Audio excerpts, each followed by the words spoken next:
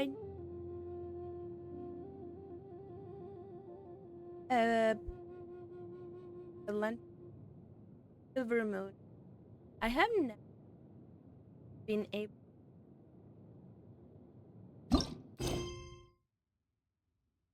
going to the Liyue Harbor because the Lantern Rite is here.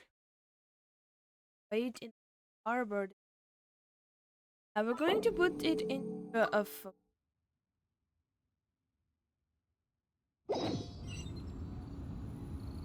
okay. Okay. So let's go in. I wanna teleport a bit though. I have been doing it.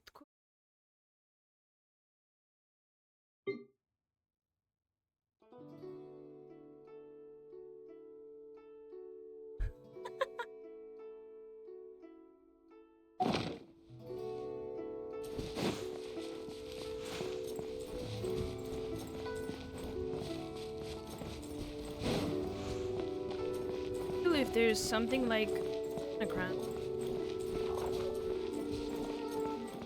Yep.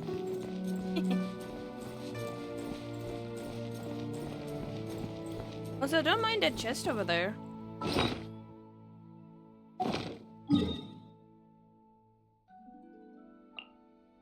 Is here. I've been doing.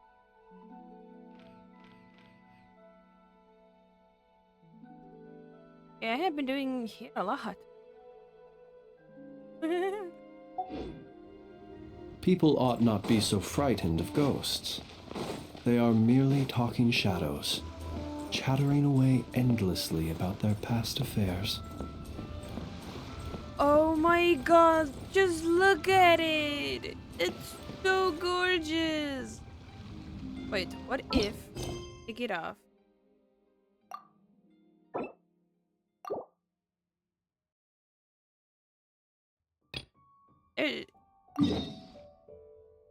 See if it. Oh my god, it's not even gonna change it at all! Ah! Ah! Okay. Looks aside.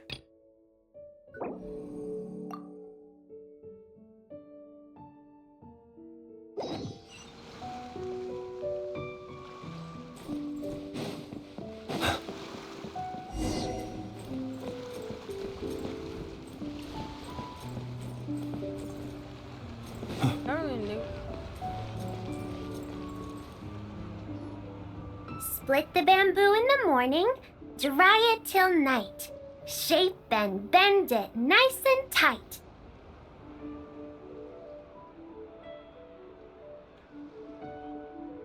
Cross the strands to form a pattern, coat in silk, and you have a lantern. That's how you remember how to make a shell lantern. Did you get all that, Chi-Chi?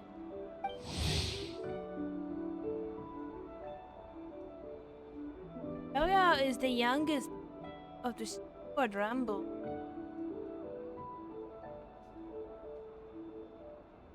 Others with and is always actively taking others. Testing her and pushes harmless prey. It was really cool. Learn and Morning, split bamboo, traveler. Then get silk, make paimon. What? No, that doesn't even rhyme. Look, it's them. Hey, Yaoyao! Hey, Chi-Chi! Whoa, traveler! Paimon, you're here! Happy Lantern Rite!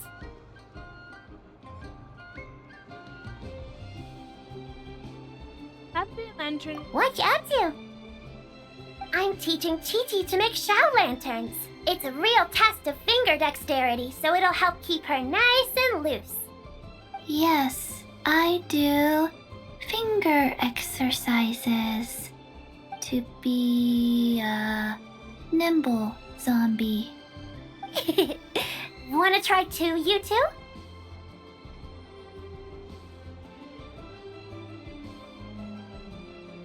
I don't know. But the Oh, okay. Well, we need a whole bunch this year so it doesn't get too dark at night. Too dark? What does that mean? Dr. Baiju has patients who got hurt walking at night. The moon disappeared, so it was too dark to see. The moon disappeared? Like, behind the clouds?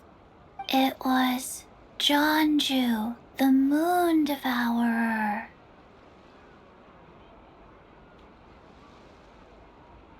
Chan, the who? Changshan told me about it, but now I forgot. It's an old myth from Chenyu Vale about a giant toad in the sky that eats the moon. What? The moon gets eaten? It's just a story. It's not like there's actually a giant toad in the sky. I asked Master about it, and she said myths are just insights into how the people of the past understood the world.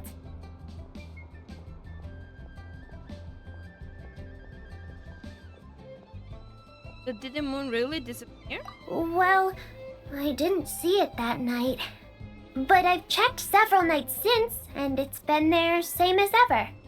According to Chi-Chi, though, the Ministry of Civil Affairs sent someone to do some kind of serious investigation. So, I don't know. Maybe something did happen.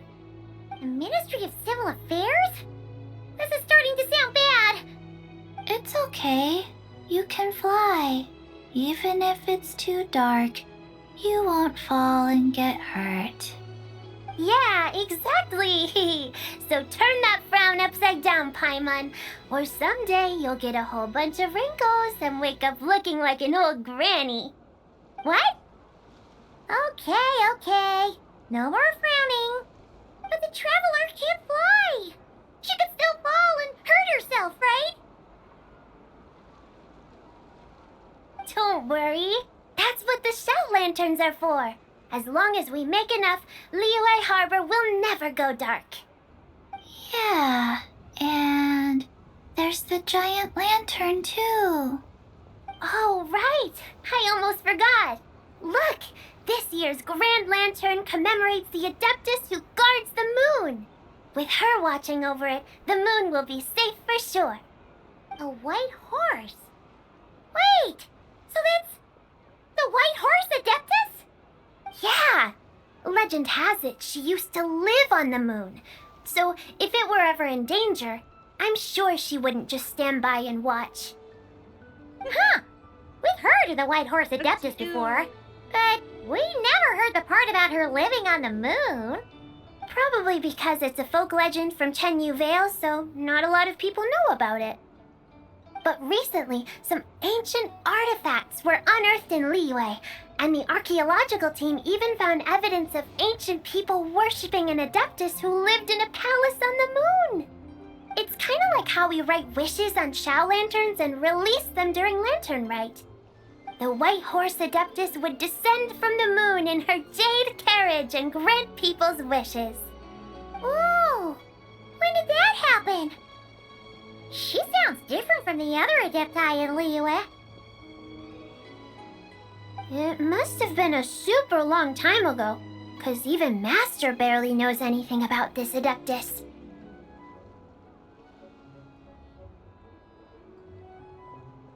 Madam Bing ever met Red Heart? Nope. Kinda unbelievable, right? Yanfei said the white horse adeptus might even be a made-up legend, just like Jonju the Moon Devourer. Yeah, a made-up horse and a made-up toad. You're mistaken, children. The White Horse Adeptus really does exist. Oh, Mr. Liu from the Baiju Guest House. But how do you know that for sure? Have you ever wondered how the guest house got its name, Yaoyao? White colt. So, it's named after the white horse Adeptus? That's right. And that's because one of my ancestors was once blessed by the white horse adeptus. Wait, really? Tell us more! Tell us more! It was a long, long time ago, when this ancestor of mine was still a young girl. She was out gathering herbs and accidentally fell off a cliff, but the white horse adeptus rescued her. Oh, that's it? Paimon was expecting something a bit more special. We've heard a whole bunch of stories like that before. Patience, young one. Let me finish. After the white horse adeptus saved my ancestor, she told her a story about the moon and the ancient kingdom of Langan. My ancestor was so captivated that she completely lost track of time. So much so, in fact, that when she returned to her village, she found nothing but a desolate ruin in its place. It was as if, without her knowledge, countless years had passed in the mortal world. Huh? Wait, what? The most extraordinary part of all is that it turned out to be a dream. When she woke up, she found herself at the bottom of the cliff, right where she had fallen.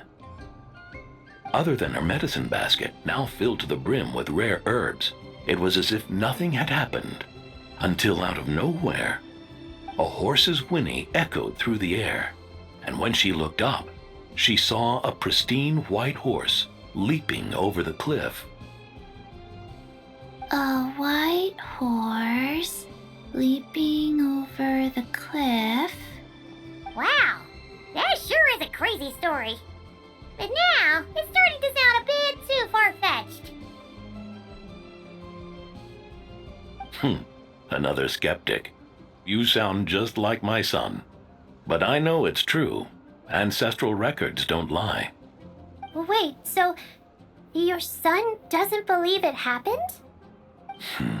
Don't get me started. Not believing is one thing, but he even wants to change the name of our guest house. It's a disgrace, I tell you, a disgrace.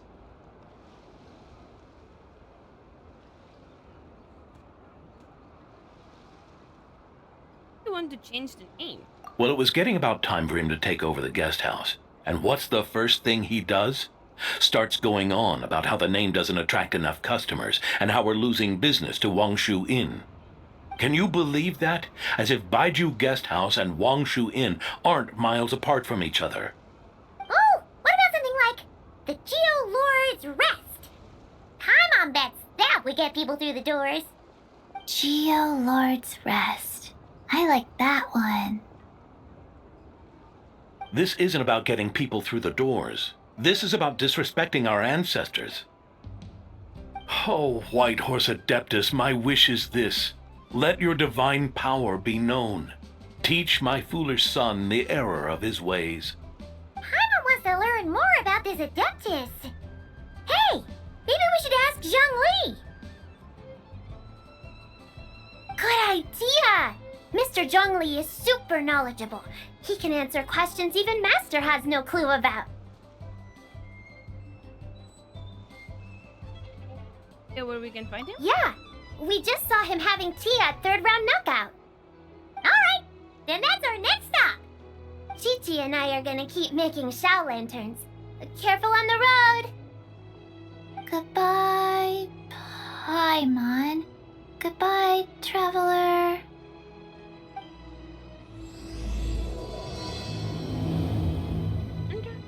To Silver Moon at 1? Okay.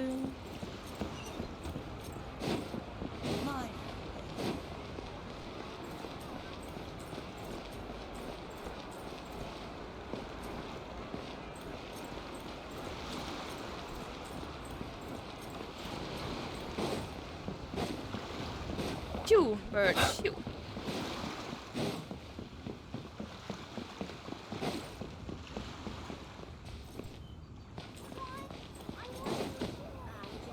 Oh, Chanling. Ooh, Hu as well. Oh? Oh. Curious. Impressive, right? What's with all the commotion over here? Oh, Traveler and Paimon! Perfect timing! I have something amazing to show you! What is it? Huh? What the? Heart of the Moon is blacked out! Was it really eaten by a giant toad? Oh. Huh.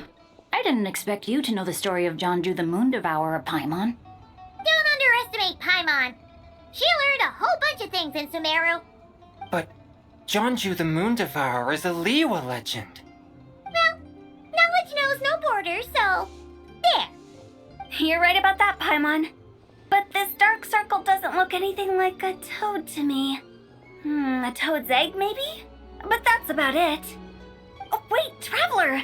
You've been in Nodcry, right? The people there worship the moon goddess. So you should know what's going on here. Do I really need to? This wasn't a thing in Notcry either. Really? Not even in a place where people worship the moon? Huh.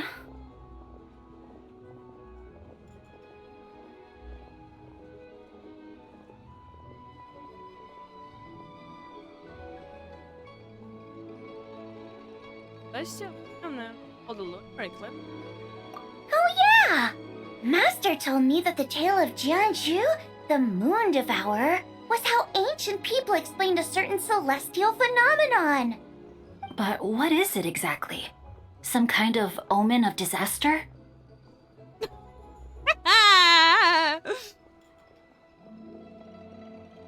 Natural phenomenon, but the lunar eclipse is different. How so? A lunar eclipse usually starts from the outer. Oh, but in this picture, the moon is being covered from the center. So this can't be a normal eclipse. Then it's still an omen of some impending calamity? We never said that!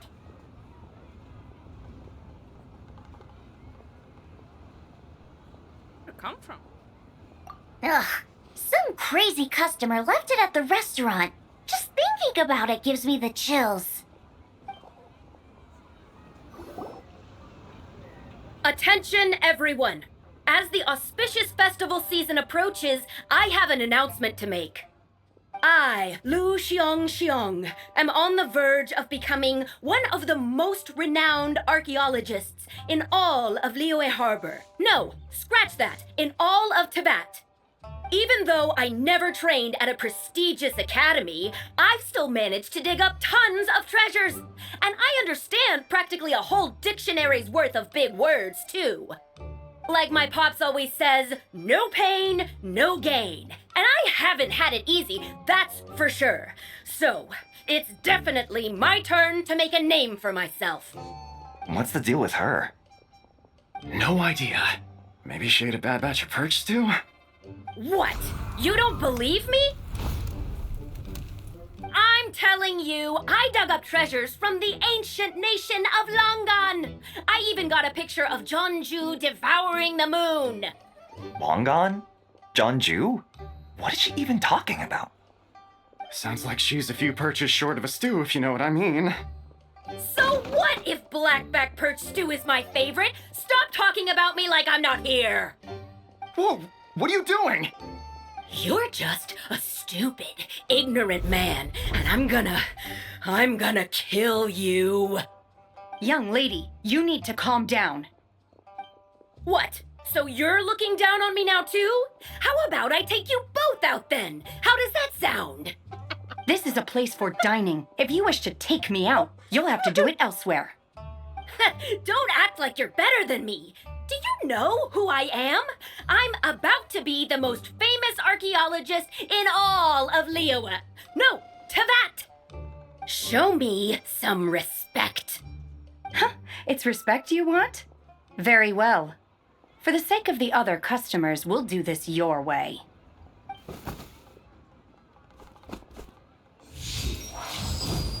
What? So Shen has started the fight? She had no choice. The woman pulled a shovel out of nowhere and started going crazy, flipping tables left and right. She even even injured 2 other customers. Shenhe did what she had to do to restrain her, then took her to the Ministry of Civil Affairs. Thank goodness Aunt Shenhe was there. Or who knows what might have happened. Yeah. I started cleaning up after all the commotion, and that's when I found this photo. I thought it might be the one she dropped, so I rushed over to show someone. She said she took a photo of Jeonju the Moon Devourer. This must be it. Can we really trust what she said, though? Clearly, something is going on with her. Paimon's got a point. It sounds like she wasn't acting right at all. How do we know she wasn't possessed by some kind of evil spirit? Aunt Shenhe would have noticed if she was possessed. All right. But what about the part about Long Gone and the treasure she found? What about it? What if she raided a tomb and dug up some super special relic, then got herself haunted by an ancient ghost? Oh my One god. so powerful No. that even Miss Shenhe couldn't sense its presence. Your imagination is something else, Hu Tao. Why would an ancient ghost come to Wanmin restaurant, huh? To eat my blackback perch stew? Hey, it could happen. I'd want to eat your food if I was a ghost. Wait a second. She mentioned the ancient nation of Longan, right? Paimon's heard that somewhere before. You know what? My brother mentioned that some ancient artifacts were unearthed in Liyue recently. Mostly colored glass, fine jade, and bronze relics. Some of the text inscribed on them has already been deciphered. There were some poetic verses, but the word long gone popped up as well. So, does that mean this Longan place is real? Still, Paimon knows we've heard the name somewhere before. Do you remember, Traveler? I'm gonna bite you, just how I was just mentioned. Right! His ancestor heard about it from the White Horse Adeptus. The White Horse Adeptus? Oh, so you must have been to see the giant lantern already. Yep. And it turns out that the White Horse Adeptus is super mysterious, too. Even Madame Ping hasn't met her. Wait, I thought she was the gold-eyed Celadon mare of the 8 Adepts. That's just the interpretation you believe in, Hu Tao. There are other theories out there too.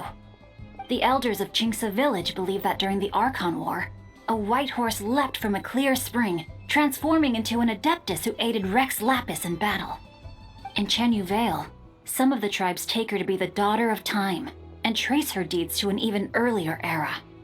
Yet in other ancient texts, including the relics I just mentioned, she appears as an emissary who listens to mortal wishes, bestowing the blessings of the heavens and moon upon the mortal realm, which is why we write our wishes on Shao lanterns.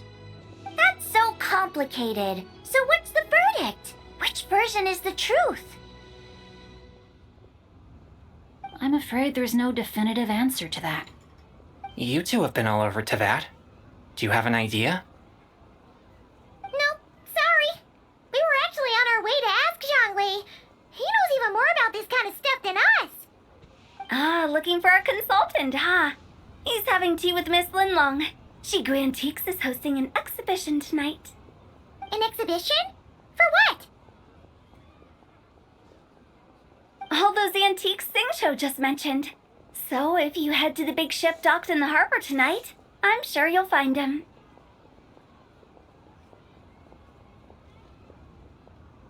Oh well. No? Get out. So, where to next? How about we go to the Ministry of Civil Affairs to ask about the White Horse Adeptus? We might be able to find out more about the recent moon situation, too. If you're heading to the Ministry of Civil Affairs, could you give them this picture for me? Since it belongs to that customer, she deserves to get it back at least. It might even help the Ministry with their investigation. First look. Ha! All right! We're off! Oh, wait! I almost forgot!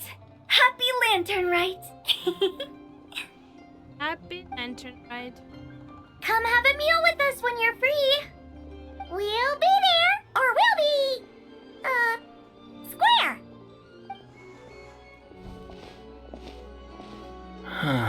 Thinking about it now, could it be possible that photograph was a fake? A fake?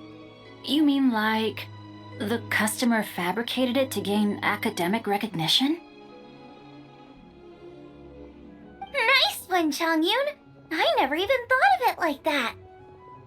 How about we go check out that place tonight? I know exactly where it is. All right. I'll get scolded if I get home too late. Live a little, Singcho. You act like this is a first for you. Worst comes to worst, we'll get Xiangling to cook you something delicious, okay? Well, when you put it like that, I suppose it's worth the risk. You were just waiting for the promise of free food, weren't you? Fine. It's a plan then. We'll meet up tonight.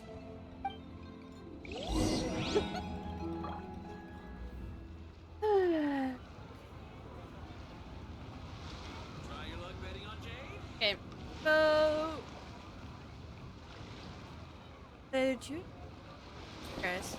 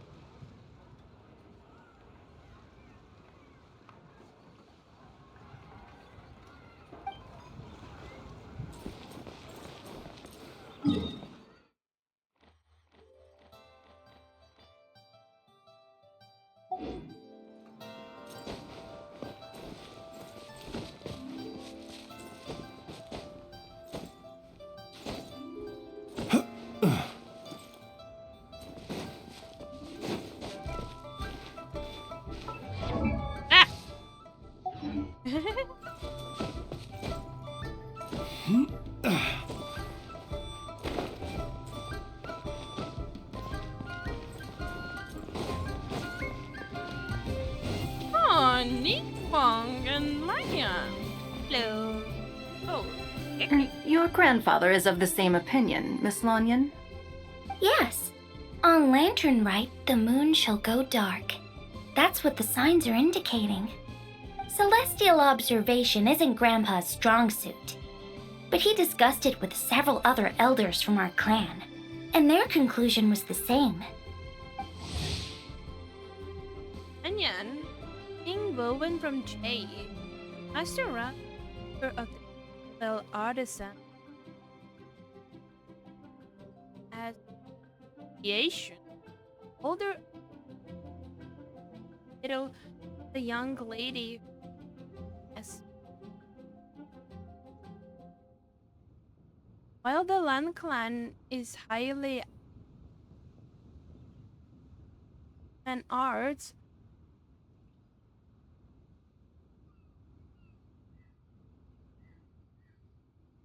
in the Radan practice. Over time, focus has helped her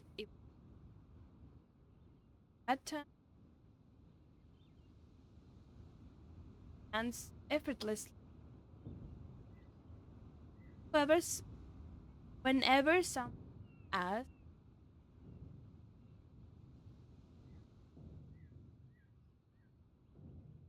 as you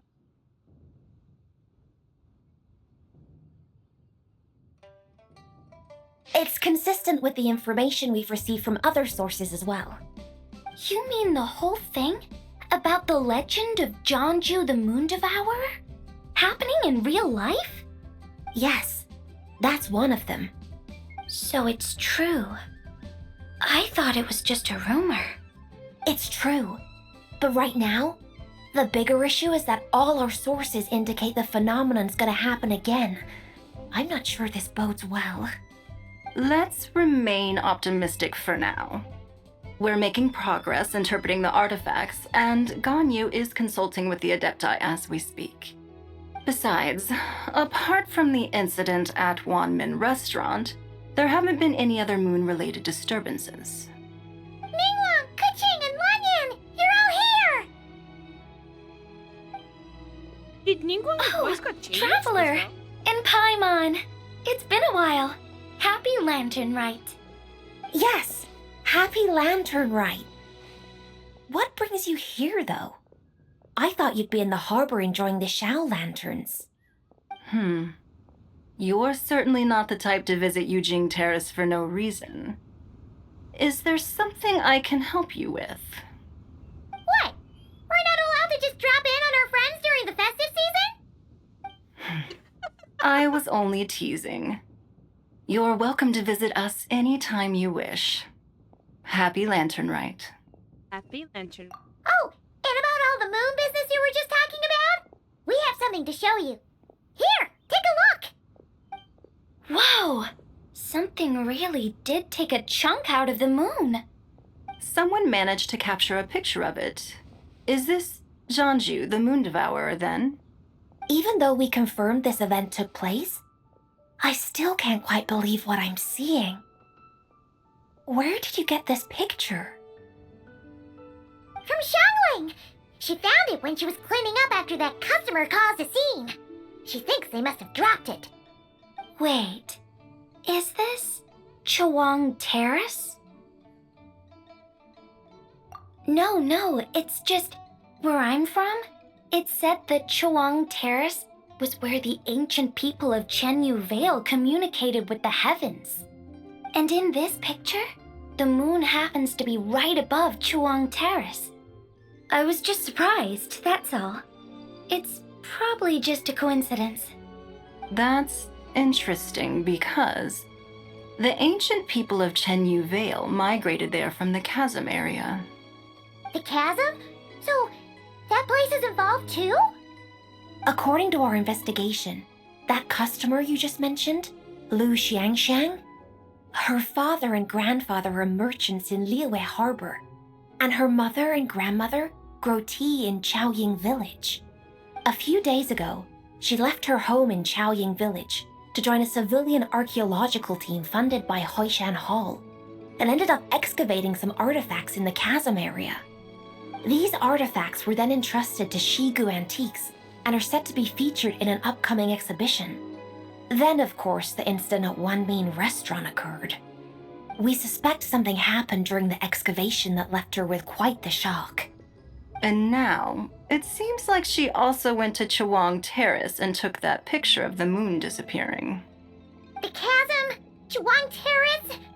Things are getting pretty complicated. How's Liu Jian? She's not in a good mental state, so we took her to Boo Boo Pharmacy to get some help. Why don't you come with me to check up on her? At this point, you seem invested in this case too. Gladly. Then let's head there now.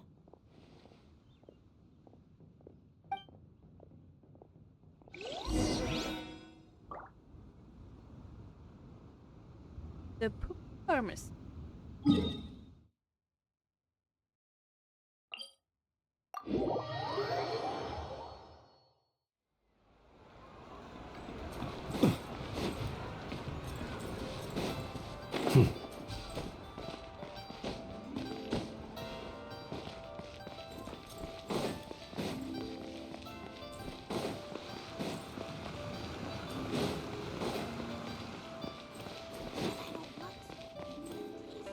What do I have in my backpack?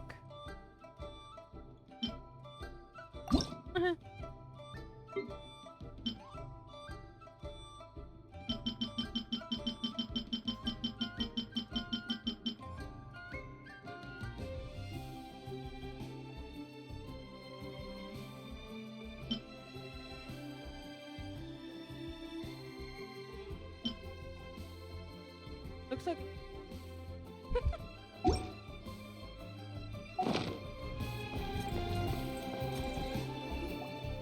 Ah, Lady Yuheng. Oh, and the Traveler and Paimon are here as well. What a pleasant surprise. Happy Lantern Rite. I've been.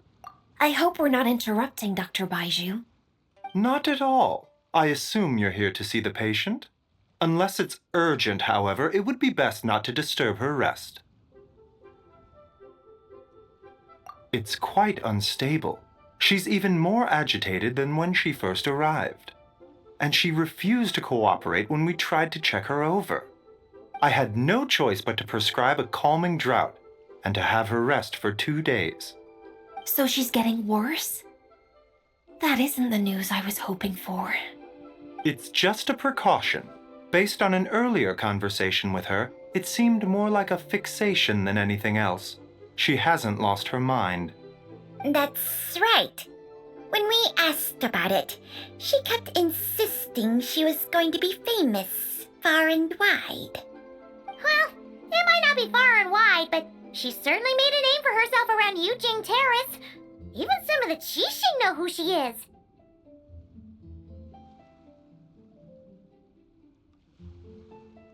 Not often, that's for certain. From my initial assessment, the patient appears to have experienced some sort of shock, and whatever it was seems to still be haunting her.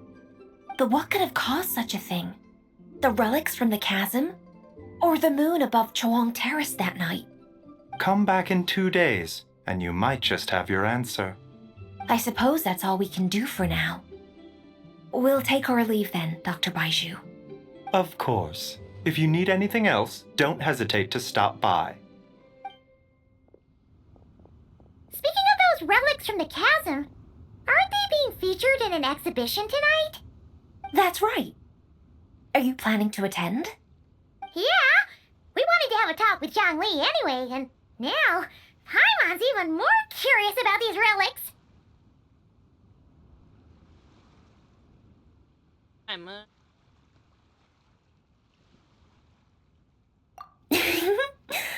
I would, except every item in the exhibition had to be registered with the Ministry of Civil Affairs. So I'm afraid it's been spoiled for me. I reviewed them all myself. There are some rather peculiar artifacts, that's for certain. We're still working on decoding the ancient text that appears on them. Yeah, the word jade appears a whole bunch, doesn't it? Huh? How did you know? Shincho told us. He said there were some ancient poems on them, too. He's quite well informed, isn't he? Well, he's right. We believe they're direct references to the ancient nation of long gone.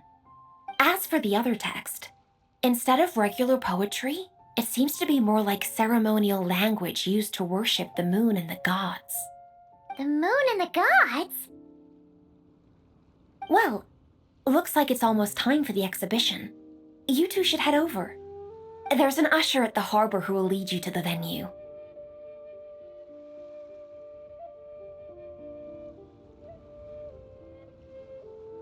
Not at all. The exhibition is free to the public.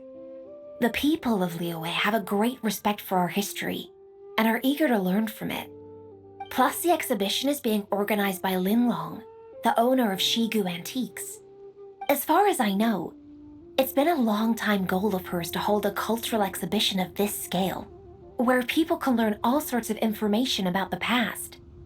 Guess we're in for a real treat tonight, then. Yes, have a great time. There's still more artifact decoding work I need to finish, so we'll have to part ways here. After seeing the picture you brought, there's a few ideas I'd like to follow up on. You're hard at work even during festival season? Huh! You haven't changed one bit, Ka-ching. I'm simply fulfilling the responsibilities of my position. That's all. All right, I should get going. See you later. Well, guess we should head over to the harbor and find that usher.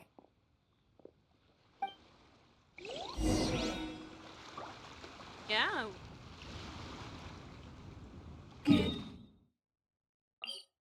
Who wishes to peer into the abyss needs simply to wander through Nodcry on a misty night. The march of the wild hunt will be sure to drag him into the darkness. Ah, here for the exhibition? I can take you aboard. After you.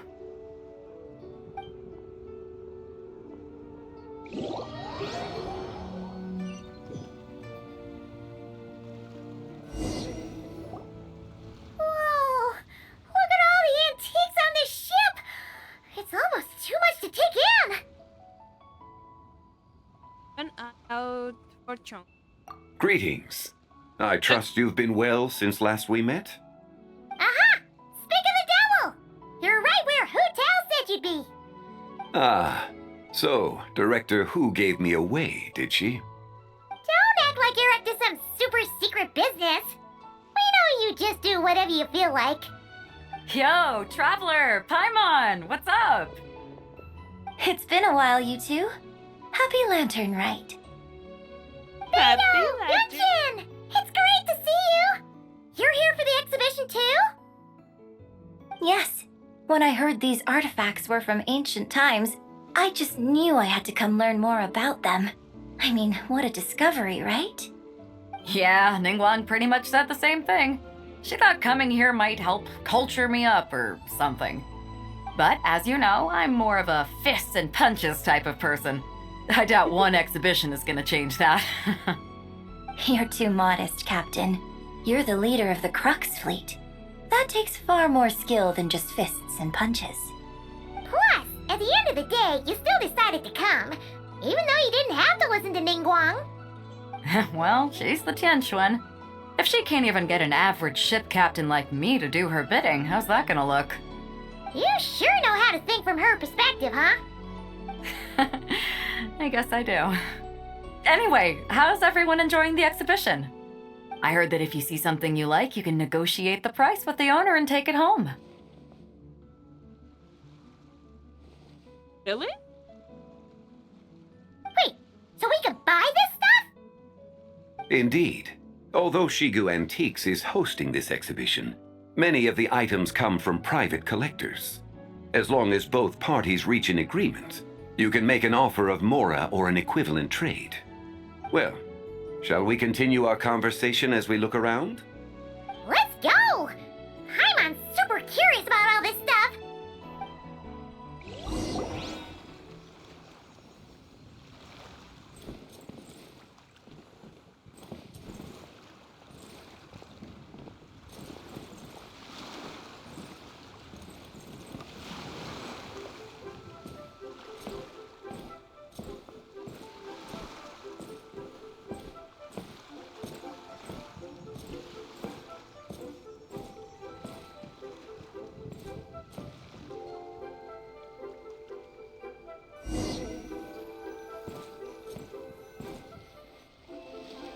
Whoa, look at this painting! There's a huge toad on it! Could it be... Huh. This material is quite unusual. It doesn't look like paper. More like silk or some other kind of fabric. Yeah, I was thinking the same thing. Ha! Well spotted. This is a painting of Jianju, the Moon Devourer, made primarily with mulberry silk. Such craftsmanship is rarely seen in modern-day Liyue. Ha! Jianju the Moon Devourer! Paimon knew it! That toad made it super obvious. What's that? A new dish at Wanmin restaurant? No! It's a kind of lunar eclipse! You heard about how the moon disappeared recently, right? Oh, yeah. You're saying a toad did that? That's what the legend says! So, nothing to do with food then. Noted. And the figure next to the toad. Is that the white horse adeptus? From the stories I've heard, her palace lies on the moon. That would seem to be a logical assumption.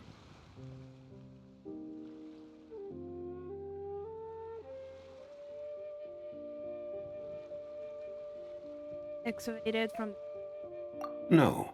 In fact, this item was discovered in Chenyu Vale, and many years ago at that. Oh, so it's from Chenyu Vale? Actually, that's not quite right. You see, this painting is primarily comprised of mineral-based pigments, such as cinnabar and azurite, which are usually found within stratified rock. This suggests its place of origin may very well have been the chasm. You could have just started with that. You're as knowledgeable as ever, Mr. Zhongli. I had only ever heard the legend of Jianju the Moon Devourer, but now seeing it depicted in this painting, I wonder. If I purchased it, Perhaps it could serve as inspiration for a new opera. Though I'm not quite sure who the painting belongs to right now.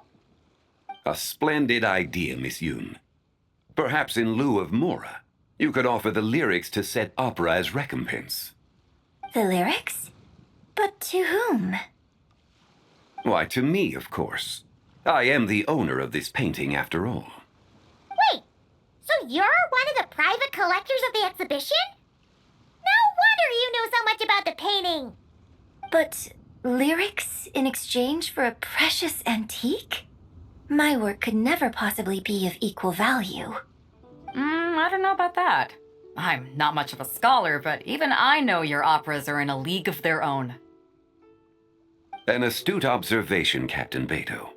In my possession, this painting is nothing but a lifeless artifact. In your hands, however, it could be transformed into a new piece of art entirely. Quite the worthy exchange, no? But I'm not sure when I'll be able to finish writing it. It certainly won't be ready this year.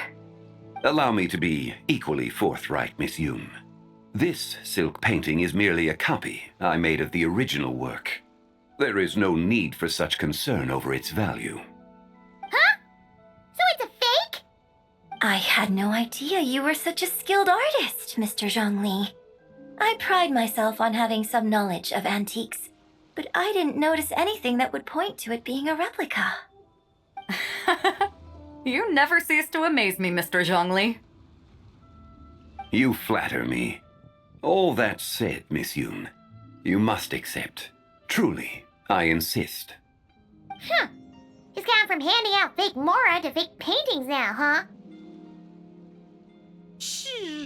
Your kindness is impossible to refuse, Mr. Zhongli. Rest assured, I'll be sure to return the favor. I shall look forward to it. Man, that was quite the find. I should buy something too, if only so I can show it off to Ningguang. Let's keep going and see what we can find.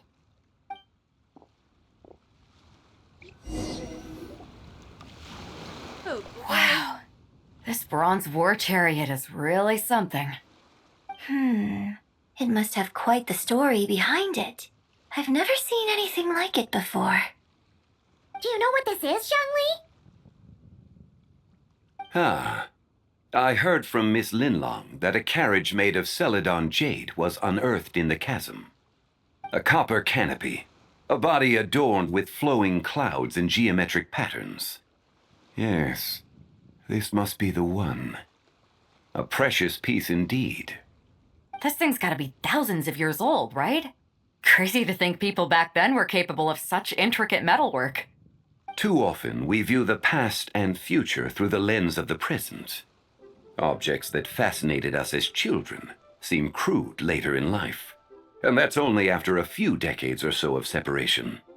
If one were to stretch time across hundreds or thousands of years, one might discover that time is not always a force that pushes things forward. It would seem the people of that era managed to create a remarkable civilization in their own right. Makes me want to get my hands on this even more. Ningguang's gonna be so jealous, don't you think? Ah, has this war chariot caught your eye, Captain Beto? Oh, you must be Linlong from Shigu Antiques. Nice to meet you. This exhibition has been amazing so far. Well, that's all thanks to supportive patrons like you and Mr. Zhongli, of course. As for this war chariot, it was discovered by an archaeological team sponsored by Hoishan Hall. The price comes in at 90 million Mora. How much? 90 million? Woo, looks like my eyes were a bit too big for my wallet. Quite a bargain. A bargain? 90 million Mora could feed Paimon for like 1,000 years! And if you actually went on an eating spree that long, perhaps you'd be considered an antique worth that kind of Mora, too. What, 90 million? Nuh-uh! Paimon's worth way more than that! Well, if Mr. Zhongli thinks it's a good deal, I'm sure it's worth it. Beto's putting way too much faith in Zhongli. What if he's only here to drive up sales? Shh, Paimon. I'll take the chariot, Miss Linlong. Someone will come by with the payment. Quite the discerning eye you have, Captain. After the exhibition ends, I'll have someone deliver it to the Alcor. Actually, could you send it straight to Yujing Terrace? I'd like for the Tianquan to see the proof of my discerning eye for herself. Understood. Great. Yunjin and I both found something. What about you three? Want to keep perusing? And don't worry about the Mora. It's all on me. Nobody's going home empty-handed tonight. I appreciate your kindness, Captain, but I'm afraid I have some private matters to discuss with Miss Linlong. In that case, don't let us keep you, Mr. Zhongli. Right this way. Traveler, Paimon, perhaps you would like to accompany me. What? So you can show us another bargain antique that's so far out of our price range it's not even funny? Other people are always demanding Mr. Zhongli's time, but it's quite rare for him to extend an invitation himself. I wouldn't pass up this opportunity if I were you, Paimon. Yeah, just don't forget to come aboard the Alcor for a drink later. You should at least check. Yeah, guess you're right. Taking a quick look isn't gonna cost us anything. Let's go!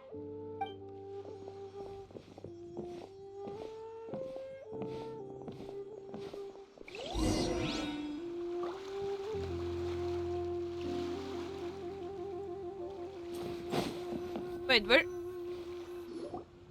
These are all the jade pieces that were found, Mr. Zhongli. Wow! So many styles! What kind are these? These are a type of ceremonial jade. You're familiar with Chenyu Vale's rain jade rite, yes? Oh, yeah! So these pieces are all used in the rain jade ceremony? Well, you may not know, Paimon, but before the rain jade rite came into practice, Chenyu Vale was known for a different ceremonial tradition that also involved jade. The bee is used to honor heaven, the Tsong to honor earth, the Gui to honor the east, the Jiang to honor the south, the Hu to honor the west, and the Huang to honor the north. These form the 6 ritual jades. It's unfortunate, however, that Miss Linlong's set is missing both the Gui and Hu pieces. Oh, I know. These jade artifacts are from such an ancient time. It's proved difficult to track them down even for our establishment. No matter. You happen to have precisely the piece I was looking for. Huh? This broken jade token? I didn't expect this to catch your eye, Mr. Zhongli. It isn't one of the 6 ritual jades. An affect belonging to an old acquaintance of mine. An old acquaintance? One of your collector friends, Mr. Zhongli? You could say that. Traveler, take a closer look.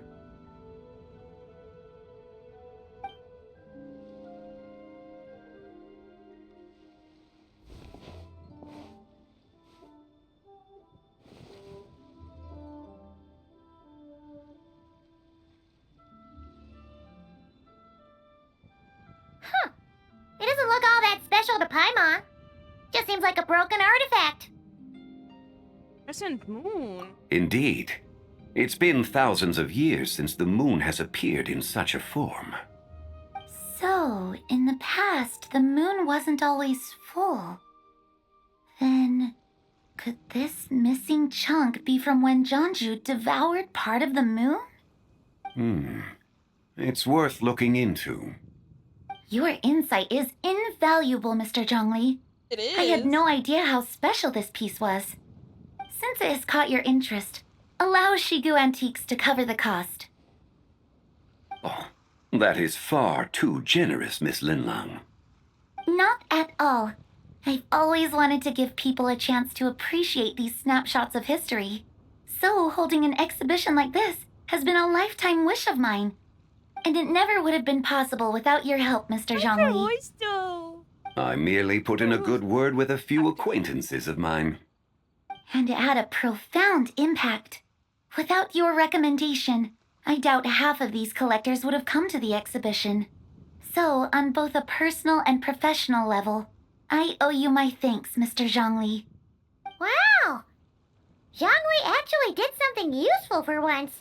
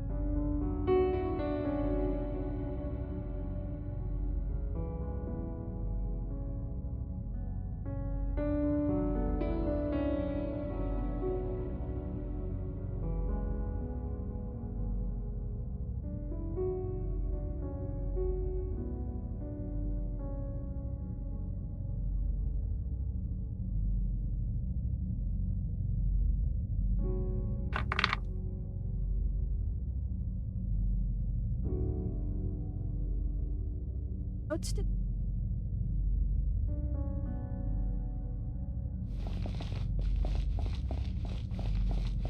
Eh? 3, 5, 7. Huh?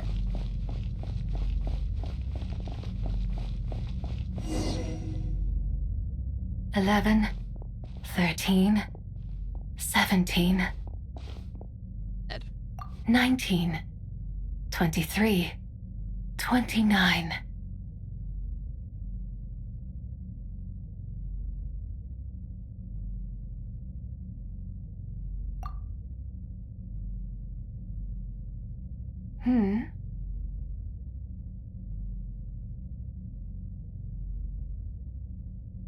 You also enjoy counting in such a fashion, lost child? The same loneliness as them. It seems to exist in your heart as well. Me? I'm sorry, I don't remember. Is this... The shadow of the moon? Or a dream of time? I'm sorry. No one has asked me such things before. I've been here for so long. There is much I have forgotten. I know nothing of your arrival. All I know is the longing in people's hearts. Yet, I sense the moonlight's guidance within you, child. Perhaps that is what brought you here.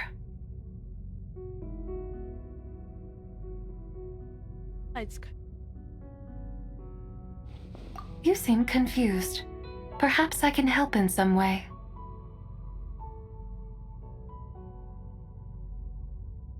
Out of here. The path home is... that direction. I believe someone told me that before. But I was never able to reach the end. You should take a look. How about we go together? No need. It would seem... my time has already run out. Farewell. May the moonlight ever shine upon you.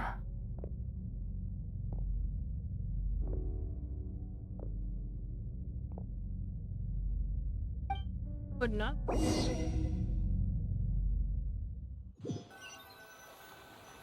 So... Jiangwei actually did something useful for once.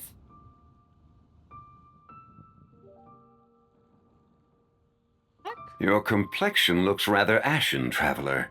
Are you feeling all right? Yeah, what's wrong? Does your stomach hurt?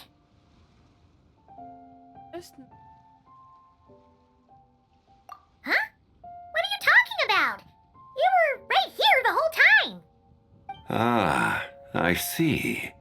I'm afraid we must take our leave, Miss Linlong.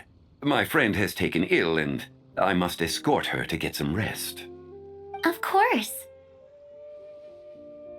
Traveler, Paimon, please come with me. Ah, yes. Regarding the payment for the jade token. Charge the expense to the Wangsheng funeral parlor if you would.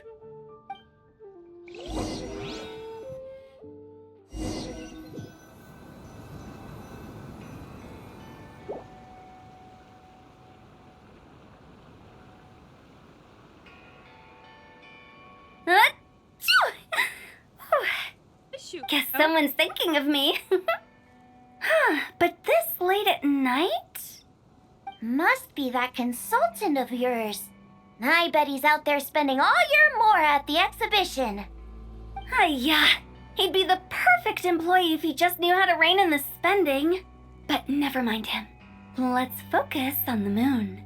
We gotta see if it gets eaten tonight. I don't think it's going to happen. We've been out here all night, and the moon's the same as ever. It is quite late, and Chongyun's getting tired. How about we head back? We can come back another time. Head back? Already? Actually, I do have a new dish I'm testing out tomorrow. And as part of my New Year's resolution, I'm trying not to oversleep. All right. Guess it just wasn't meant to be. Let's go.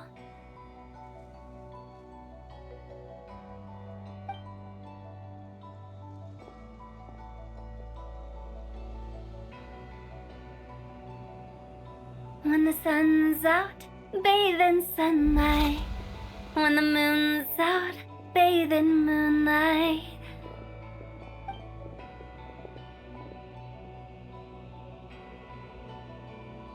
Oh.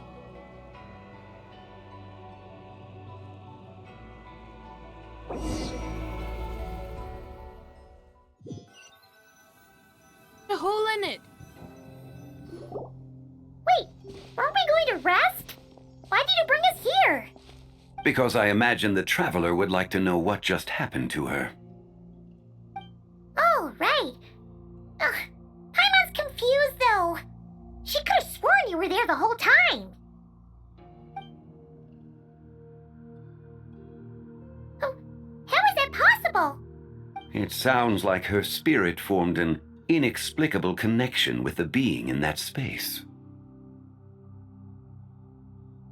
Ah, you suspected from the beginning, didn't you? Indeed, the being you met is the fabled White Horse Adeptus, and the original owner of this jade token. Her name is Tibai. Wait, does that mean she's inside this token? 玉符の中にはいない。影の月の中にいるんだ。この玉符はその媒体に過ぎない。Wait, what just happened? Did it turn into Chinese or Japanese? No, she does not hide within. Within.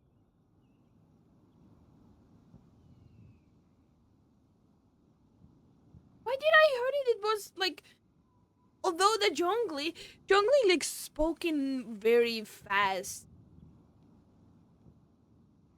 Asian language? I think it was Chinese. I think the Liyue is like a Chinese.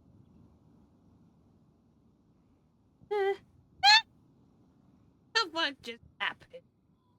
Genshin. Into my wires. What did you do? You turned my name into a oh, okay. Wires. The moon shadow? Word has it you accomplished quite the feat in Nodcry. You and your friend brought the Frost Moon back to Tevat. Tell me, did you ever wonder about the other moon? The one that hung in its place for thousands of years? We never really thought about it, but it must have been a fake, right? A fake moon! Indeed, it was false. Its true nature, nothing but a projection of the moon. It also happens to be the prison that confines Tbai to this day.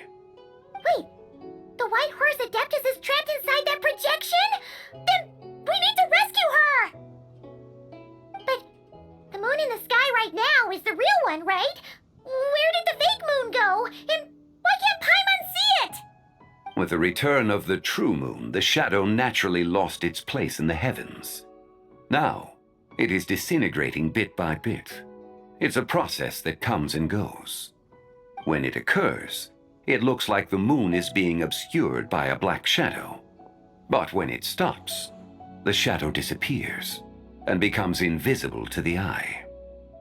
So, you're saying there's an invisible fake moon blocking the real moon right now?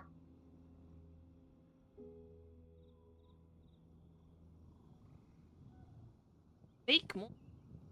Indeed. Okay, this is not what Paimon was expecting. It's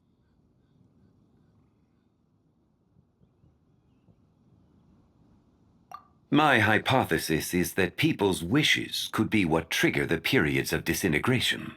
After all, when you experienced that episode just now, it was precisely when Miss Linlong spoke of her own wish. Wait, is that because the White Horse Adeptus answers people's wishes? The legend must be true then. So, that means the more wishes we make, the faster the fake moon will disintegrate, right? Then it won't be long before the White Horse Adeptus is free! いや、むしろ逆だ。果てしない歳月が白馬の仙人と偽りの月を一つにしてしまった。影の月が消え去れば、紫伯もまたこの世から消えることになる。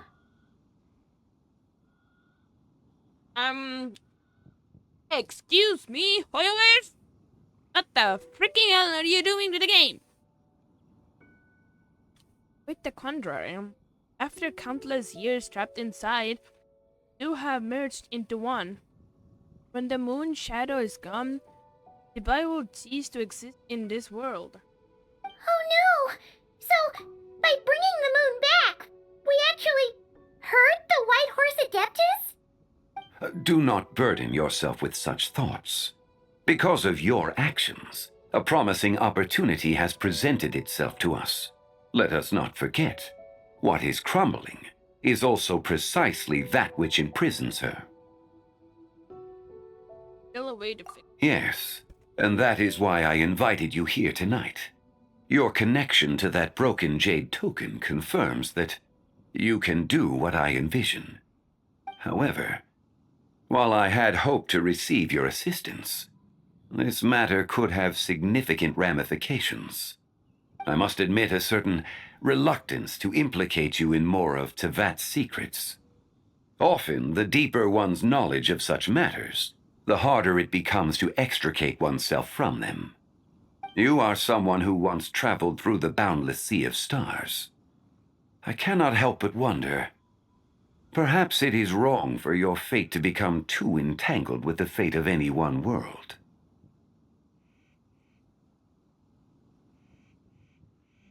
Bunch of secrets. Such is your conviction, then. Since journeying beyond Liyue, you have had ample time to reflect on these matters, it would seem. Yes. What I need to do. では、最初の秘密を教えよう。紫伯はすでに死んでいる。影の月に潜むその存在は、彼女が死の直前に切り落とした三指神の一人に過ぎない。Anybody have? Well, first secret. Bai has passed away. being with Shadow Moon, not the deadly self she for her. Wait, the White Horse Adeptus is dead? Weren't you supposed to tell us how to fix this? Now it just seems even more impossible. Please remain calm, Paimon, and allow me to explain.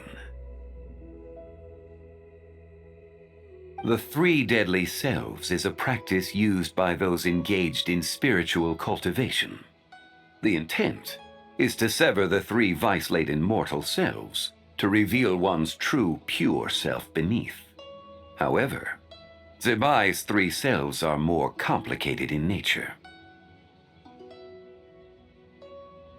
Because in the moment before her death, someone preserved the shattered essence of her soul and placed the fragments within her three deadly selves.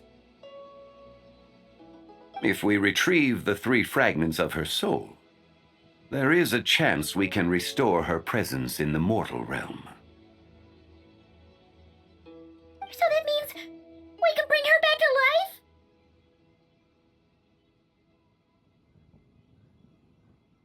Yes, provided we retrieve the fragments of her soul's essence from the three deadly selves. そうだ。実は彼女は紫伯の上司神で、名を死去という。紫伯の死後、影の月へと昇天し、その一部となった。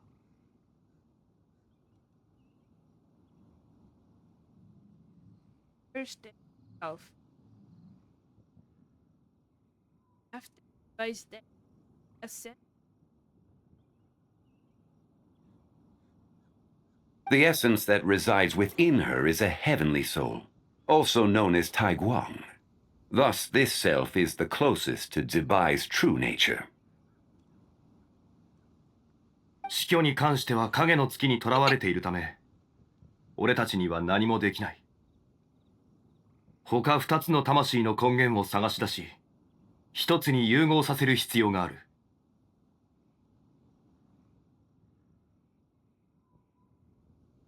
Is trapped with Adam. No choice. Out.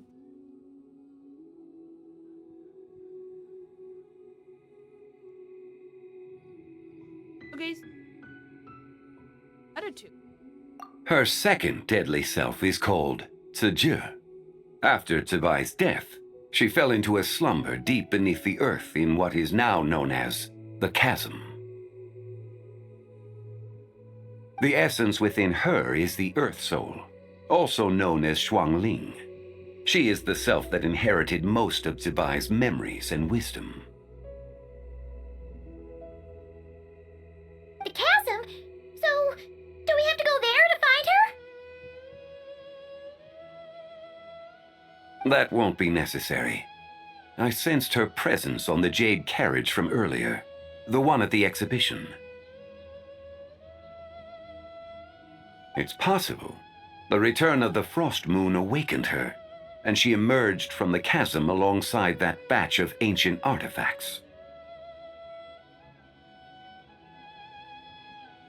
Wait! That must be why you agreed to help with the exhibition! To investigate the artifacts! Indeed. So in truth, Miss Linlong was the one who helped me.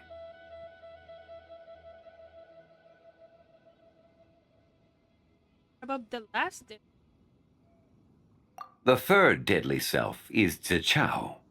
The essence within her is the human soul, also known as Yojing, Zebai's shade. Thus she is the most free-spirited among the three.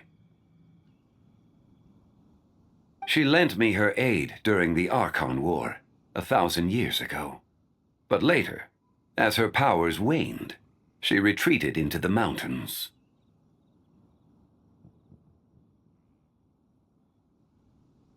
I imagine finding Zichao should prove the most troublesome, so I shall take it upon myself to track her down. So, we need to find the second deadly self, right? But where do we even start? Locating her should not prove difficult. In life, Zibai was fond of mortals, and as the self who inherited most of her memories and wisdom, Ziju should be the same.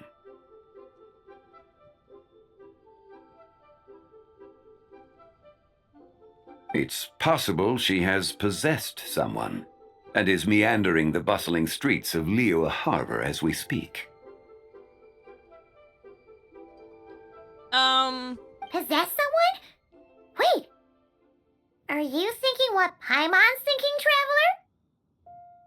The customer who caused the scene at the 1 minute. What if she raided a tomb and dug up some super special relic, then got herself haunted by an ancient ghost? Exactly! Lu Xiangxiang! It seems you have a lead in mind already.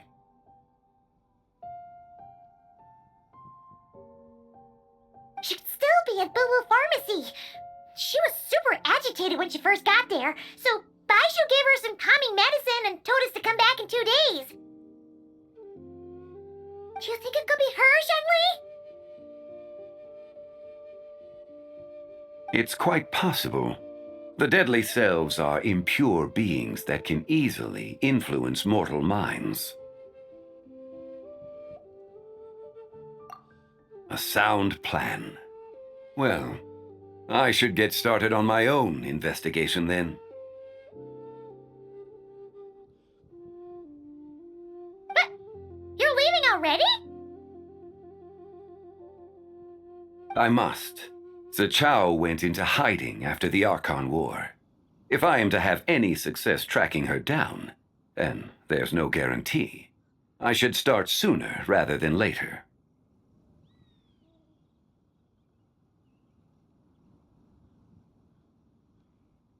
But there's still so much you haven't told us. Like, who the White Horse Adeptus actually is, and how she died in the first place.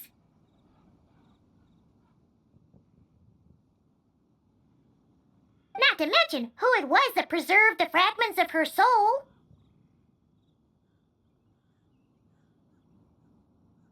Should our endeavor prove successful, then naturally those answers will follow. If not, speaking of them would be rather meaningless.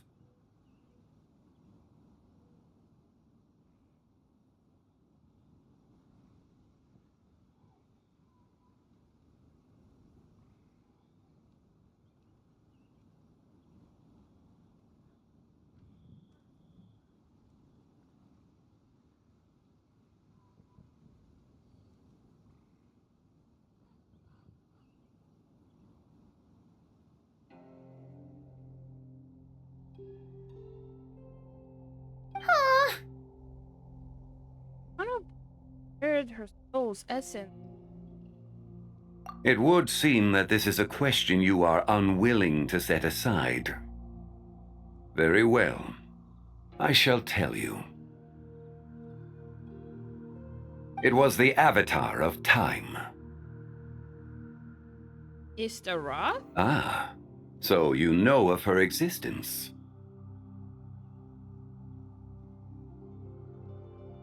The ruler of time saved her soul.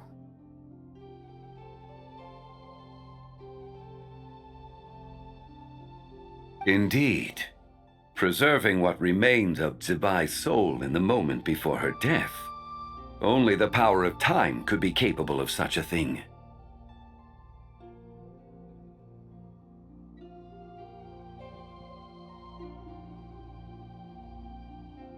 However, there is no telling what effect it has had on the 3 deadly selves. In other words, you must exercise caution when seeking out Ziju. 解答祭の夜、リーユエ港では願いを込めた消灯が大量に飛ばされる。それによって影の月の大崩壊が引き起こされる。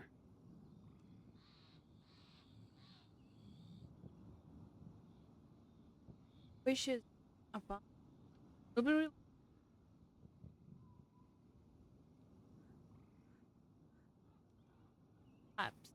When that happens, the cage that confines the first deadly self will open. That is our moment to act, but also the moment where all could be lost. For if we fail to retrieve the other 2 soul fragments in time, Zibai's resurrection is hopeless.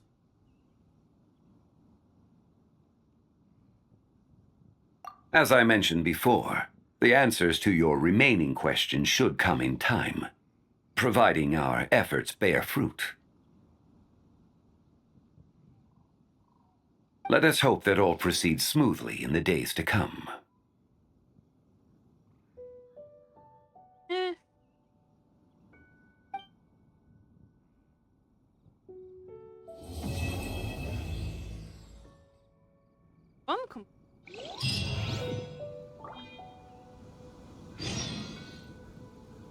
Realm of Rocks. Okay. Oh.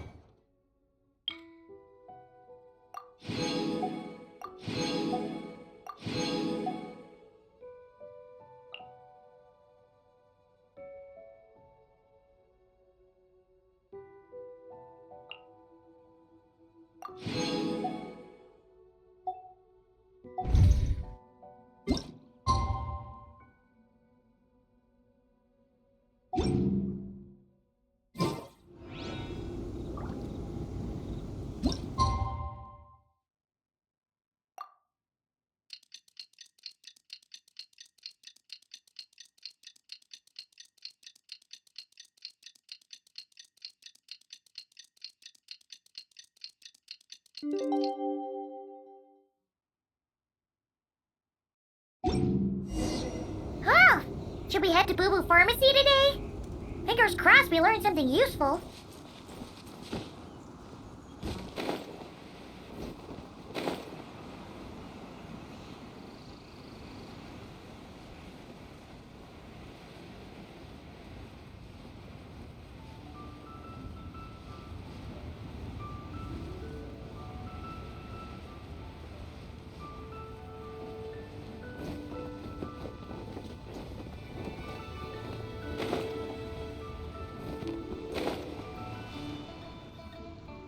So let me get this straight. The patient disappeared right as you were delivering the medicine. I know it's hard to believe, but that's exactly what happened. It's true. 1 minute she was there, and the next she was nowhere to be seen. Hey, it's Yewan! Fancy seeing you here! Oh, is this a bad time? Not at all. Just a small roadblock in the case I'm working. Ningguang asked me to investigate a patient named Lu Shangshan. If you're here to find her too, then you're out of luck, I'm afraid. She went missing this morning. What? According to Dr. Baiju, the patient vanished right under his nose. But it just seems like that should be impossible. There 1 second and gone the next? Pretty sure Xiao can do something like that. Then you're suggesting this Lu Shangshan is the vigilant Yaksha in disguise? Or some other adeptus? Guess not. But this is so weird. How can a living person just vanish into thin air? Unless Linny decided to take his act to Liyue? Who is this Linny you speak of? He's... Oh, never mind. Paimon's just grasping at straws. Let's set aside the how for now and focus more on the where. You mentioned this patient has a strong obsession with achieving fame and recognition? Yes. She kept talking about becoming a renowned archaeologist and making a name for herself. So, are we looking for a place where it's super easy to become famous? A plane. I think we should check out the Xiao Lantern crafting stalls. Because it's easy to become famous by making Xiao lanterns? Not exactly. When the people of Liyue need a solution to a problem, their first thought would be to pray to the gods and the adepti. If her wish is to become famous, she might write it on a shell lantern in the hopes that the fabled white horse adeptus might make it come true. That certainly sounds probable. Turns out, the white horse adeptus might be a lot closer to home than she thinks. Shh. What was that? Nothing. Let's go check out those stalls. God, Paimon.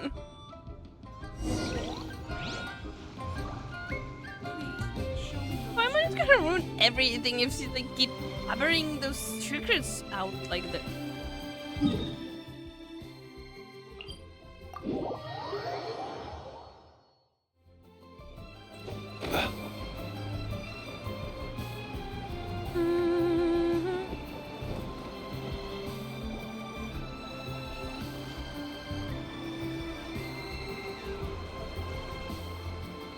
Alright, we're here! Still no sign of Lu Xiangxiang, though. As long as you're patient enough, Paimon, you'll find that hunting down people is no different from hunting boars. We need to blend into the environment, or we risk alerting the target. So as far as everyone here is concerned, we're just ordinary tourists. Oh, okay. If we need to blend in, then let's make some shell lanterns and write our wishes down, like everyone else. What's your New Year's wish, Yelan? I haven't given it much thought. How's the loaded? Oh, and it can't be work-related. You gotta take a break once in a while, right? You're always digging out this suspect, tailing that criminal, hunting down this gang or that. Which is super amazing and all, but it's gotta be exhausting.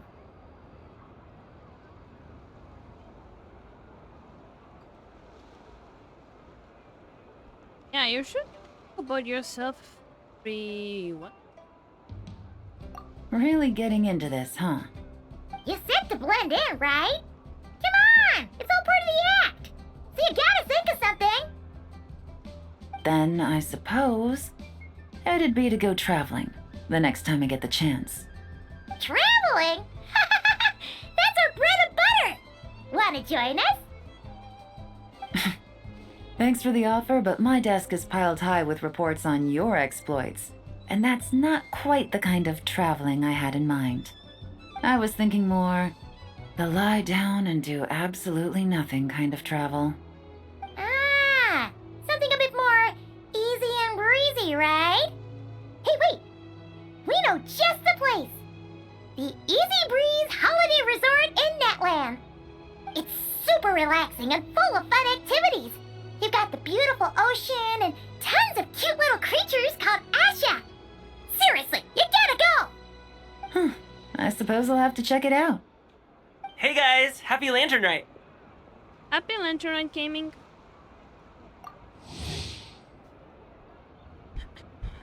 Gold standard guard of the Sword Strongbox Secure Transport Agency. The head of the mighty mythical beast. Talkative, majestic, he can often be found hanging out with his neighbors. In his spare time, in between practice days, dancing, he's over the kiosk for some dim sum and leisurely chatter in the company of good friends.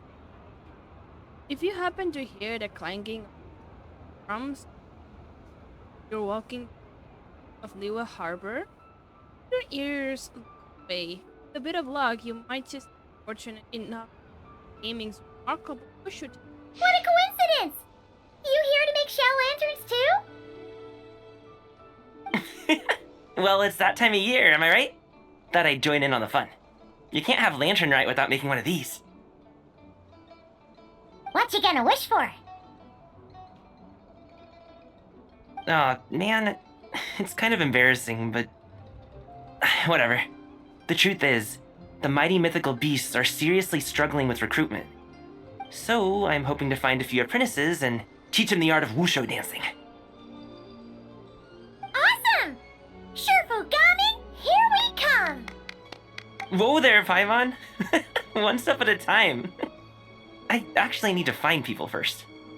Yeah, but Paimon bets people will jump at the chance to learn from you. Well, I wouldn't be so sure. Wushu dancing is super physical and takes a lot of hard work to master, so it's not easy to find people. At this point, if the Adepti can't help me, no one can. I'll do it! Huh? You just said you wanted an apprentice, right? Well, I'm offering. What do you think? Whoa, the White Horse Adeptus works faster than I thought. Traveler, it's her. Lu Shangsheng. Our target! Hey, didn't you hear me? I said I wanted to be your apprentice. No need to shout. I heard you the first time. What's your name? Step back a bit, Gaming. This person could be dangerous. What? Hey, what are you trying to do? Do you know who I am? Get back! Lu Shangsheng, we have no intention of harming you. We just need to ask you a few questions. Get back, I said! Try to remain calm. If you come any closer, I'll...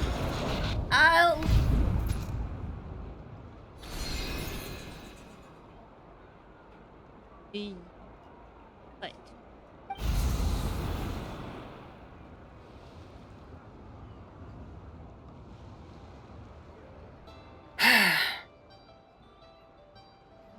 What the? Little wisp of a being. How are you able to see me? Second deadly still. So what if I am? Leave at once! I hope you resurrect the White Horse Adeptus for help. You, a mere mortal, whose own life hangs by a thread, would dare reach for the power of life and death? That's so bad. Unless you wish to be condemned to eternal damnation, you would do well to abandon this foolish endeavor. I shall speak on this no further. Don't come any closer. How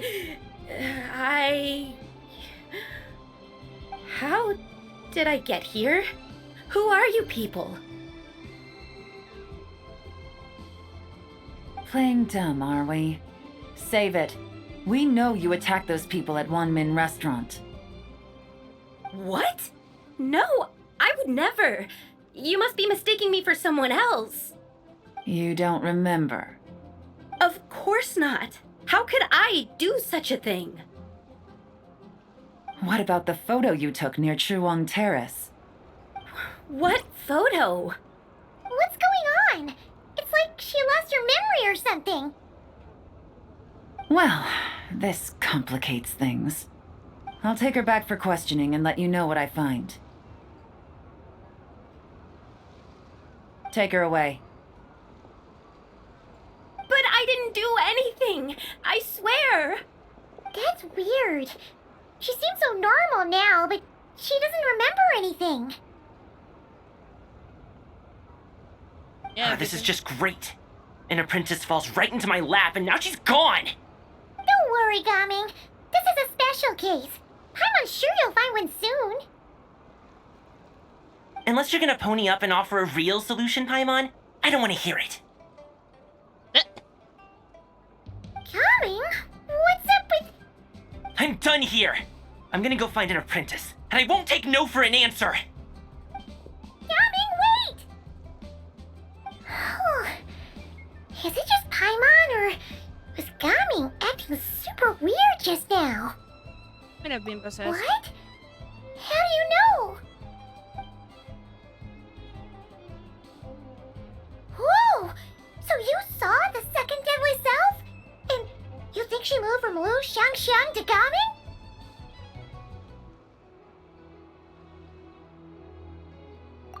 Uh-oh. Then we better find him before something bad happens. Let's go!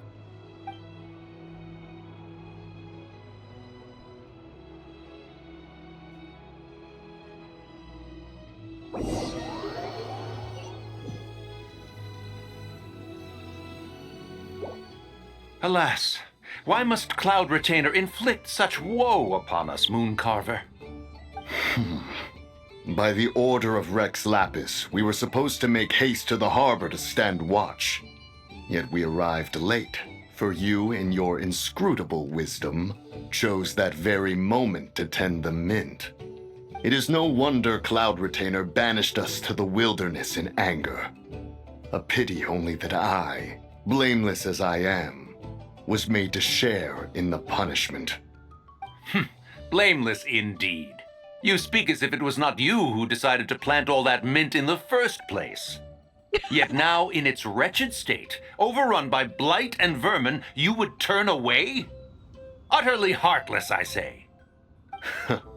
Were I truly that heartless, would I have rescued those seedlings from this desolate wasteland, granting them haven in your hallowed garden? Alas, if blame must be laid, let it fall upon Cloud Retainer for failing to recognize the virtue of our plight. Ah, at last a sentiment with which I can agree. If ever Cloud Retainer is away, we should steal into her abode and plant a veritable field of mint. A tempting little ruse, is it not?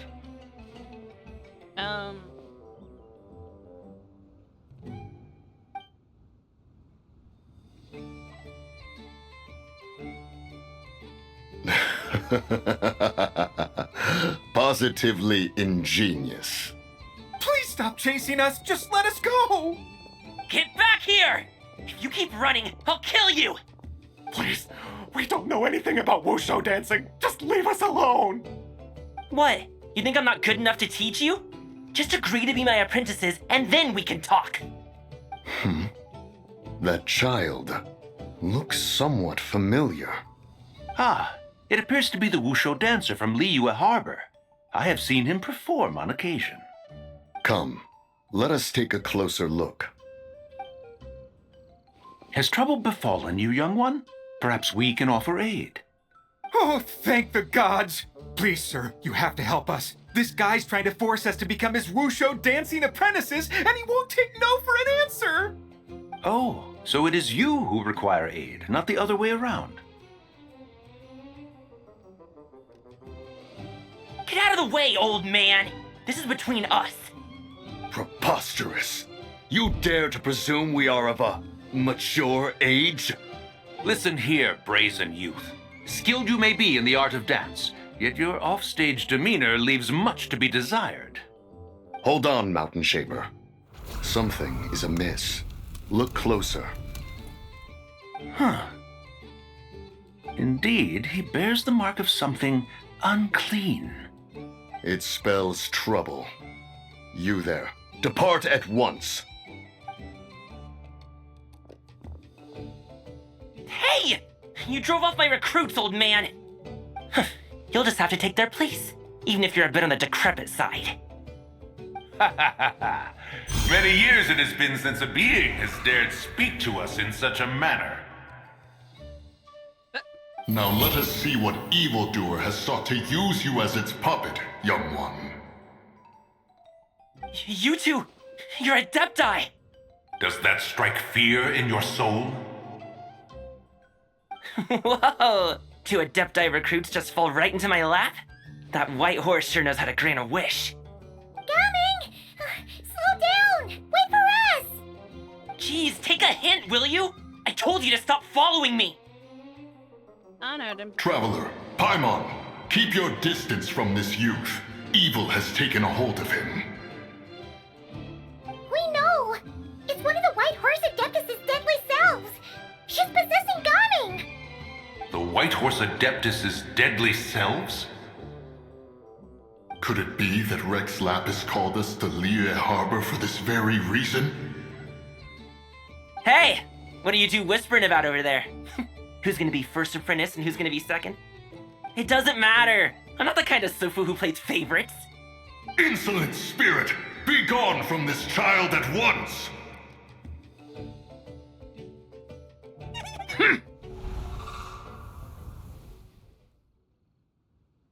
Little mite of a mortal. Getting in my way again, I see. Don't look so. That is no concern of yours.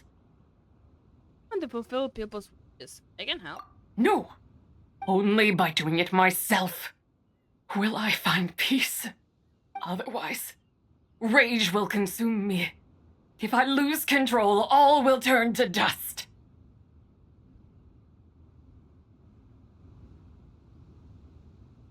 What is the source of your...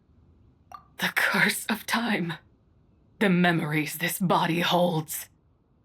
Come no closer. This is your final warning. Insolent spirit! Be gone from this child at once! Again. Huh? Traveler and Paimon? And two adepti? Where are we? Weren't we just making Xiao lanterns in the harbor?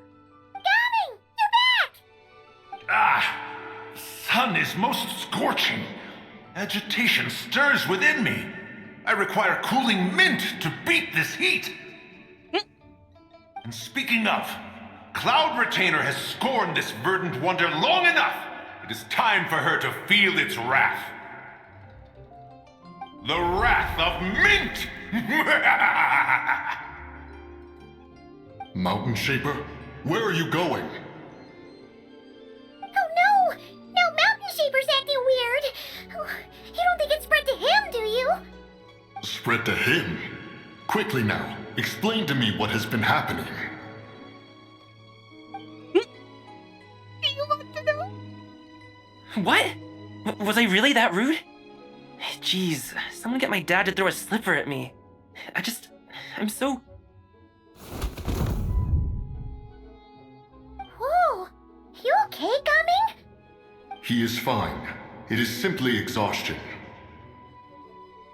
But to think Mountain Shaper would succumb to something like this, it is most unexpected.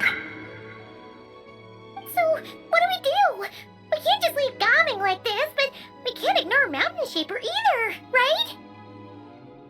My cultivation level rivals that of Mountain Shaper. Were I to give chase, Zizha would but flee from his form and take refuge in mine. Seek out Streetward Rambler. Cloud Retainer and the Conqueror of Demons should be with her. I shall take this child back to the harbor and join you post-haste. Whoa! What are all the Adepti doing together? Rex Lapis charged us with keeping watch over Liyue Harbor should danger rear its head. I dare say this is the very crisis he anticipated. Come, we must devise a strategy before confronting Zizha. Zizha. So, this is how you pronounce it, Zizha. Update in the Liyue Harbor. Christ. This is not going to be very good.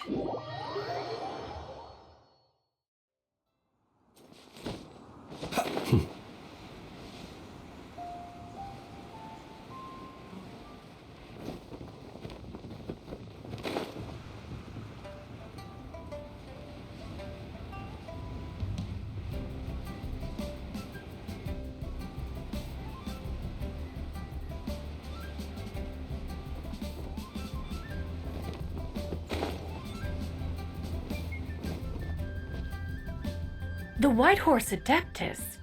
You mean the mysterious white mare that aided Rex Lapis during the Archon War? Even if it's not her, there must be some connection.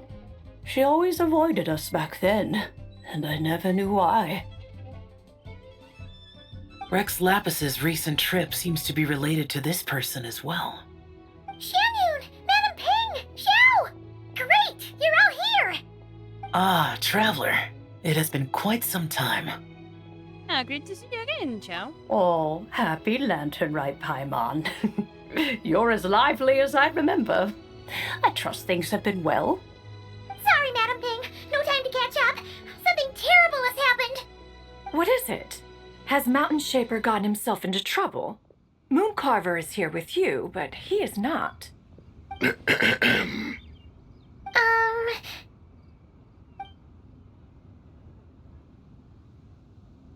The wrath of Mint? That old fool dares to utter such nonsense behind one's back. Yeah, that's not really our biggest concern here. So, even a mere deadly self of the White Horse Adeptus was able to possess Mountain Shaper and affect his mind. No wonder Rex Lapis told us to gather here and await his orders. Mountain Shaper's cultivation is inadequate. He was caught unprepared. Were it one of us, Zizhe would hardly have found a vessel quite so ready for the taking. Hey, that's not what you said earlier. Where is Mountain Shaper now? A question that hardly bears pondering. Obviously, he intends to plant Mint in the vicinity of one's abode. Ah, then he poses no great threat. We might as well let him be. Once he fulfills his wish, it's possible that Zizhe will relinquish him of her own volition. Your ulterior motive is most obvious, Mountain Shaper. You two hope for Mount Eltsong to be covered in mint. One can see it clear as day. Not to mention, deadly selves are born of malevolent human desires, and naturally pose a great risk to the form and mind of all living beings. We cannot let this go unchecked. Let me handle it. I have relevant experience and know how to deal with such situations. One has no doubt of that. Yet your involvement would likely end in armed confrontation. In one's own estimation, the time for such measures has not yet come. Before his departure, Rex Lapis knew that Zizhe was active in Liyue Harbor, yet told us only to wait. It would seem, then, that Rex Lapis did not believe extreme measures were warranted here. Yes, this is quite a peculiar case. After all, Zizhe's possession does not seem to come with ill intent. It's more like she's guiding those she possesses to fulfill their own wishes. There is another matter of import, however. I sense tremendous resentment emanating from her. What could be its source to render her so unable to find peace? The curse of time, memories that body hold. She was talking about the White Horse Adeptus memories, right? From what the Traveler said, it seemed like she was about to explode with rage. But why? With Rex Lapis away, if we wish to understand that which occurred in the past, we shall have to ask her directly. She also mentioned the curse of time. What could that be about? Perhaps erosion. Indeed. We are of the same mind. I heard that ancient clans in the mountains once regarded the White Horse Adeptus as the daughter of time. It seems there was some truth to that, after all. The daughter of time. Cursed by time? Time does not treat everyone equally. The longer you dwell in this world, the more it takes from you. Then what do we do? One has devised a solution. Based on what you have told us, it seems that Zizhe is in the habit of leaping to a different host when provoked. One's plan is for us to block all escape routes while you confront Mountain Shaper, forcing Zizhe to reveal herself. Then, if prior experience stands, she will have no choice but to possess you. However, not only are you able to sense it, you are also unaffected by the peculiar state of stasis. In other words, in that moment, you would have the chance to either subdue or persuade her. That is akin to walking straight into the lion's den. Allow me to go instead. Yeah, isn't this plan a bit too risky? Why doesn't Paimon try first? After all, even if she got possessed, it's not like she would pose a danger to anyone. Yeah, but you might eat so much you become a little ball. Paimon's wishes aren't all food related, you know. One would not suggest this course of action if one had any such reservation. Time and again, the Traveler has proved immune to Zizhe's influence. Consider for a moment why that might be. Because I bear the moonlight sky. Oh, yeah! That's what the first deadly self told you, right? Perhaps your time in Nodcry left you with the blessing of the newborn moon goddess, traveler. And this white horse adeptus clearly has a profound connection to the moon. Indeed. Indeed. I see. Have you other concerns, conqueror of demons? I was just trying to fathom why Rex Lapis left without explaining the situation in detail. But now I think I understand. Rex Lapis entrusted this matter to the Traveler, which means in his estimation, the Traveler must be the key to its resolution. So I have no other concern. I trust Rex Lapis, and I trust you. Give it to me. Then we are all in agreement on proceeding with this plan? Very well. We should depart at once, lest we lose our chance. Let us see whether that old fool truly dares to face one's abode with mint.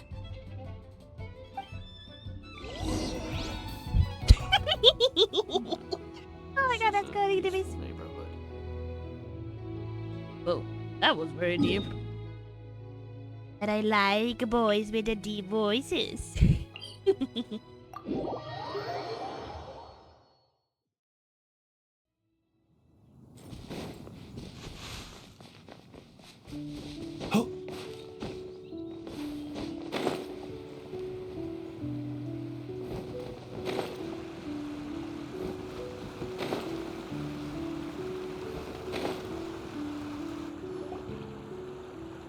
One mint, 2 mint, let us plant a whole slew of mint!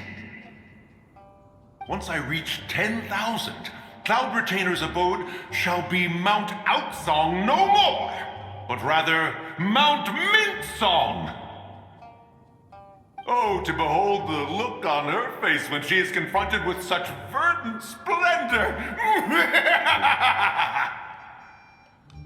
Mountain Shaper, you dare disturb the tranquility of one's abode! Do not take personal offense, Cloud Retainer.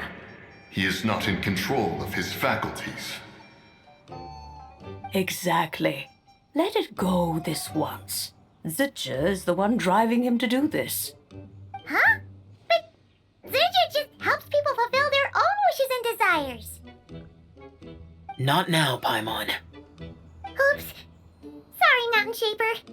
Paimon might have just thrown you under the bus. When he wakes up, we shall have words. Everyone, to your positions.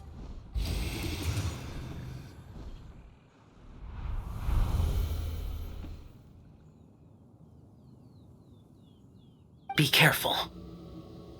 I got this. A pest? I must catch it! Again!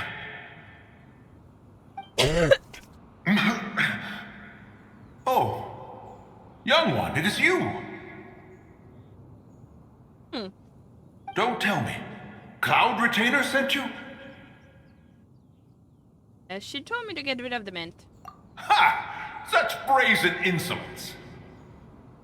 And that includes your garden on Mountain Hulo. Such presumption. Such boundless avarice. That wretched adept's impudence knows no end. If she dares lay a finger on my garden, I shall smash her cuisine machine to pieces. You think I am one to fold so easily?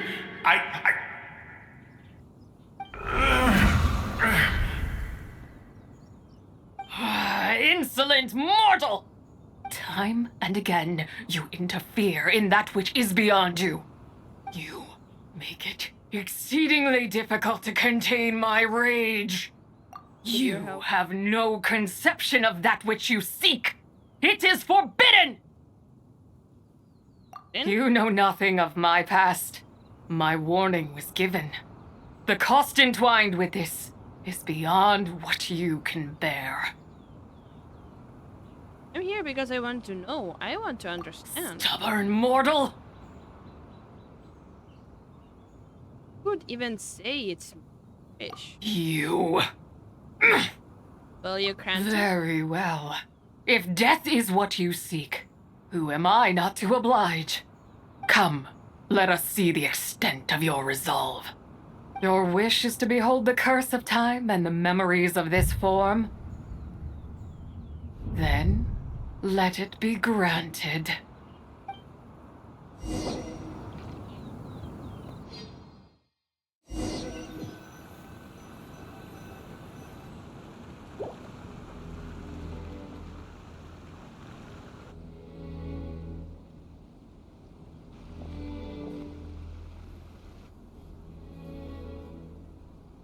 You who seek death, stand before me. What is this? My prison. We're trapped here? I was merely a trace of impure energy within Zabai's immortal body. When her soul was shattered, it should have been the end of me. But then, the one who governs time descended from on high and froze the moment of her death. And so, I remain in this world, unable to find release. A mortal who knows of her existence and would dare to speak her name. Who are you? Someone who can help you. Help? No, there is nothing we can do for each other. Her power, the one who governs time, it has surrounded me ever since. A blessing and a prison, all at once. You've been trying to break free? No. I have been asleep in this prison for countless years, until a familiar presence woke me. Then, through that mortal girl's eyes, I saw it. As pure and bright as ever, unchanged across the millennia. It was the moon. Wonder if she took that picture at the Chuang Terrace. That place is called Chuang Terrace. Did later generations rebuild the altar in a new location? It looks just like the one used to honor Tsubai. Could it be that traces of what happened back then still remain in this world? What is it that happened? That memory is embedded deep within the essence of Tsubai's soul. It is one that should have been forgotten. Yet, it is precisely that which haunts my every waking moment, fuels my rage, and denies me a modicum of peace. Now you, a mere mortal, come to seek that which is forbidden. So, let us see whether the fire that fuels your ambition is a hero's wisdom or a fool's courage. What do I need to do? I shall relinquish control over this body's curse and let it devour everything within sight. Run as fast as you can, lest this prison become your grave. Look, it draws near. The river of time, come to sweep all into oblivion. A torrent of tears for the dead and departed! Must be the curse of time. I shall wait for you at the end, mortal. Evade being swept up in its waters, and I will show you everything. Fail, and we shall sink into oblivion together.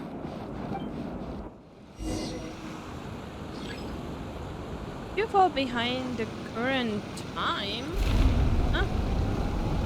If the rushing trend of time. What? Oops.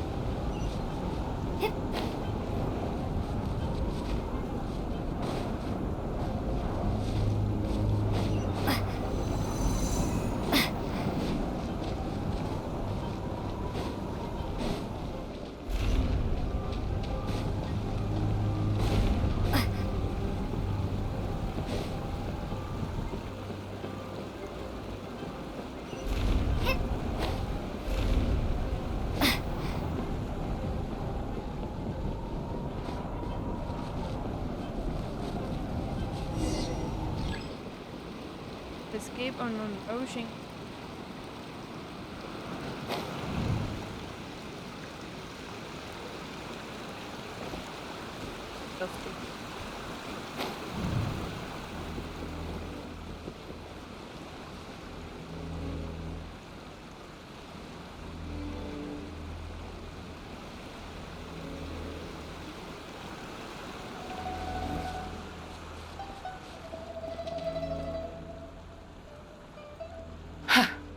I did not expect that you would make it to the end. Yes, it would seem even time cannot hold you back. In that case, perhaps this truth is one you can bear. Come, let your wish be granted.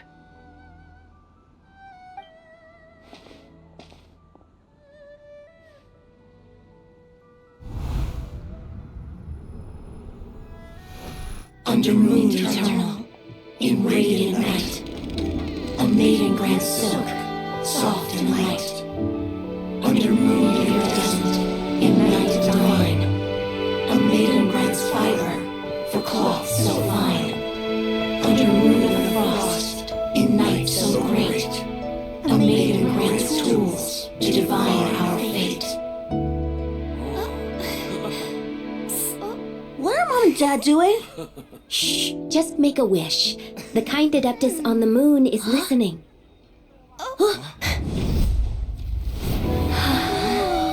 Look, it's Lady Tsubai.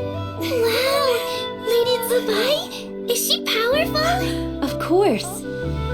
She taught us how to grow grain and beans, millet and rice, how to peel hemp and reel silk, spin thread and weave cloth, how to cut stone and build houses, cast bronze and forge tools.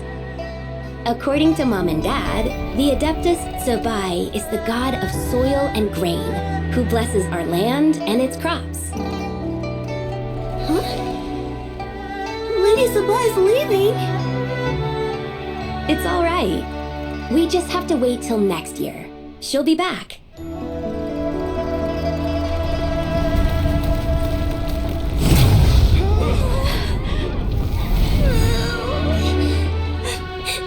Mom and Dad are gone.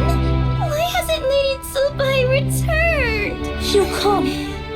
We just have to believe. What is that?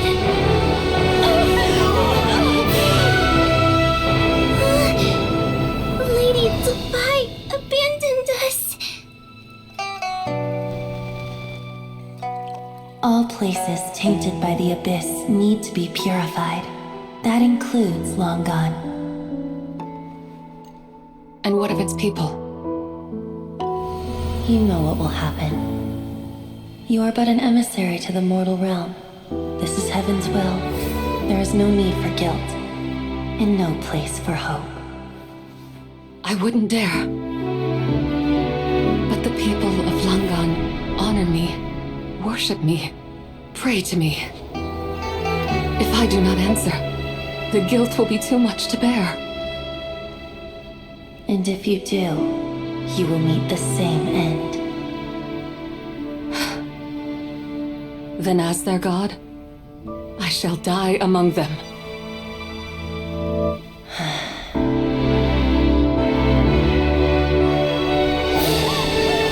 Look! Lady Tsubai came to save us! I knew she wouldn't abandon us! Run!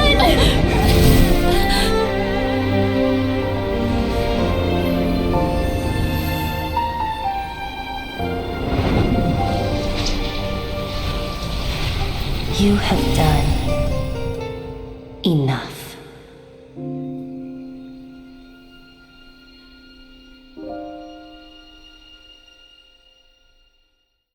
Now you know the truth. These are the memories that suffocate me where I stand and crush me under their weight.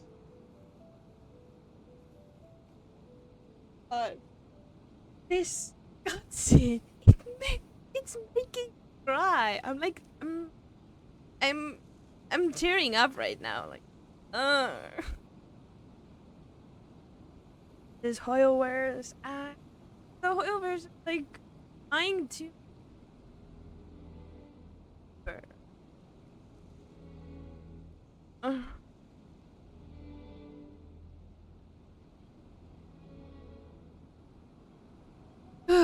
Gee.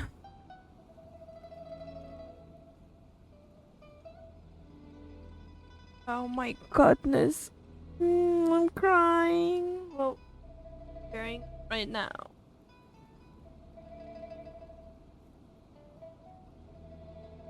The nation was destroyed. Not just my nation, but the people I loved.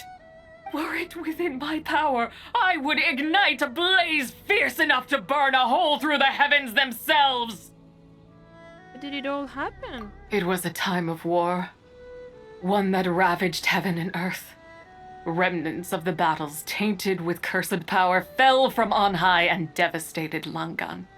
The heavens decreed that the tainted filth had to be cleansed. No matter the cost, if I just had more time, I could have helped more people to escape. But it wasn't enough. I just needed a bit more, and they all could have survived. More than enough. Descendants of Langan made their home all throughout Liyue. Legacy lives on because of you. I never imagined there would come a day where I found peace. So long this rage has been within me. Yet here in this moment, it has stilled at last. Thank you. If you wish to bring Zibai back to life, mortal, then you may take the part of her soul that lives in me. Just remember, from this moment onward, the fate of Langan's fallen rests on your shoulders, and that cannot now be changed. What will become of you? As I said before, I am but a remnant of Zibai's adeptal form, a manifestation of her wrath that was not meant to linger in this world. By taking away this fragment of her soul, you take away my shackles as well. So, let it be done. Final wishes? Ah, it's your turn to grant one of my wishes, is it? Very well. In regard to my fate, and that of Langan's fallen, I know there is little I can demand of you. However, should another raise a war banner against the heavens someday, let my name be set upon its cloth. I ask for this, and nothing more. Now, take what you came for. I was a lone moon, shrouded and dimmed in cloud-veiled night. Now darkness breaks, free and unburdened. I reclaim my light.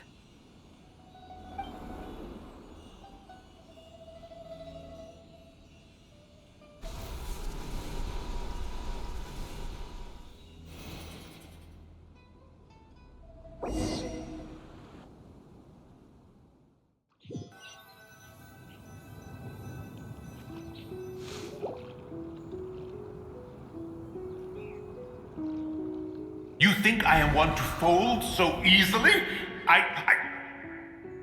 Ah, young one. What brings you here? My, what exquisite mint seedlings. Was it you who planted them? I had not taken you for one so versed in the horticultural arts. I must insist that you visit Mount Hulao. There is much we could learn from one another. Ah, but this is Cloud Retainer's abode. She does not appreciate the verdant wonder that is mint. We should leave at once. If she sees us here, there is little I can do to protect you. I wasn't the one who planted them. You weren't? Was it Mooncarver then? My, what nerve he has. It was you. What? Looks like Mountain Shaper is back to normal. Has the matter with Zizhi been resolved then? Wow, that was fast. That took, what, A second to us, perhaps. But for the traveler, I imagine it felt much longer than that. One's plan was most successful then. And you're all right, Traveler. You don't feel strange in any way? Fine, thanks. Well, sounds like good news all around. I'm glad this matter is resolved. What is this matter you speak of? The possession of that mortal child? The matter of Zuje may have been resolved, but there is another that is far from over. The mint you planted around my abode. Perhaps you have a moment to spare for a little chat, Mountain Shaper. That really gives... You seem reluctant to talk in detail about what happened with Zucha. He told me about her past.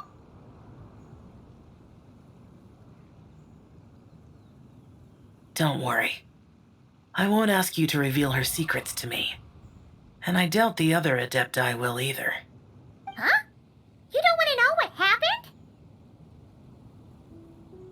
The expression on your face. I know it well, Traveler. It's one I've seen Rex Lapis wear on many occasions. Whatever you learned, it must be too heavy to share. But you're okay, right, Traveler? That deadly self didn't hurt you, did she? Nothing like that, I'm fine. Well, as long as you're not hurt, Paimon doesn't need to know anything else. Just in a happy... Even so, I hope you feel like you can entrust me with it. If I learned anything from our time together, it's that one should not have to shoulder such a weight alone. Not to mention that certain knowledge brings danger in its wake. I would never want you to feel forced to be the sole keeper of such secrets.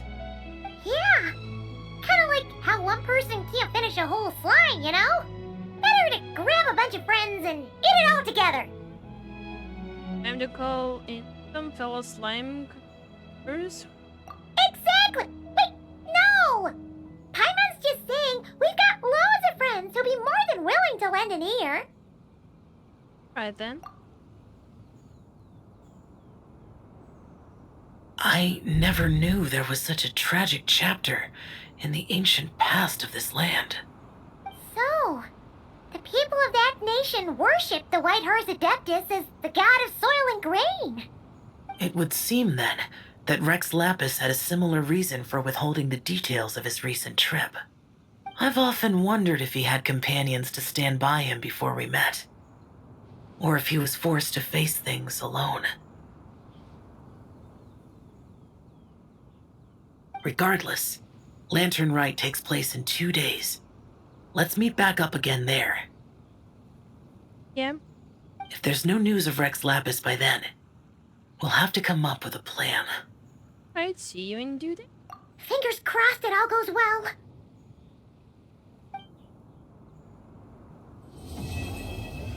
Act 2 is done.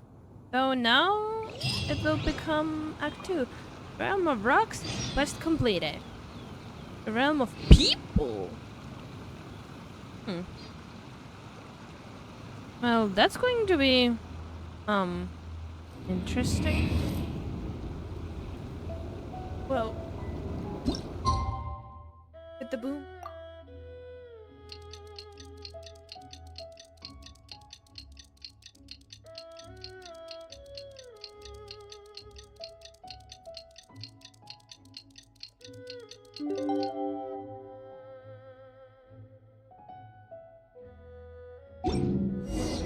It's time to meet back up with Xiao.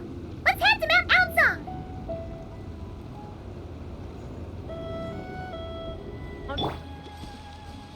Wait. I need to...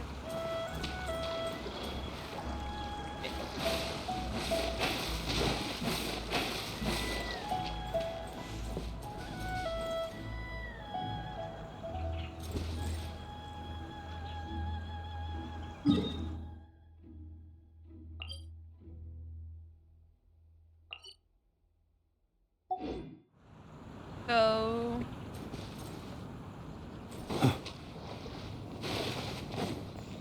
here? It looks like it.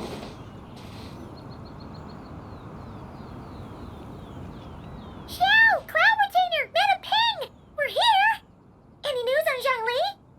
Wait, are we missing 2 adepti? Well, Shenyun banned Mountain Shaper from Mount Outsong for 3 days. Oh, then what about Mooncarver? The scheme to plant mint in one's abode was one those 2 fools devised together?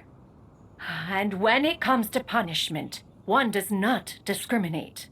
His banishment ends in 3 days as well. Wow, that's pretty harsh, Cloud Retainer.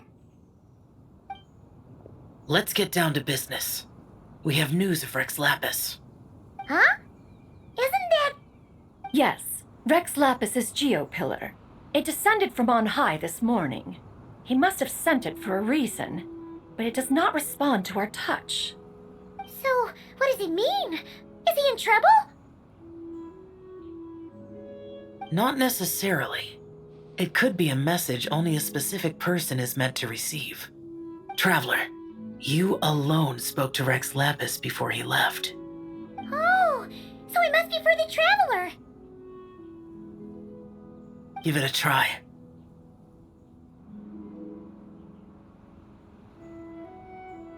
Touch the pillar.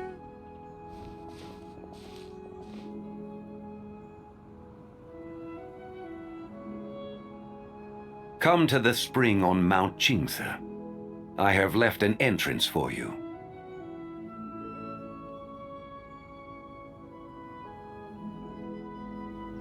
Well? Might be over at the mountain. Just as one surmised, it seems that Rex Lapis will not countenance our involvement in this matter. That would not surprise me in the slightest. He's always had a soft spot for the Traveler, after all. But be that as it may, we have served Rex Lapis for millennia now. In other words, I'm sure this has nothing to do with favoritism. He's probably just trying to protect us. That's right. So you mustn't let your guard down, even if Rex Lapis is by your side. Don't worry, I won't. Alright, let's get going. We'll try not to keep you all waiting.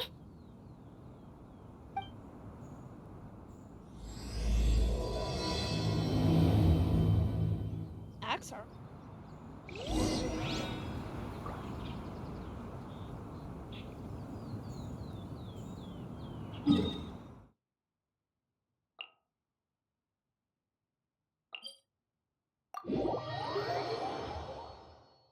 Steady now. Whoa, whoa, whoa, whoa, whoa, whoa.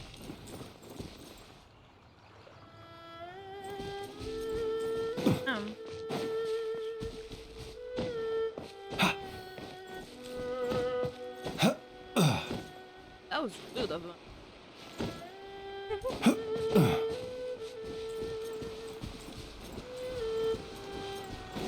Keep your eyes peeled. He should be around here somewhere. Ding dong water bomb! Stabilize!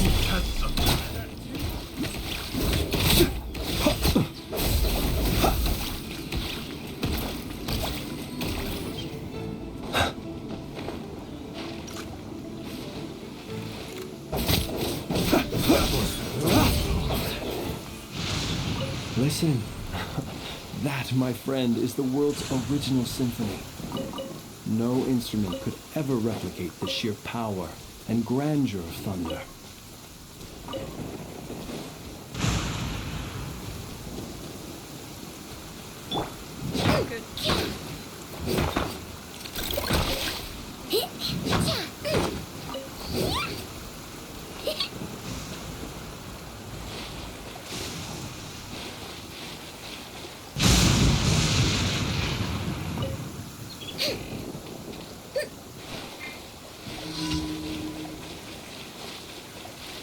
Yet not edible.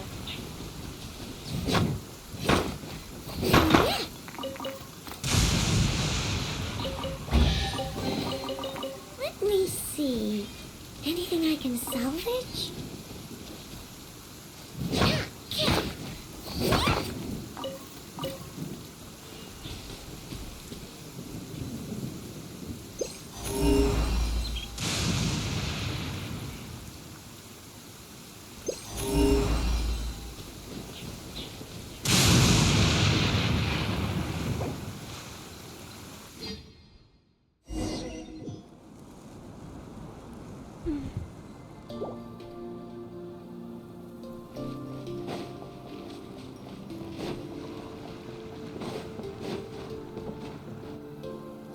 Who could have imagined that the once mighty Geo Archon might end up so, sitting on a humble stool in the woods, quietly weaving moon lanterns?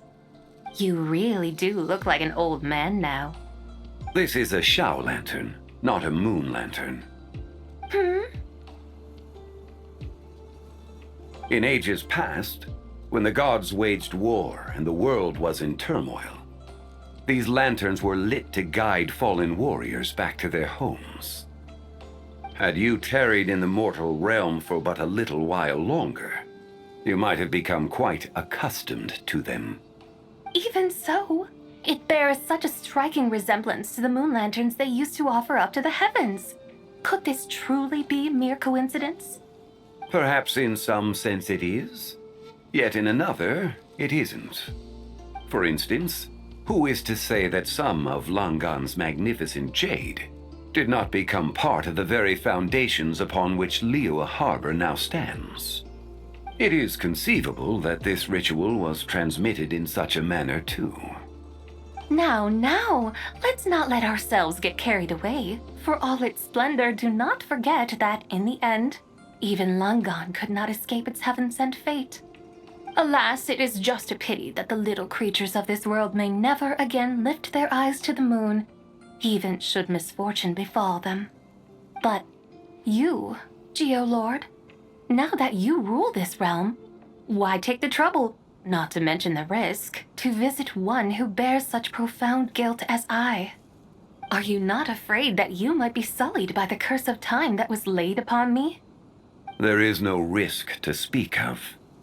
At least, not in comparison to that which you took when you defied the heavens all that time ago. As I have stated, time and again, it was not I who defied the heavens. Geo-Lord, the ancient affairs of Langan have nothing to do with me, for I am but one of her deadly selves, severed before her demise. My name is not Zibai, but Zichao. Surely you did not take us for one and the same solely on the basis that we may all assume the form of white horses? Sorry to break it to you, but you seem to have found yourself the wrong white horse. Anyway, do tell me, what urgent matter brings you here? Very well then. I have come to ask for Zibai's shade. Oh? So, the Geo-Lord has set his sights upon Zibai's human soul. And what is it that you intend to do with it? 今、世の中には変革の兆しが見え始めている。新月が生まれ、影の月の牢獄が崩れゆく中、天根が帰ろうとしているのだ。The world outside is changing.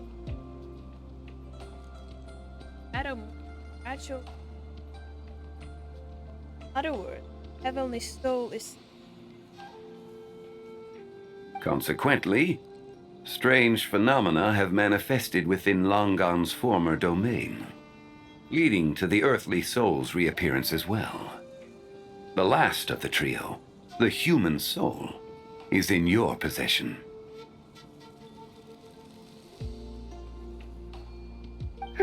Most intriguing. My intention is to gather all three together, so that an old friend may finally make her return. I must admit, it seems that some remarkable affairs are coming to pass in the outside world. Yet there is one thing you seem to have overlooked, Lord of Geo. Back in the day, it was you that freed me from that painting. And afterwards, I took up arms in your name.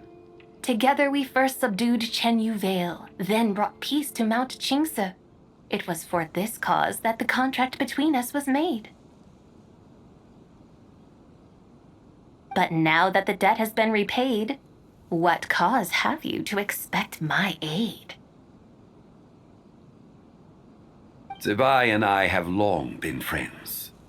Given not only that you were manifested from a corrupt desire within her divine form, but that you also possess a fragment of her soul, how can you purport to be the wrong white horse?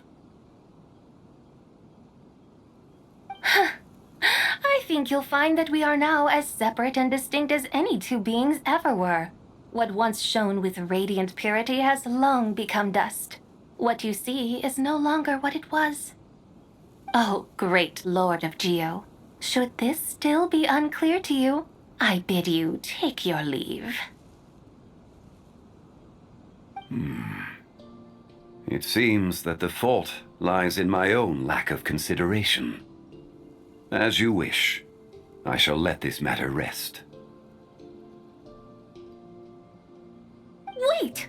One moment, if you will. Should this not be your opportunity to propose a new contract? The part where you make me an offer I simply couldn't refuse? Oh. Even those puny mortals know how to haggle when striking their bargains. Should you, the famed god of contracts, not likewise strive for success through negotiation? Come now, enough with the posturing. It's time to name your price. Very well. I had, in truth, prepared a new contract for your consideration. Oh. I knew you would not come before me unprepared. Yet, you should know that I want for nothing, for I live in the mountains, carefree and untroubled. Occasionally, I even find sport in teasing the mortals who stumble into my presence. Then why persist in telling them those ancient stories? I speak of what transpired before the sky collapsed and the earth sank into itself. That is merely my way of passing the time. And what of it? Would any believe, much less remember, the ramblings of a mountain hermit? Those tales have long since spread throughout the mortal realm. Who?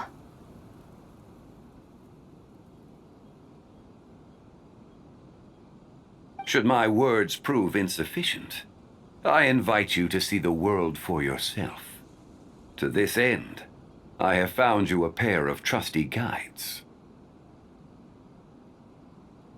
The Lantern Rite is presently underway in Liyue, and should prove quite intriguing for you. So this, then, is the contract you have prepared for me? Indeed it is. Think of it as a contract for a one-day festive excursion. Surely you do not hope to offer this in exchange for Tsubai's shade. The foundation of my very existence for a little excursion seems a little steep, wouldn't you say? Why not see for yourself? You can always decide afterwards. The final determination, of course, shall rest with you. Is that so? Then perhaps this deal might not be entirely off the table after all. Where then are these guides of which you speak? Hey, it's Young Lee! Oh, we've been looking for you everywhere. We thought you might have gone missing. You're here. So these are my guides. Well, well. They certainly look the part, I'll give you that. Guides?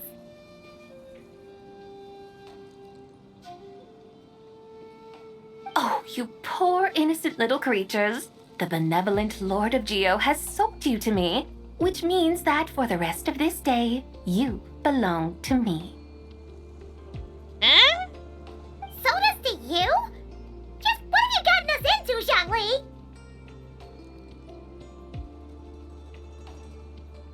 The situation is not quite as dire as that would sound.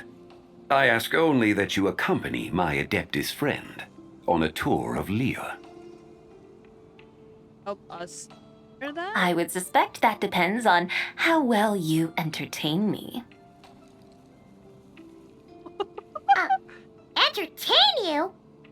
Where would you like us to take you? Let us start with this Liyue Harbor, of which I have heard so much. Nowhere is quite so fascinating as a place teeming with little mortals. How come this adeptus sounds so different from what Paimon imagined? Okay, we'll take care of it. Get ready to find out why they call Paimon the best travel guide in all of Tibet.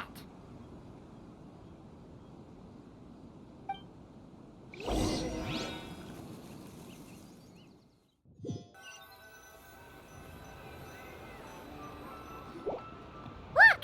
We've arrived at Liyue Harbor! Not only is it Tibet's busiest port, it's also the beating heart of Liyue.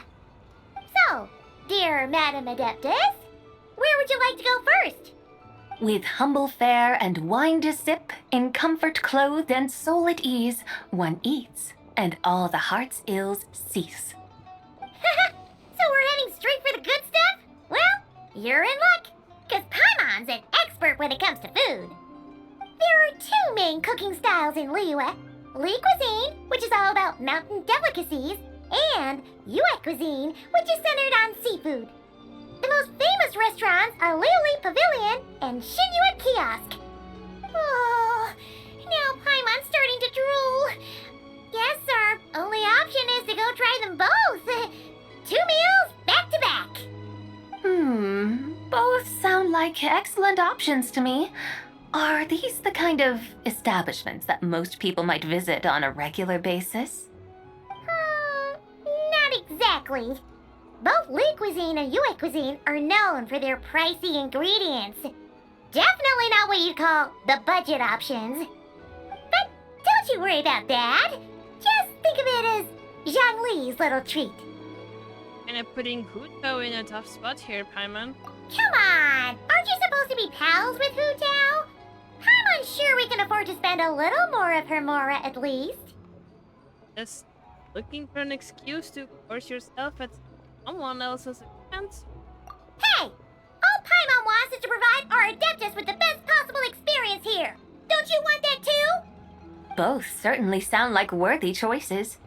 Just now, though, I happened to see a porter pass this way. Where might individuals like him go to eat? A hungry porter, huh?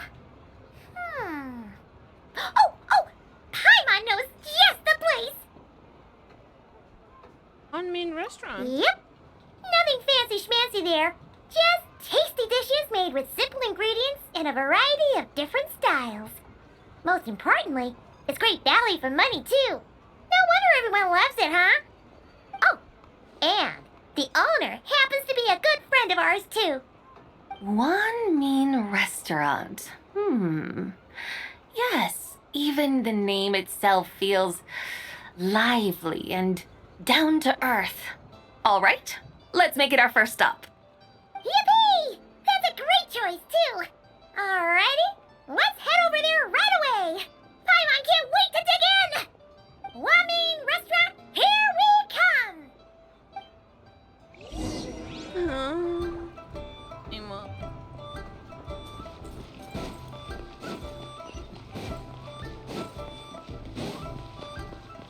Mind me, guys. I'm sort of tired of Paimon.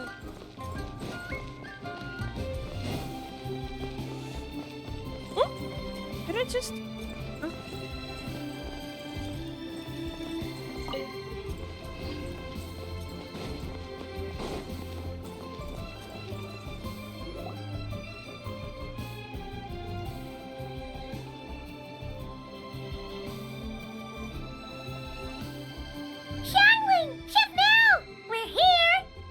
Oh, hello there.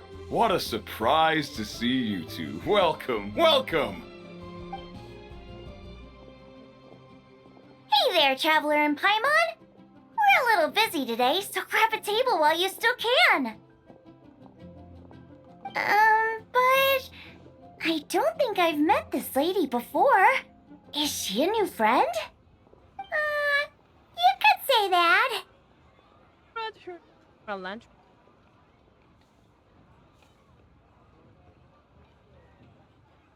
Oh, I see. Well, hey there. A friend of the Traveler's a friend of mine, too. Don't worry, we'll take good care of you. Just order whatever you want, it's on the house. By the way, I'm Zhangling.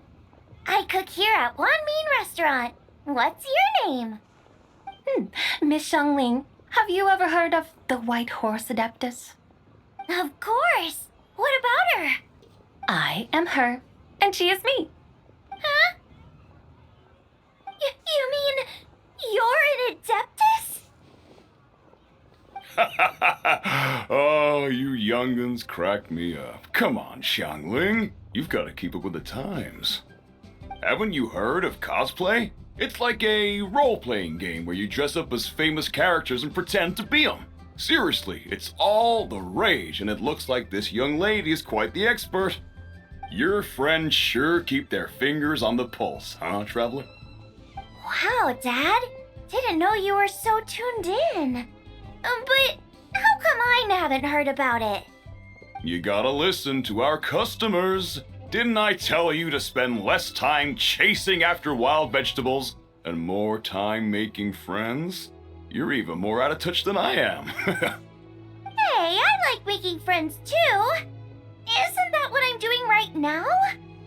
Anyway, even if it is just a costume, is it alright if I still call you White Horse Adeptus? Of course it's all right, because that's exactly who I am. Okay. I can see you're really committed to the role. How about I call you the real White Horse Adeptus instead? In that case, you can call Paimon the real Traveler. Real Paimon. Yeah, right. You could have at least switched outfits. Puny mortals. Nevertheless, I suppose it might be amusing to indulge in your little charade, for a while at least. All right, go grab yourselves a table. I'll come take your order in a bit.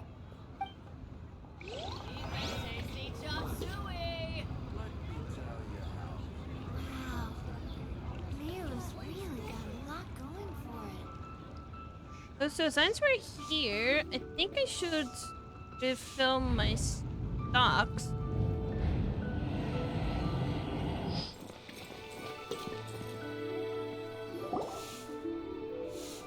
What happened? Oh. Hello. May I ask if Miss Xiongling and Chef Mao are here? Yeah, they're just over there. Wait a sec. Aren't you? So, what would you like to... Hello, Miss Xiongling. It's me, Lu Xiongxiong, the one who broke some stuff here at your restaurant a few days ago. I just wanted you to know how sorry I am.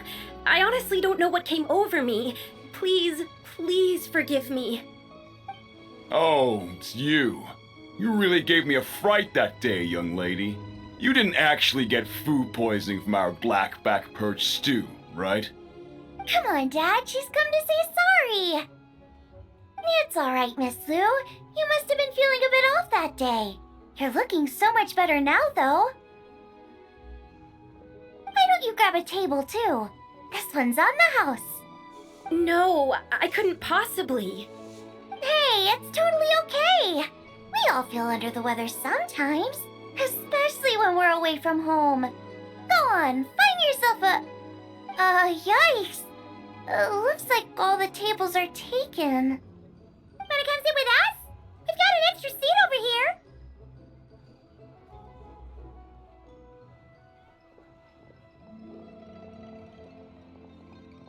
Be fate, huh?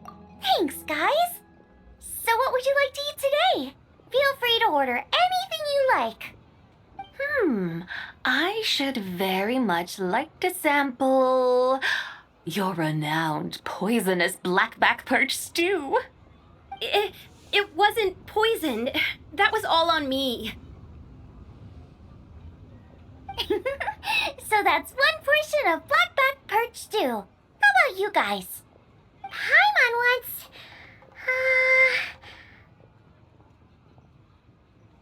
How's White One for us? Sure thing. Looks like Paimon's having trouble making up her mind. Anyway, I guarantee you'll love it. Let me think. Well, since the blackback perch stew is on the spicier side, I guess it makes sense to balance it out with a serving of stir-fried shrimp. And since it's Lantern Rite season, you better try out the triple-layered consommé and come and get it too.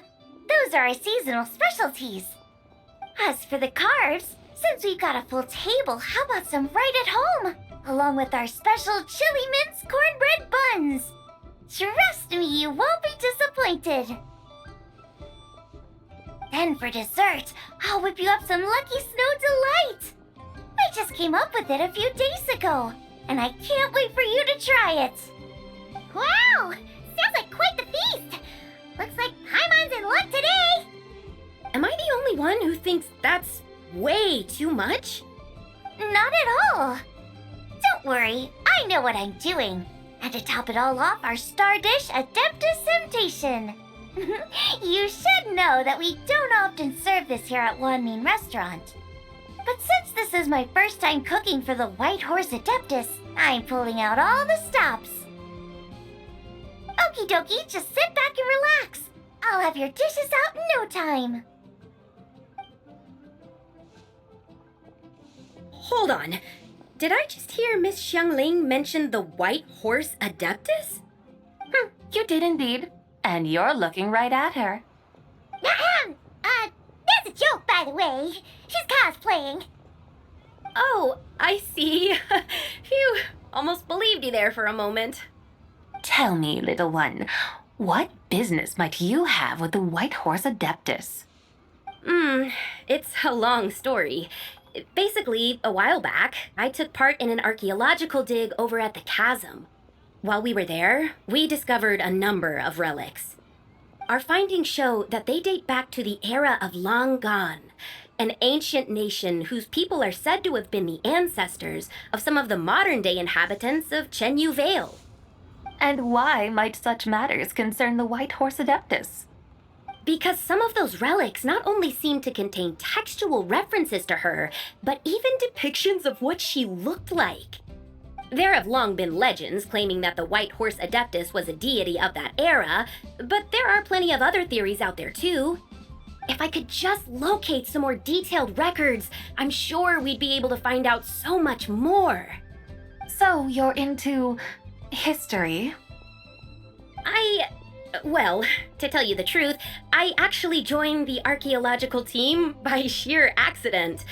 But once I'd started down this path, I knew that I wanted to make something of myself. Recently, though, things seem to have taken a turn for the worse. Still can't believe I caused such a mess and even ended up hurting someone. Oh, so you're considering becoming a martial artist now instead? No, I mean, they weren't seriously hurt. It was just a few scratches, and they let it go after my mother compensated them. No, that really wasn't you. Either way, my career is pretty much over. And even though both the victim and the Ministry of Civil Affairs say they won't be pursuing the matter any further, my father says he's going to punish me according to our family rules. Family rules? Yeah, he's decided to ground me. I'll have to return to Chaoying Village after Lantern Rite, and goodness knows when I'll be allowed to leave again. Wow, that's harsh. Sounds like the kind of thing only rich, super traditional parents would do. We're not exactly rich, though. All we own are a few tea fields in Chaoying Village and a guest house in Liyue Harbor. A guest house? It isn't Baiju Guest House by any chance? So Boss Lou must be your... Yep, he's my grandfather. So, you've heard of the guest house before? Small world, huh? Come to think of it, didn't Boss Lou mention something about hoping that the White Horse Adeptus would show up and let her divine power be known? Alright. Sure, but Paimon's guessing this wasn't exactly what he had in mind. Shh, keep it down. Little one, it sounds to me that your family is rather well off after all. What then drew you to archaeology? Why subject yourself to such unnecessary hardships? Even if I stayed at home, there's no guarantee I'd lead a nice, easy life. Just look at my father. Recently, my grandfather put him in charge of the guest house, and he came up with a bunch of ideas right away, starting with changing its name. That didn't turn out well, though. My grandfather yelled at him for days, even calling him a bad son, and they still haven't let it go. Oh! Paimon thinks we might have heard about that too. Long story short, being dependent on others is never fun. You just end up being completely under their thumb. That's why I want to make it on my own out here, no matter how hard it is. After all, as the saying goes, to rise above others, one must endure the hardest of hardships. What's so funny about that? You poor, innocent little creatures never fail to amuse me. To think you would endure all manner of hardships in your brief time on this mortal plane, and all that merely to rise above others. I would have thought that the wiser path would be to simply roam this world as I do. Huh? Tell me, what is it that you truly delight in? Archaeology? Martial arts? Tea planting? Or perhaps the keeping of a guest house? What I delight in? Yes. Surely there must be something you don't find quite so exhausting. Whatever delights you should not feel like a burden. But do things like that really exist? Of course! Take Miss Xiangling, for instance. I defy you to detect even a hint of hardship on her face when she wields her walking spatula. So, since it seems you are resolved to tread the rocky path, you should strive with all your might to pursue that which brings you delight. You mean, like cosplay? I suppose you might say that. Looks like the White Horse Adeptus is really getting into her role. I think I get what you mean then. Maybe I should have a chat with Miss Xiangling before I head home. Okay, everyone. Sorry to keep you waiting. Here's your food. Wow. It all smells so good. Oh, finally! I get to try that famous poisonous stew. Hey! Didn't you hear what Shang said? It wasn't the stew. If anyone's to blame, it's that other you. What's up? How fiercely this mortal fare burns upon the tongue!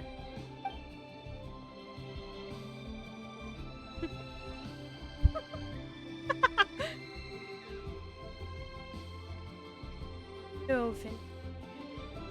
Let me read. They just have like someone who... Most satisfying as poisonous stews go. So, where to now? Time, I think, to seek out some diversion?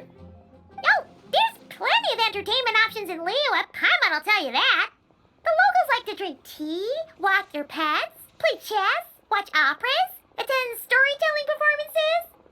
Storytelling performances?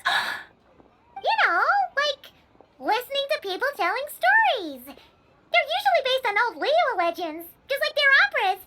Stuff like The Divine Damsel of Devastation, Through the Eyes of a Dragon, or The Sanctification of Tao Do. What about the story of the bright moon that sits in the sky above us?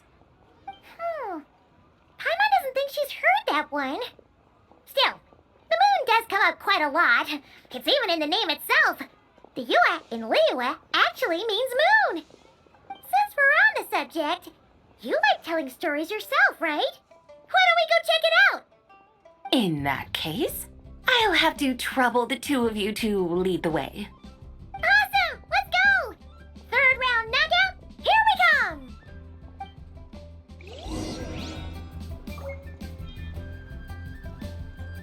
What is Lanternlit?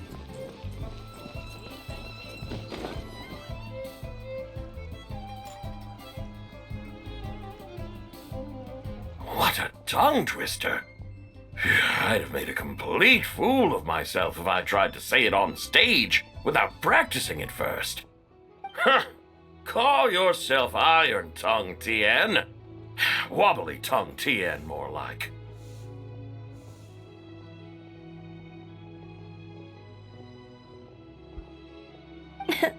I used to have that problem a lot. But if you just take your time to grasp the meaning and commit it to memory, you'll be able to say it smoothly in no time. You're right, Miss Yoon. I'll give it another try. Hey, Yunchin! Fancy seeing you here! What are you two talking about? Ah, Traveler and Paimon, we meet again. And who, may I ask, is this? You may call me the White Horse Adeptus. The White Horse Adeptus? She's not really an Adeptus. I see.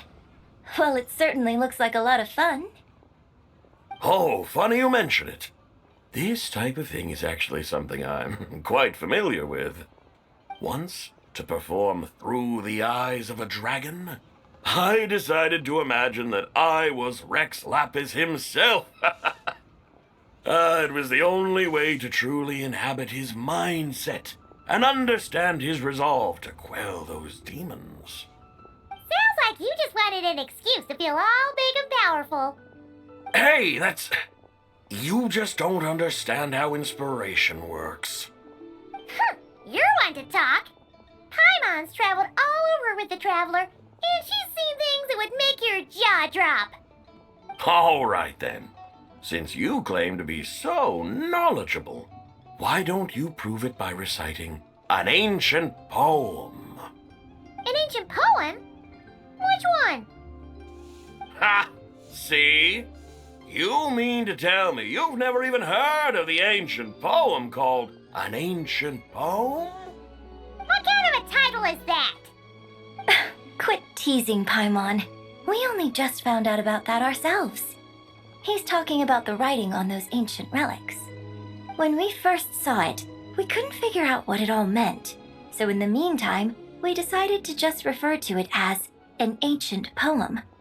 However, thanks to the painstaking work of the scholars who were tasked with decoding it, it seems like that's exactly what it was. Or rather, an ode offered in veneration of the moon and the White Horse Adeptus. Oh yeah! Didn't Kuching mention that before? It's got something to do with Long Gone, right? That is correct. The Ministry of Civil Affairs has issued a notice stating that, although it is true that the moon may disappear tonight, we should be in no danger. In other words, there's nothing to fear. But if you're worried, we can always take a leaf from the Book of the Ancients. By reciting this poem, I mean, and calling for the White Horse Adeptus' aid. If we do that, I'm certain she'll protect our moon and keep us safe. Oh, seriously? Paimon has to get a look at this. An ancient poem. Under moon eternal in radiant night, a maiden crowned silk soft and light. Under moon iridescent, in night divine, a maiden crowns fiber for cloth so fine. Under moon of frost, in night so great, a maiden crowns tools to divine our fate. The wheels are blowed, the seeds are sown, and from the earth life is grown. The seedlings stretch, the crops to rise, and all unfolds before our eyes. Fruits are gathered, sweet wine is poured, these gifts we offer to our Lord. Pure as heaven, so fair and bright, she shines as light in this dark night, and with her does This wish take flight. Ooh. Under moon eternal in radiant night, a maiden grants silk, soft and light? What in Tibet's that supposed to mean? Under moon iridescent in night divine, blah blah blah, something clad so fine. Something about fields being plowed, something else about seeds being sown from the earth. Seriously, what is this? The fields are plowed, the seeds are sown, and from the earth, life is grown. Whoa! You did that without even looking! Bravo! Bravo! We have an expert in our midst. Looks like this young lady really does know her role inside out. If I didn't know any better, I'd have taken her for the real deal. That's because I am the real deal. That's the spirit. This is exactly the kind of mindset I was talking about. Behold, mortals, I am none other than the indomitable Rex Lapis himself. Kneel before my godly splendor. Believe me, young lady, I know exactly why you do it. Back in the day, I was just like you. I must say you are rather amusing as mortals go. Miss Whitehorse Adeptus, it is a great pleasure to make your acquaintance today. I have some questions regarding the poem, and I was wondering, perhaps, if you might be able to shed some light on it? You want me to explain the full meaning of its verses? Your guidance would be much appreciated. Fascinating. Tell me, do all the people of Liyue still express such reverence for the ancient ways? Well, it's true that we hold a deep fondness for our history, but it is hardly our only pursuit. One of my good friends, for instance, is even more devoted to the modern Fontanian art of rock and roll. Exactly! And don't forget, great practitioners of the role-playing arts walk among us too. People like me and you, young lady. Yes. So rather than placing too much emphasis on our reverence for the ancient ways, it might be better to say that here in Liyue, 100 passions bloom, each with a voice of its own. I see. Then I suppose it wouldn't do any harm for me to enlighten you. In truth, it is but a simple poem of blessings. Its meaning is this. As the eternal moon rises in the night sky, a maiden adorned with lustrous jade descends upon the earth. She blesses the kudzu vines and mulberry leaves so that they may be used to make coarse cloth that is nevertheless soft, light, and comfortable to wear. As the iridescent moon rises in the night sky, a maiden adorned with lustrous jade descends upon the earth. She blesses the kudzu vines and hemp so that they may be used to make fine, luxurious cloth. As the frost moon rises in the night sky, a maiden adorned with lustrous jade descends upon the earth. She blesses the mugwort and artemisia so that they may be perfect for divination. So she really did come down from the moon? She shows the people how to use the plow and spade to purge the land of weeds, till the soil, and heap up the earth to make it fertile. Then with the hoe, she teaches them to sow their grain, bestowing the promise of life upon every seed. She blesses the millet and the beans, ensuring that their stalks and vines stretch forth without end. She graces the wheat and the rice, so that their heavy heads are filled with plump, glistening grain. Sounds like she's a real pro at all this farming stuff. The fruits of the field are harvested and brewed into sacred wine for honored guests. This we reverently present to the divine maiden, with every ceremonial step flawlessly observed, so that she may witness the depth of our piety and respect. Oh, divine maiden, how can your graceful presence in the sky not seem like that of a fairy descending from the heavens? Oh, divine maiden, how does your pure and radiant form not resemble the guardian spirit of our land? I send my heart's desire, ascending to the heavens, beseeching you to grant us good fortune and blessings in the coming year. Huh? So, that's what it's supposed to mean? I find myself speechless, moved beyond the power of words to convey. Oh, young lady, you have shown me the heights to which a true role player might aspire. A truly remarkable performance.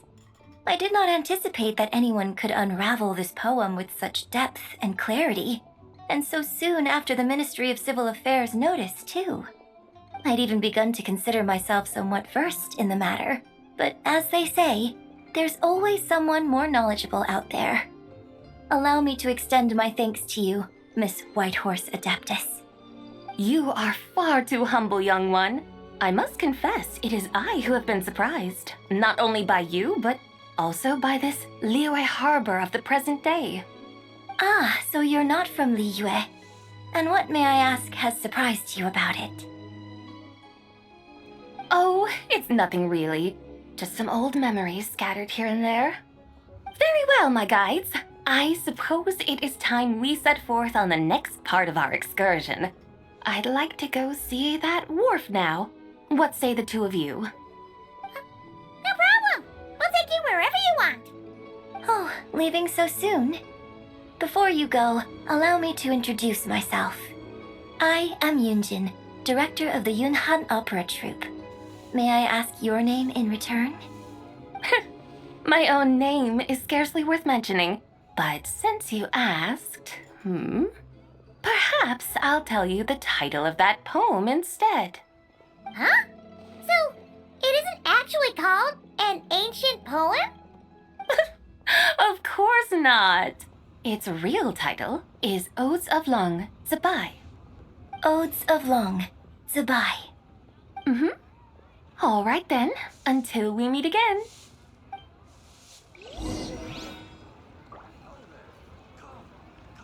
Damn. Okay, so now we go to where Mingxiu Lantern is.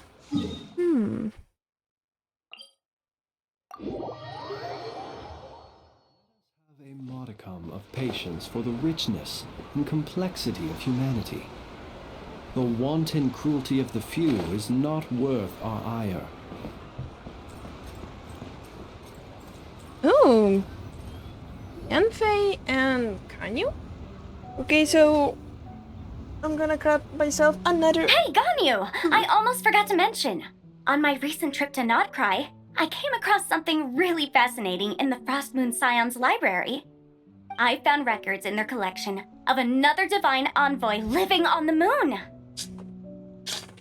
A divine envoy on the moon? You don't think it could have been referring to the White Horse Adeptus too, do you? No way to say for sure. Still, the similarities between our legends are intriguing, to say the least. Isn't it amazing? Especially when you consider how far apart we are. It truly is. We might live in different lands, but when we look up at the night sky, we all see the same moon and stars. Right? It's like we're all bound together, no matter where we are. When you think of it like that, it's almost as if our friends from other nations will be right here celebrating with us. Isn't that a wonderful thought? No wonder you were so excited to go see the giant lantern when you first got back. Sounds like you're a real fan of the White Horse Adeptus, huh? I guess you could say that. Just a pity she's so elusive. Even Granny's never met her, you know? Maybe she really is just a legend after all. Hey, Yanfei and Ganyu! Trust, Paimon. The White Horse Adeptus is as real can be. Huh? Oh, look! It's the Traveler and Paimon! Feels like I haven't seen you two in, like, forever. Happy Lantern Rite. It's so good to see you again. Hey, you two. Happy Lantern Rite. Happy Lantern Rite. Did I hear you right just now, Paimon? Does that mean you've actually seen the White Horse Adeptus? She has indeed. And now, so have you. And You are? Why, who else? The White Horse Adeptus, of course. Could you maybe start with something else next time? You're the White Horse Adeptus? She's cosplaying as the White Horse Adeptus. That's right. Allow Paimon to introduce you to our new friend, Zichao. She's been low-key obsessed with cosplaying the White Horse Adeptus ever since we met her. I see. Well then, greetings, Miss Zichao. My name is Yanfei, and recently I've been low-key obsessed with learning everything I can about the White Horse Adeptus. I'm sure the two of you will get along like a house on fire. Oh, and by the way, I'm Ganyu. So, Miss Zichao, you must be here to see the giant lantern too, right? A horse-shaped Zhao lantern? Is that what I think it is? That's right. A lantern made to honor the White Horse Adeptus herself. Isn't it gorgeous? Huh? What are you laughing at?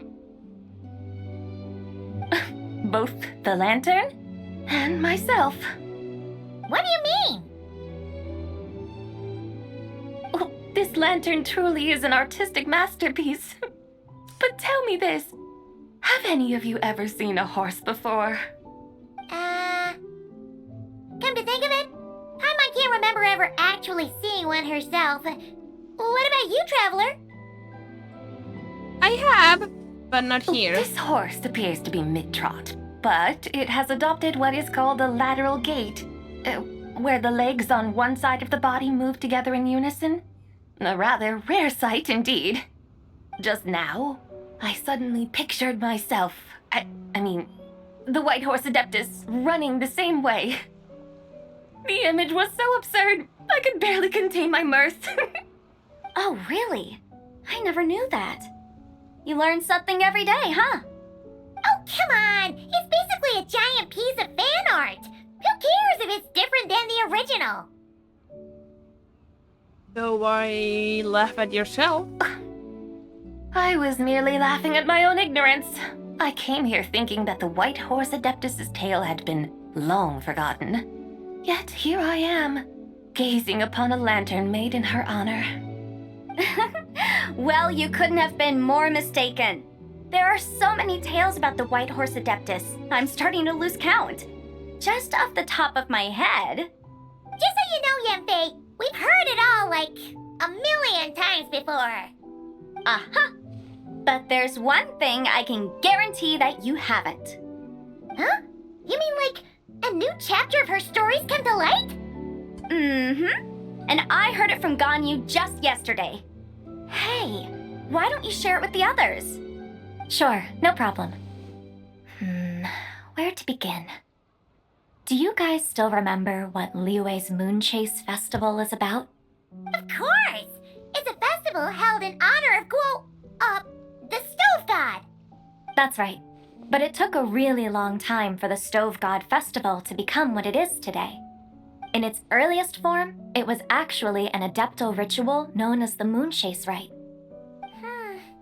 Paimon remembers Madame Ping mentioning that before, but she never explained exactly what it was.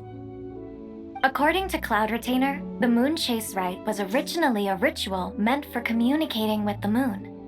Communicating with the moon? But for what purpose? At first, Cloud Retainer wasn't entirely sure either, as it was always Rex Lapis who performed the ritual. Whoa! Rex Lapis did it himself? Must have been a really important ritual. That's right. Unfortunately, despite numerous attempts, they never actually received any response from the moon, which is why they eventually stopped performing it. But then, just yesterday, Kaching took a picture of the moon being obscured by a dark hole to Cloud Retainer and asked if it had anything to do with the Moon Chase Rite. The moment Cloud Retainer saw it, it suddenly dawned on her that the rite might have been an attempt to reach the White Horse Adeptus all along. Does that mean Zhang Li's been trying to bring back the White Horse Adeptus all this time? about that? Bet you never thought there might even be a link between the White Horse Adeptus and the Moon Chase Festival. It is quite the revelation, yes. If Kaching hadn't taken that picture to Cloud Retainer, we would never have known any of this.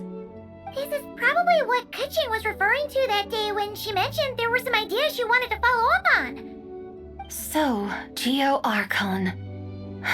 All this time, you've been striving to awaken her. Huh? What do you mean, awaken? Nothing. What I truly meant to say was, this new insight you've provided has been truly eye-opening. Oh, by the way, my trusty guides, I've been meaning to ask, where in Liyue Harbor might one enjoy an expansive scenic view? Huh? We're off to the next stop already? But Paimon's barely done digesting that lore bomb just now. All the more reason to find the right spot to let it sink in. Oh, so that's what you're up to. A tour of Liyue Harbor? In that case, if you're looking for a spot with a panoramic view, I'd recommend Yujing Terrace.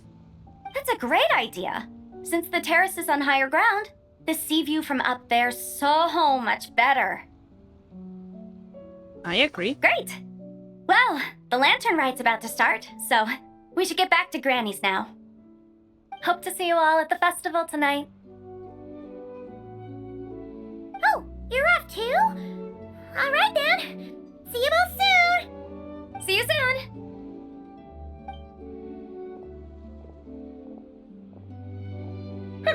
Very well, my guides. What are we waiting for? Okay, you're the boss. Yujing Terrace it is. After all, the customer's always right. Hold on a second. Something else you needed to do?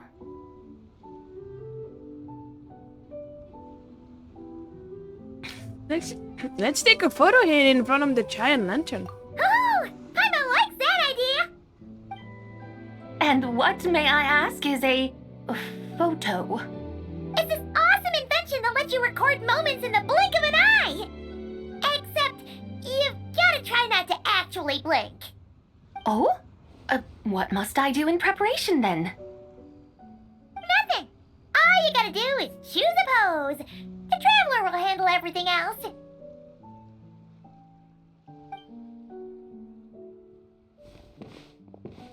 Come on, let's give it a try.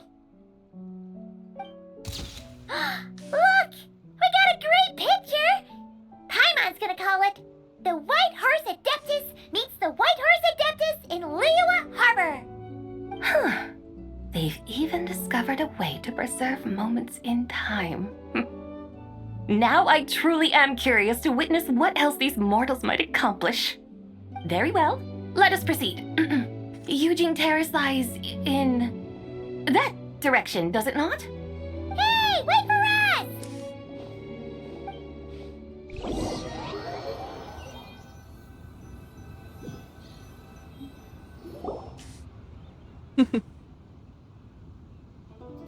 Truly a marvelous view if ever there was one. It seems the charm of this Liyue Harbor is only heightened by the sun's dying light. And soon, people will start releasing their Xiao lanterns to mark the most important day of the year. Practically everyone will be with their friends and family, eating a big meal, chatting, and even setting off fireworks. Trust Paimon, it'll look even more amazing then. What do you say? Want to stay to see that? No need. Let us bring this weary day to a close. Weary day? You mean you didn't enjoy your tour? I had imagined you would arrange for me to witness some grand spectacle. Perhaps the descent of divine beings, the manifestation of the sacred before mortal eyes, or the appearance of a selfless hero come to aid the helpless and downtrodden. Or, should that not come to pass, then at the very least spend a little more coin. For that, it seems, is how one finds true enjoyment. Alas, but there was none of these. Instead, we merely filled our bellies, listened to tales, and gazed upon a crude imitation of my likeness. And now the sun begins its descent. What a day of quiet tedium. Well,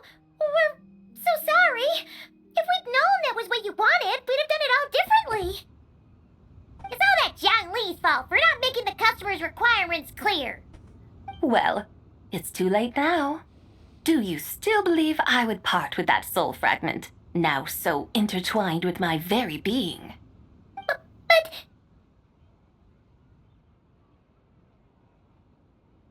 Quit scaring Paimon already. I knew you were the more astute of the pair. Huh? You were just trying to scare Paimon? It seems the realm of the Geo Archon has a way of making one more stony-faced. So, you were just pulling Paimon's leg? Of course. I was merely engaging in a little banter with the two of you. Long ago, I shared tales with various mortals who chanced upon my mountain abode. Never did I imagine that those stories would endure. It seems I greatly underestimated them.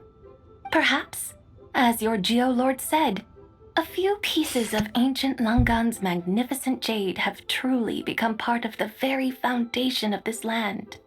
So, you've decided to help us?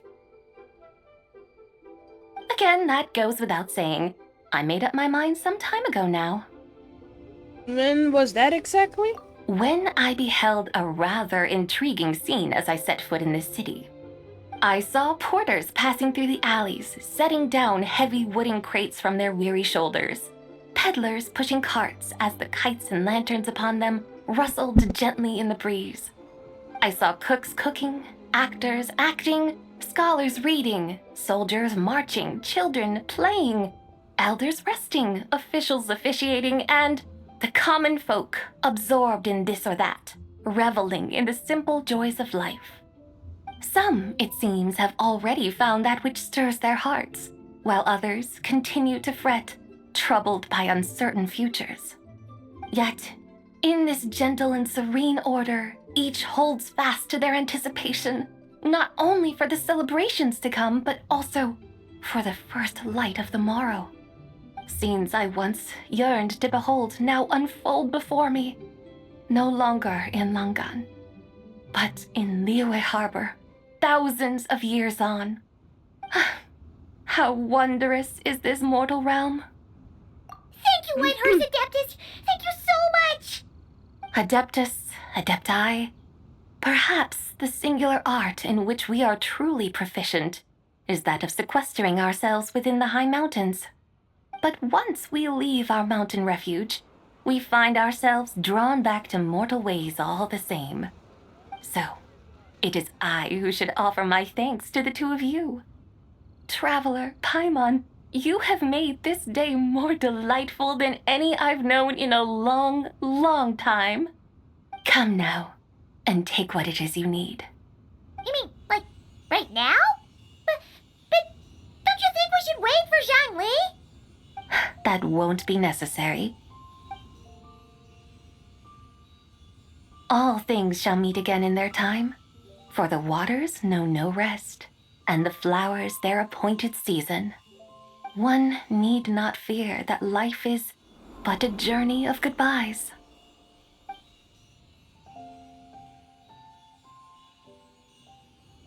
Is she gone? Yeah, she's...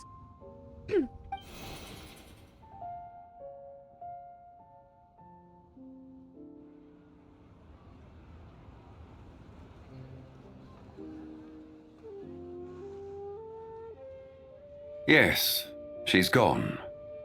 A deadly self is formed from the body's impure vapors, so naturally it cannot survive long in this world. Had it not been sustained by the remnant of Zibai's soul, it would have faded away a long time past. Now that the remnant is gone, it has severed its ties to the mortal world.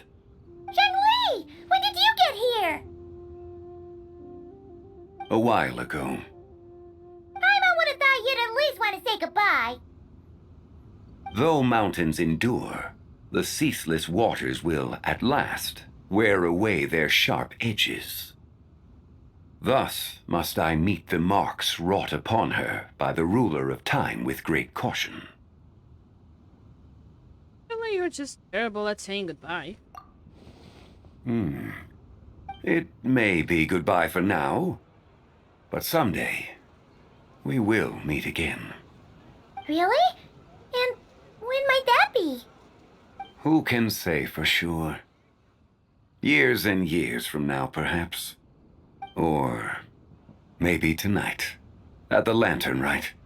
Are you saying that if the White Horse Adeptus were to be resurrected, she'd still have the memories of the three deadly selves? That she'd still remember us? We will find out soon enough.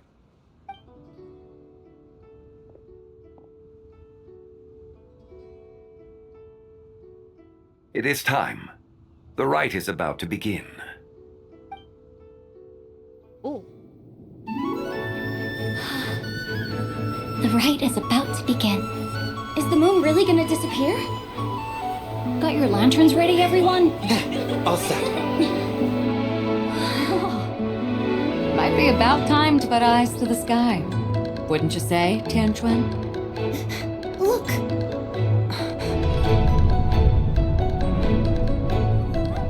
When the sun's out, eat the sun. When the moon's out, eat the moon. Whoa, is this a lunar eclipse? Under moon eternal, in radiant night, a maiden grants silk, soft and light. Under moon iridescent, in night divine, a maiden grants fiber, cloth For so you. fine. Under moon of frost, in night so great, a maiden grants tools to divine our fate. The fields are plowed, the seeds are sown, and from the earth, life is grown. The seedlings stretch, the crops do rise, and all unfolds before our eyes. Fruits are gathered, sweet wine is poured. These gifts we offer to our Lord. Pure is heaven, so fair and bright, she shines as light in this dark night. And with her does this, wish take flight.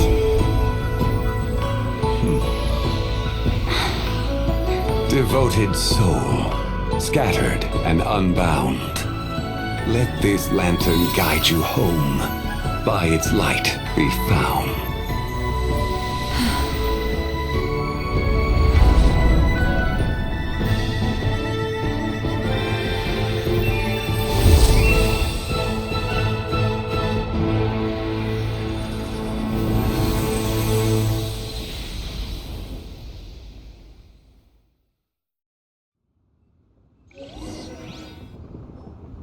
Did we do it?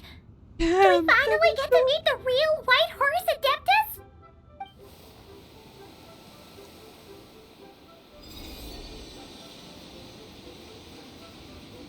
Irish.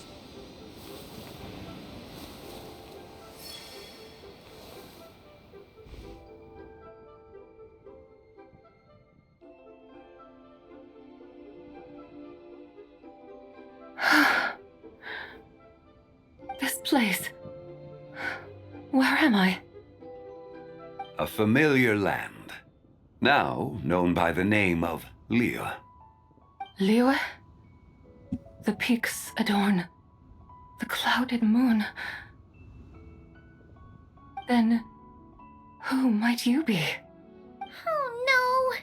She seems to have lost all her memories after all. And those countless lights in the sky, what are they? These lights, each like a dwelling in glad accord, usher in this day of joyous rebirth. And whose rebirth might that be? That of my old friend, Zibai. Zibai? Yeah, that's you! Don't you remember anything at all? That's... me? Oh, yes. The envoy of the Lunar Palace. My name is Zibai, indeed. Then you must be... the Lord of Geo, Heaven's Star. Many years have passed since we last saw one another. Zibai, my friend, welcome home. Home? But why does this place, this Liyue, feel at once so strange and yet so familiar? Who you are? Who are you? Ah, yes, I remember now.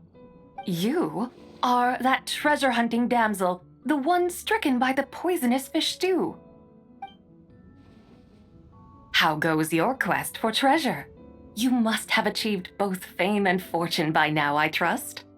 Hey, you've got it all wrong! You're talking about Lu Xiangxiang.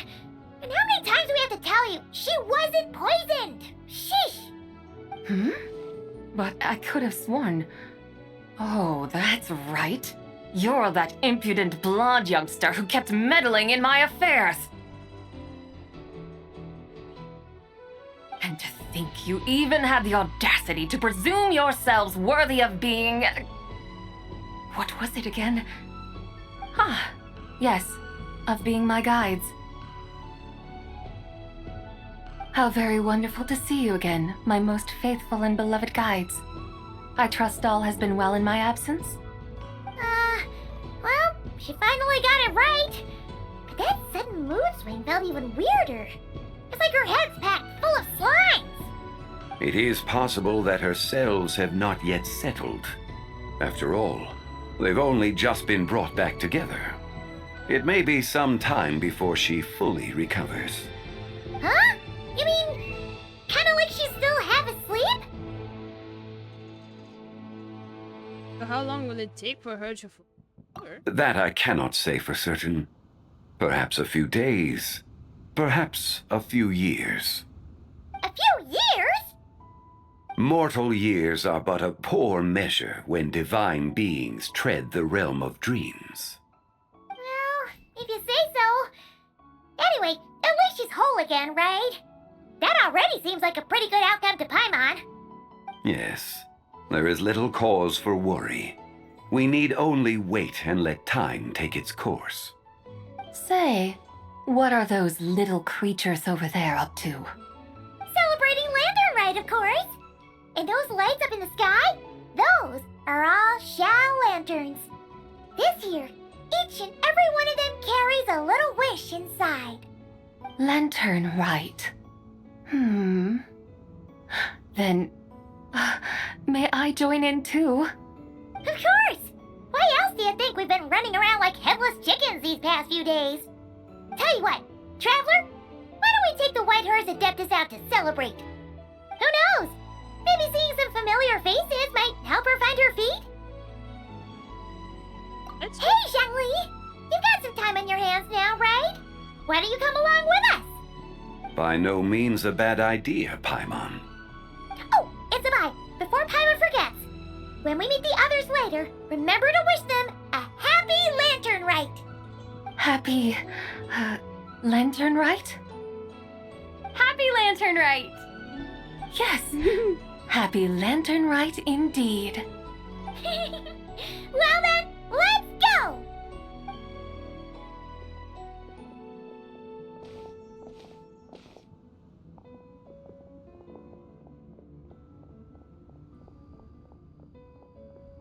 Lantern Rite. A night of joy, reunion, and moonlit blessings for all.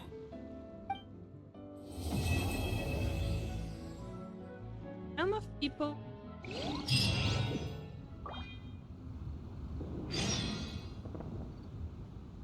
Wait, Hor. Hey,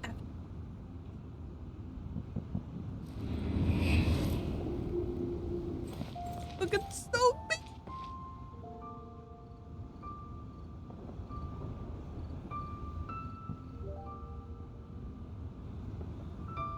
Fireworks.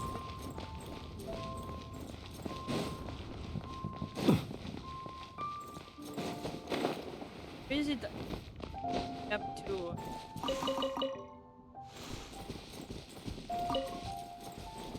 in stone?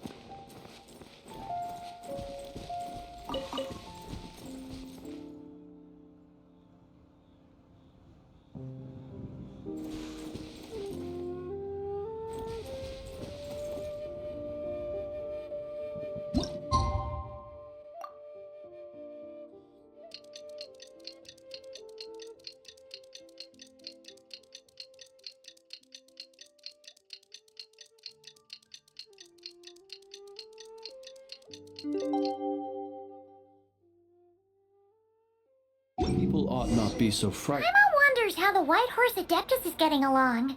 Maybe we should check in on her? We could ask Zhangli where she is. Third round knockout.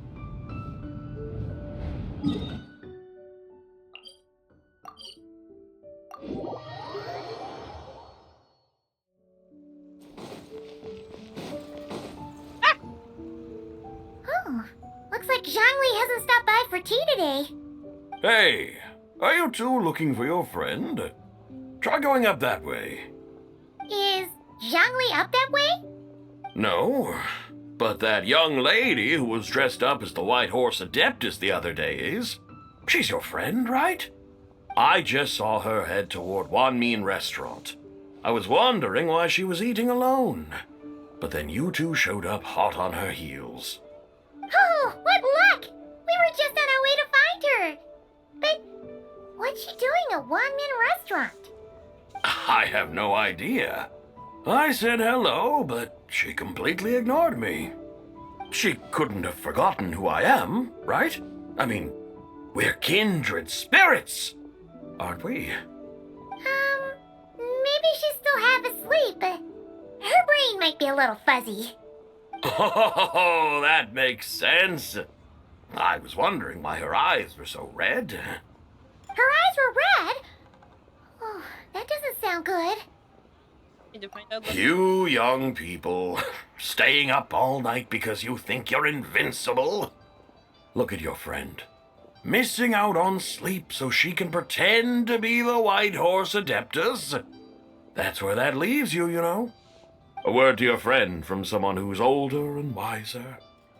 She really needs some rest. Paimon won't be so certain about the older and wiser part. Yeah, what was that? We'll make sure to pass on you. Hurry along, then. Oh, and don't forget to come back and check out my Rex Lapis cosplay when you're done. Huh? Be cool? Yes, go and say hi. Levi.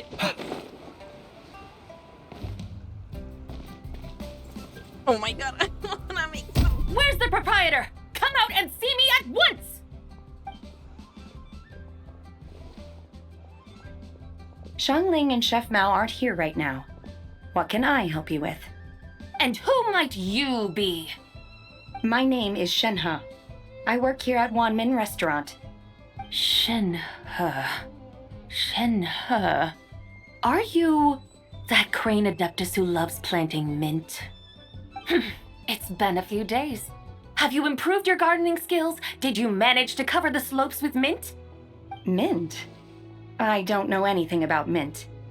But I am familiar with Qingshen and glaze lilies. Ha!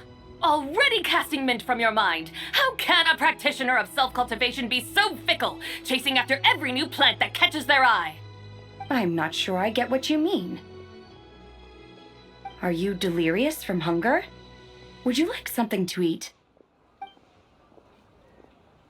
Shenhe! White Horse Zabai! So this is where everyone is! Traveler, Paimon. It's been a long time. Happy Lantern Rite. Happy Lantern. Is this customer a friend of yours? Guess you could say that. Don't mind her, Shenhe. She's just a little cranky because, she didn't sleep well last night and she's only just woken up. Look how red her eyes are. I see. In that case, Miss Zabai, I have a tonic here infused with Qingshen. It's cool and soothing when applied to the eyes. Would you like to try a few drops? Stop right there! Who are you two noisy children? Hey, have you forgotten about us already? Guides. Yes, I seem to recall something about some guides. Ah, yes, now I remember. What luck! I was just looking for someone to show me the way to Elong Wharf. Huh. Is she starting to come around? To go to Elong Wharf? Someone requested my help in purchasing some tea leaves. I was informed they have discounted prices during the festival and that I shall get a good deal there. Tea leaves? This like Zhongli's doing. He sure knows how to get people running errands for him. The Shankly started. Your friend Rex Zhongli initially requested the most expensive tea, but then a young lady in a hexagram hat mentioned he burned through the Wangsheng funeral parlor's yearly expenses at an exhibition a few days ago. As such, he is only permitted to buy items that are discounted this month. Oh, that's his boss, Hu Tao. It's about time she realized the problem and put a stop to his spending sprees. Oh, I see. So that's why you're here. Unfortunately, Wanmin Restaurant doesn't sell tea leaves. If you're truly in need, I could gather some wild tea from the mountain slopes. You don't sell tea leaves? But I remember your boss, Miss Lu, saying that she owns tea fields. You really should get some rest. The person you're talking about isn't the boss of Wanmin Restaurant. She's just like you. She came here to eat. Is that so? Life really is full of surprises. What surprises? Your brain really is as gooey as a pack of slimes. I can't believe Zhongli entrusted you with going all the way to Yilong Wharf and buying tea. Why don't we show you the way to wharf? That would be excellent, my dutiful guides. Ah, yes, Miss Crane. I apologize profusely for my improper behavior just now. Please forgive me. I completely understand. Master often says that the human body is like a mechanism in need of regular maintenance. When a person cannot rest at night, they are sure to become irritable and on edge. Miss Crane, you appear reasoned and compassionate on the surface, yet I sense dark forces churning within your spiritual core. Those red ropes you wear are what bind them, am I correct? Oh, you can sense that? Indeed. I also sense that with your strength, you try undoing one or two of those bonds when training. Untie Shen has ropes? Wouldn't that be risky? Though the use of red ropes to bind the soul is a wondrous technique, practitioners must eventually learn to break free from external aids and look within themselves for restraint. Master has told me similar things, but I am not ready yet. Your self-cultivation has progressed far enough. Then I will seek further guidance from my master. If you still have doubts, you can find me at the Baiju Guest House. I'll be taking up residence there for a while. For now, my dutiful guides, let us be off. Oh my god, this is so weird. I need to ask from my boyfriend and Alex. They also play Genshin, and I would like to ask what they think about this year's Lantern. To me, it's like sort of like it's funny, but it's also sad at the same time.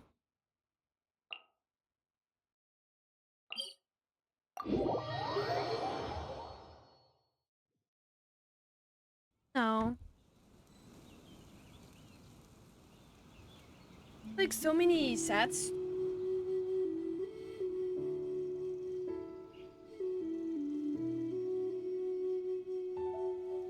But Lantern Rite. I don't think like the sort of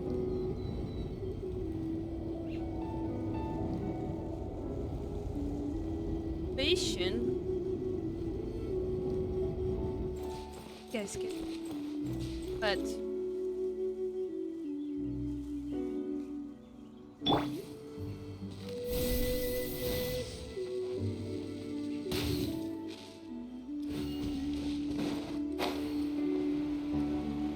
I guess I had to put it in a Lantern Rite and then it entered.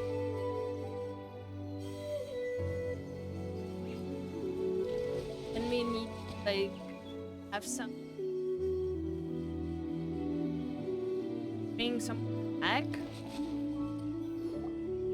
Aren't we Yaoyao Wharf? How do we end up on this mountain? Is that small town over there not Elong Wharf? I sense a familiar scent wafting through the air. You're right! Except for the smell part. Paimon doesn't smell anything. That is because this scent is the essence of jade, which can nourish the spirit. Oh, yeah! Shenyu Vale does have a lot of jade, but Paimon didn't think jade smelled like, anything. Naturally, this has reminded me of something. And what's that? A few simple tricks for mastering one's power.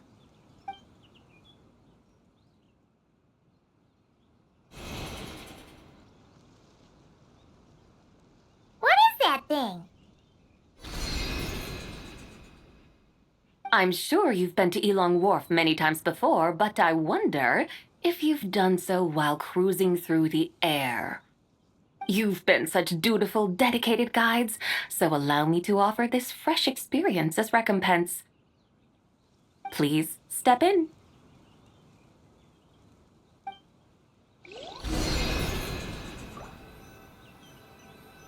Don't mind if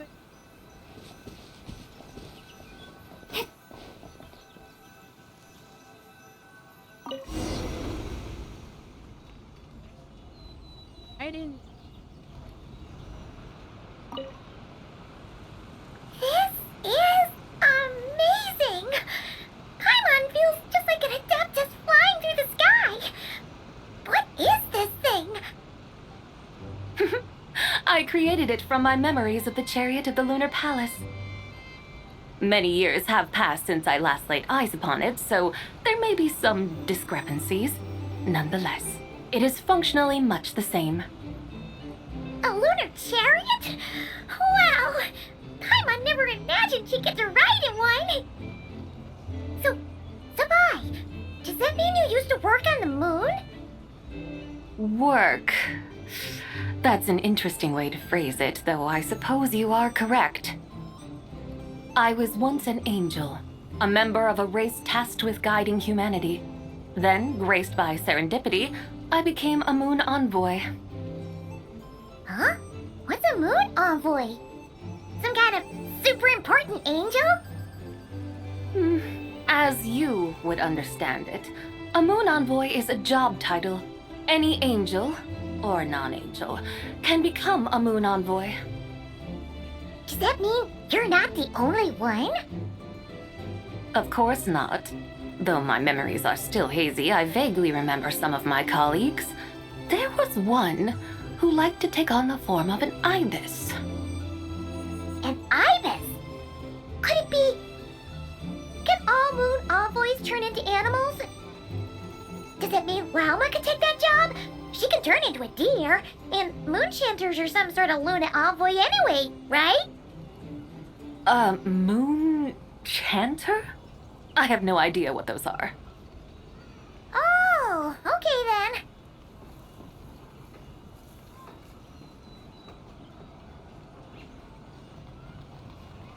Look! Paimon thinks she saw a tea vendor over there! Very well. Let's take a look.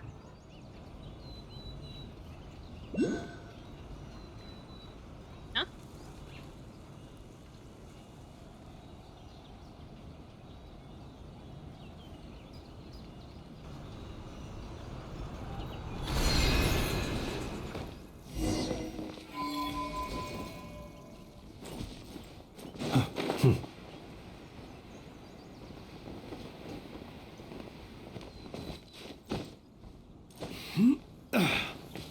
Again.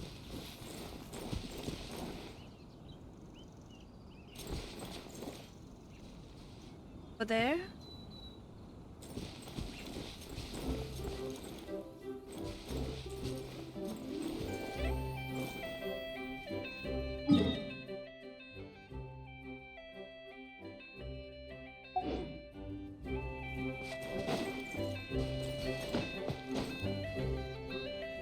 Ah!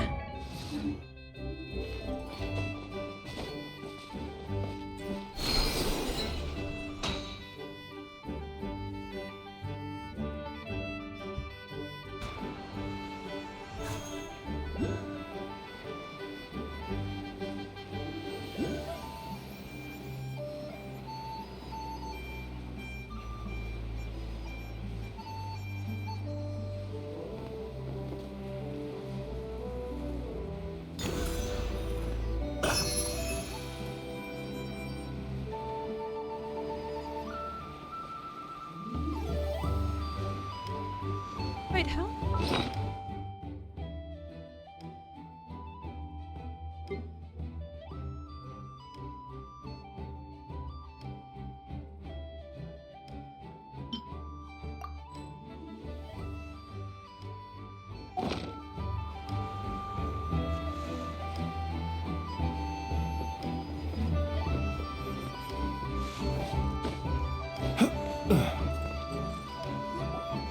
Welcome, please have a look around. We only sell teas of the finest quality sourced directly from Chaoyang Village. Right now we're offering a special discount for Lantern Rite. Look over there! Discounted tea!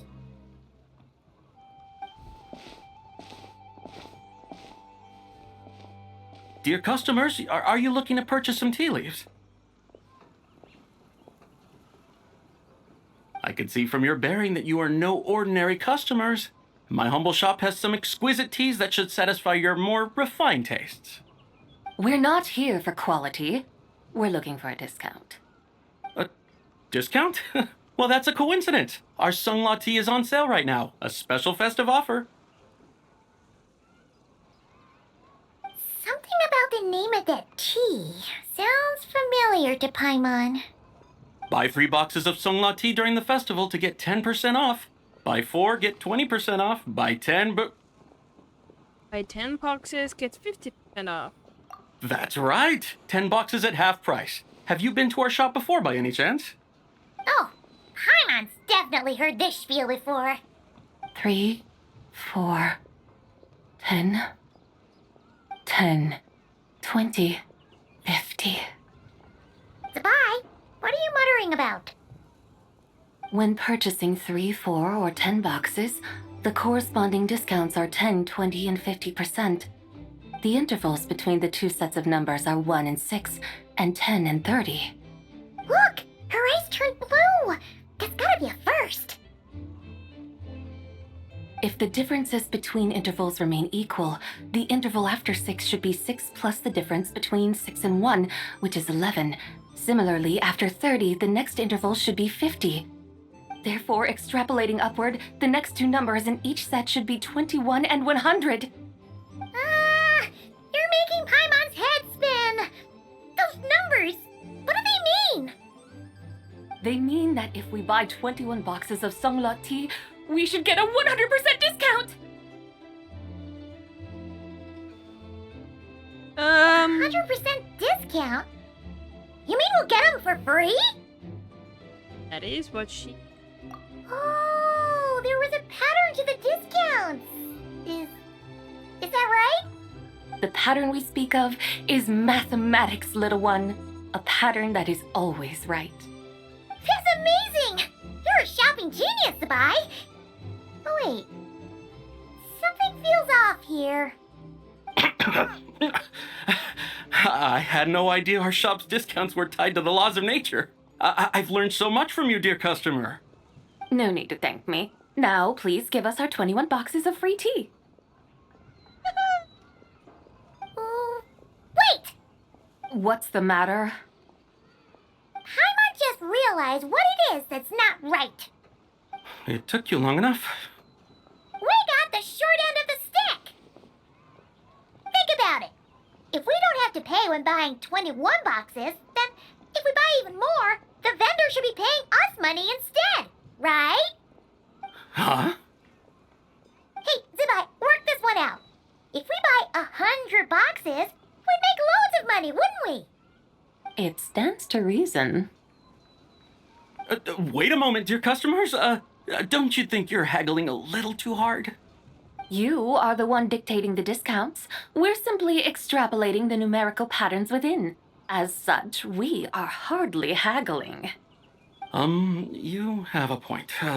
However, that's right. I'm so sorry. I just remembered. My supplier didn't come today, so we don't have any tea after all. Such a shame. Terribly sorry about this. Awful luck.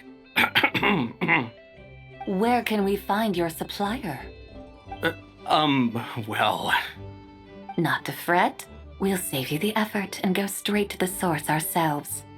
Well, you see, dear client, the supplier's discount isn't as generous as ours. You won't be able to get the same price from them. Huh? Does that mean they won't pay us for taking their tea? They might not even offer you 100% discount. How very unfortunate. Nevertheless, as the original supplier, they must offer some sort of discount. Besides, we're not looking to make money. We just want a good deal. Well, that's great. My suppliers are all tea farmers from Chaoying Village. You can go ask around the village, but please don't say I sent you. Do not worry, we appreciate your generosity. Referring customers to your business partners, even choosing to remain anonymous, the demeanor of a true gentleman indeed. Your business will surely prosper. I hope you're right. Then let us head to Chaoying Village. Do you know the way, my guides? Of course! Just follow us!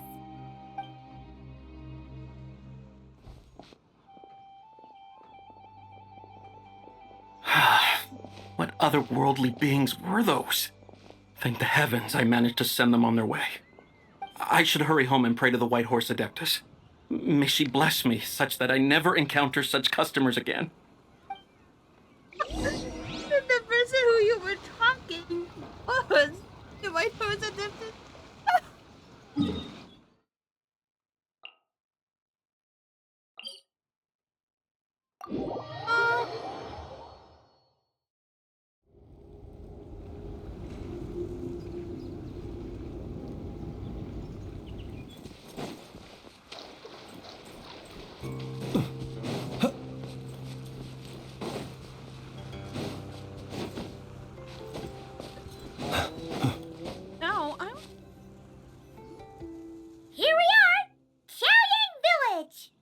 The mountains and waters are pristine. They embody the beauty of heaven and earth. It's a good-looking place, all right. But it's hard to enjoy the scenery when Paimon can't stop thinking about all that tea-buying Mora we're missing out on.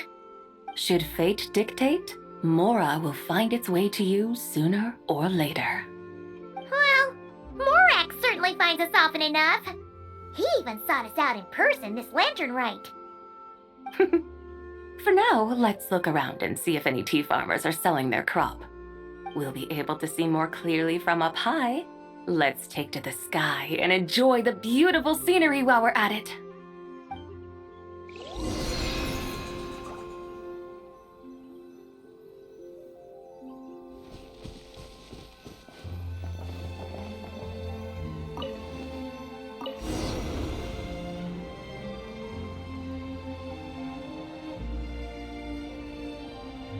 Wow! Chaoying Village looks beautiful from up here. Indeed, the houses here are quite different from those in Liyue Harbor.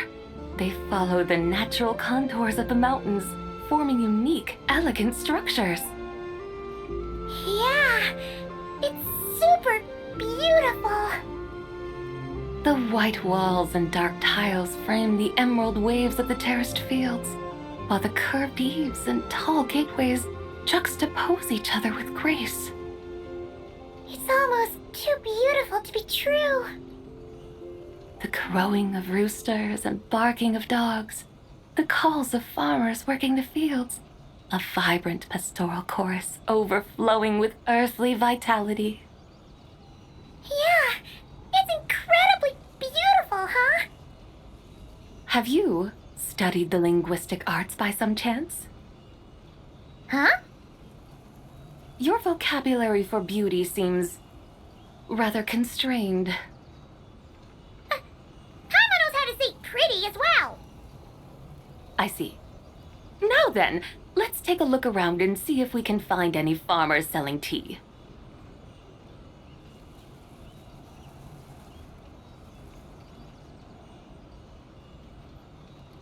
Look! There's someone in that tea field! And they look kind of familiar. Wait, is that Lu Shanxiang? And who is that? Oh, you'll remember her once you see her up close.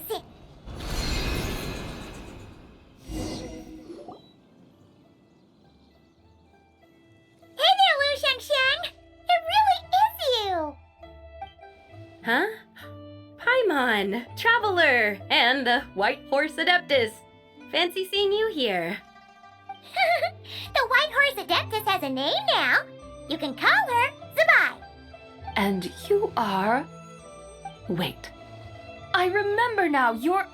Don't say anything about food poisoning or fish. You're the young lady who wanted to rise above the rest, are you not? Yes, that's me, but I'm in a bit of a state right now. At best, I can say I've fallen below them. Fallen below them? What happened?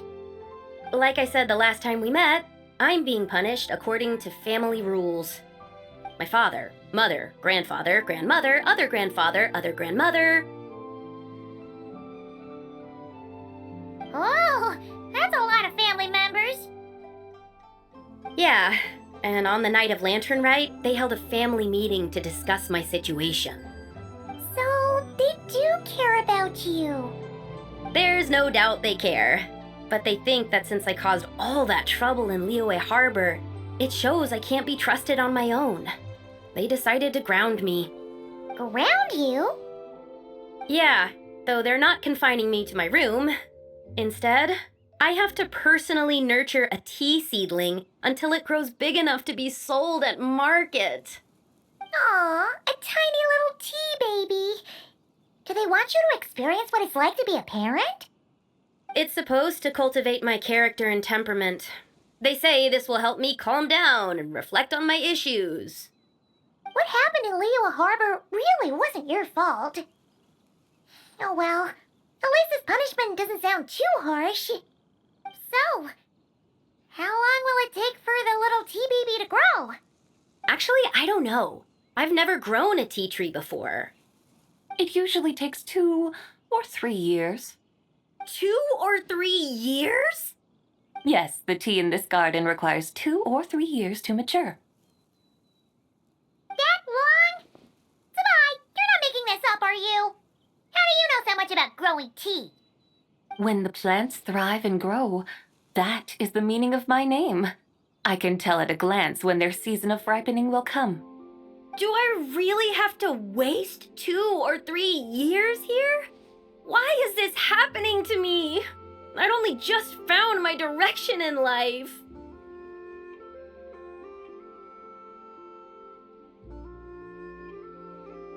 Yes, during the night of Lantern Rite, I heard many people reciting poems from Long Gone in praise of the moon.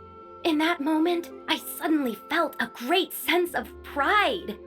I mean, I helped excavate cultural artifacts from Long Gone, so I contributed to the revival of these poems too, right? So I decided to stay with the archaeological team. I want to unearth even more history. I see. And are you sure that's what you want to do? If you don't achieve anything significant in the years to come, will you still enjoy it? Yes, because archaeology gives me that boom shakalaka feeling. Wait, did Xiangling teach you that? That's right. I was asking her for advice. She said that if something gives you that boom shakalaka feeling, then it has to be worth pursuing. I immediately thought about how, when I'm excavating in the ruins, I always feel like there's a ghost standing beside me, and not in a spooky way. It feels like my great-great-great-great-great-grandmother patting me on the shoulder and saying, "Keep going. You're about to rediscover some grand ancestral knowledge." That certainly sounds Right? It feels like I've made some kind of connection with my ancestors. Isn't that amazing? Since you've made up your mind, you should give it your all. And I'd love to, but I'm still grounded. Run away, summon up a little boom shakalaka, and leave the tea garden behind. Flee this village. That might be going a bit far. You don't want to lead others astray, Zabai. You can try negotiating with... Yeah! Tell them about your great-great-great-great-great-grandmother. She must be the most super-duper ancestor to have ever risen above the rest, right? I'd be better off telling them about the White Horse Adeptus. After all, she's the supreme riser above the rest who saved my great-great-great-great-great-grandmother. Then it's settled. Tell your family that your decision has my blessing. Thank you, Tsubai, but I don't think cosplay is going to work on them. They won't listen. They don't need to listen. You need only follow the rules they've set out for you. What do you mean? As I'm sure you know, some ancient texts refer to the White Horse Adeptus as the Daughter of Time. My family history contains such records, but what of it? If the White Horse Adeptus were to manipulate time to make your tea seedling grow overnight, then you'd be free, correct? Is that how it works?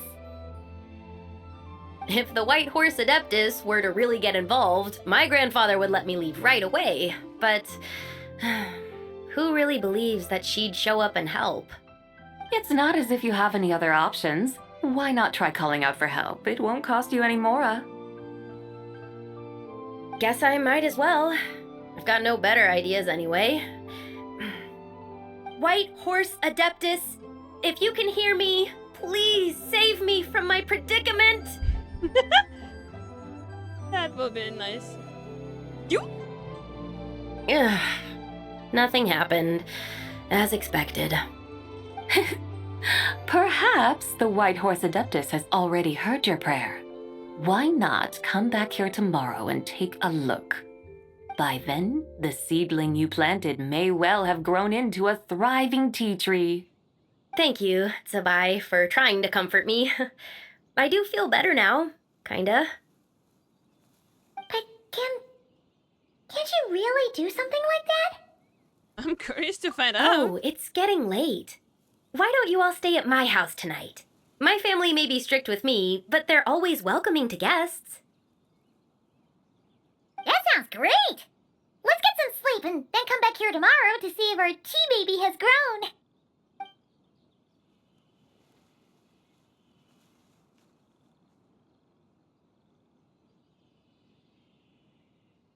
At night, the morning you return together to the garden, and an incredible sight of it. Oh, the tea tree! Whoa! Your tea baby is all grown up! Indeed, it has grown into a mature tea tree that can stand tall in the face of wind and rain. How is this possible? It must be the work of the White Horse Adeptus. Her prayer must have moved her. Are you sure? Perhaps she heard your prayer and chose to answer the call. She once saved my great-great-great-great-great-grandmother. This time, she saved me. That's incredible! Your family must be blessed by the White Horse Adeptus. I guess so. I need to tell everyone the news right away. Found you now. They better. Since this is the will of the White Horse Adeptus, I don't see how they could object. Go, and if you run into any more trouble, call out to the White Horse Adeptus just like yesterday. Thank you so much. Paimon really thought you were going to use adeptal energy to make the tea baby grow, Zubai. When an adeptus exerts effort, consuming their energy, is that not using adeptal energy?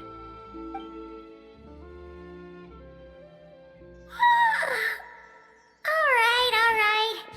What are we doing out here in the middle of the night?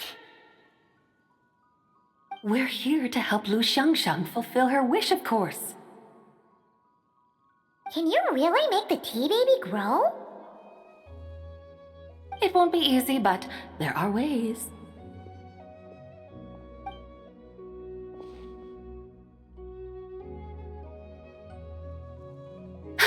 There, it's grown. Hey! You just transplanted a tea tree from over there! So, there's a mature tea tree here now, yes? Yeah, but... And am I not the White Horse Adeptus? Well, yeah. Is this tea tree then not a manifestation of the White Horse Adeptus's will? You're not wrong. But again, there's something not quite right about this. Maybe this will become another mystical Adepti tale recorded in their family history. That would be marvelous. Paimon thinks so too. Hey, Traveler! Sabai seems to be doing much better now, don't you think? Being outside is good for... Oh! Paimon bets that's why Zhongli chose to send her on this errand. Liyue. That's a great idea! We've already shown her Liyue Harbor, Yilong Wharf, and Xiaoying Village. How about we head to Qingce Village next? Qingce. That name sounds familiar. The scenery there is really beautiful. Pretty, too. It's the perfect sightseeing spot. How about we show you around? I must say, I have been mightily impressed by the mountains and waters of Liyue. Please lead the way, my dutiful guides. Alright, let's go!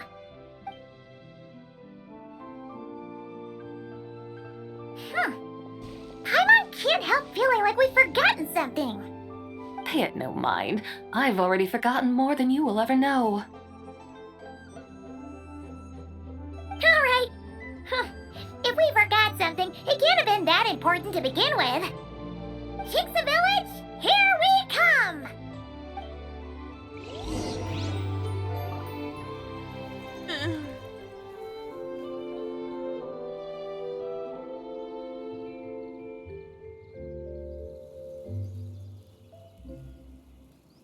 Yay.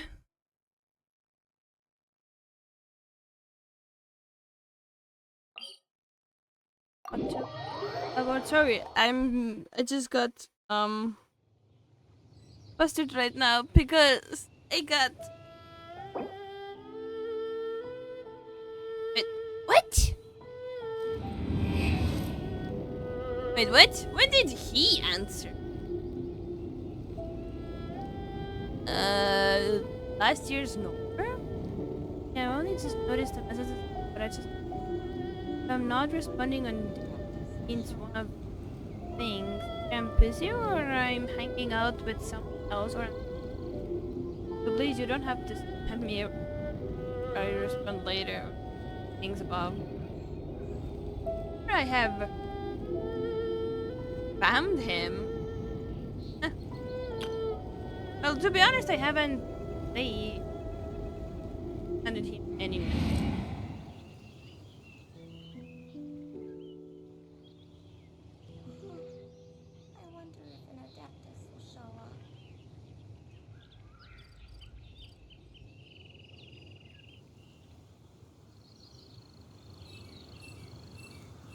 He who wishes to peer into the abyss needs simply to wander through Nodcry on a misty night. The march of the wild hunt will be sure to drag him into the darkness. I wonder if an adeptus will show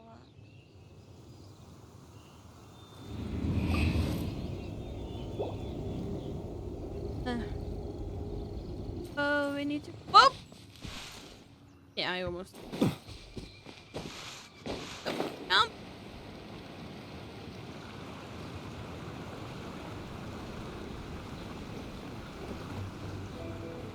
Fine.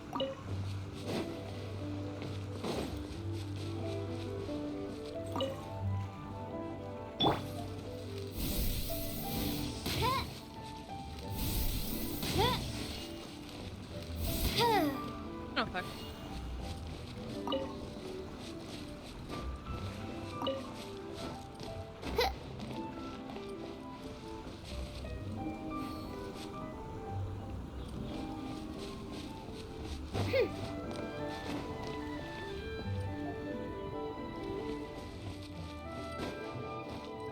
Even remember when I last worked.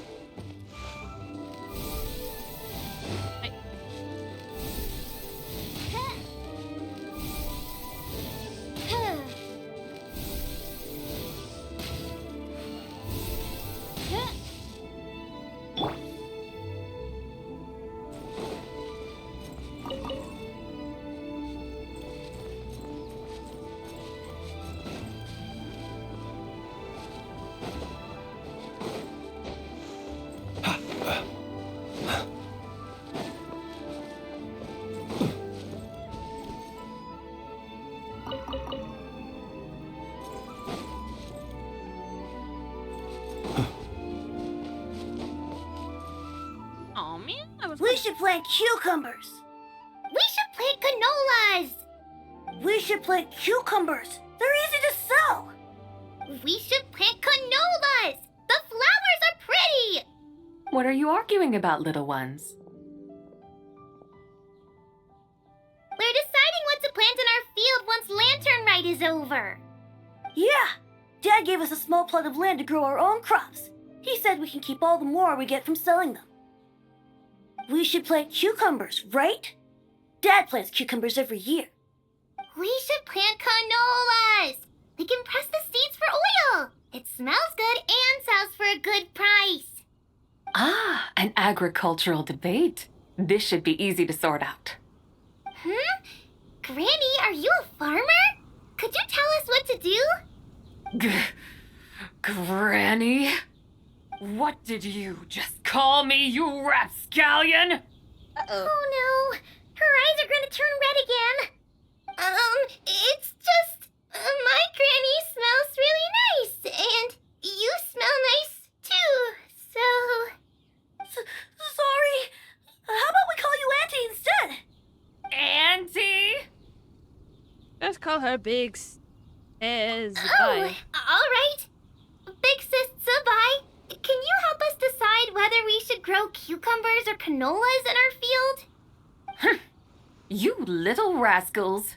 Using priceless land like this just for cucumbers and canolas? What a waste of heaven's gifts. Huh? What should we plant instead? With the coming of spring, when all things awaken, the field should be sown with the 5 grains. What are those? The 5 grains are life's staples, the heart of the people's table. I notice the people here mostly eat rice, so that is where you should begin. Based on the local climate and soil, seedlings planted in mid to late spring should produce mature grain within 2 or 3 months. When autumn comes, you can plant a second crop, with time still to harvest it before the first frost. The rice you harvest can be sold at market or kept in your stores. It's a far better choice than cucumbers or canolas. Oh, but Big Sister Zubai, I like canolas. That's no issue. It is unsuitable for continuous cropping in any case. You can rotate it with rice to maximize your yields. After the second rice harvest, around wintertime will be the perfect opportunity to sow their seeds. And when they mature in mid to late spring, you shall be just in time to sow the first rice crop of the year in turn. This way, your field will sustain balance, rice and canola in a harmonious cycle. Wow, that means we'll have crops to harvest all year round. Wait a minute! If rice and canola take up the whole year, then what about my cucumbers? A firefly dares rival the brilliance of the moon? In what twisted universe should cucumbers vie for land with rice? Big Sis Zubai, you're going to hurt Lil Lee's feelings. Auntie hates cucumbers.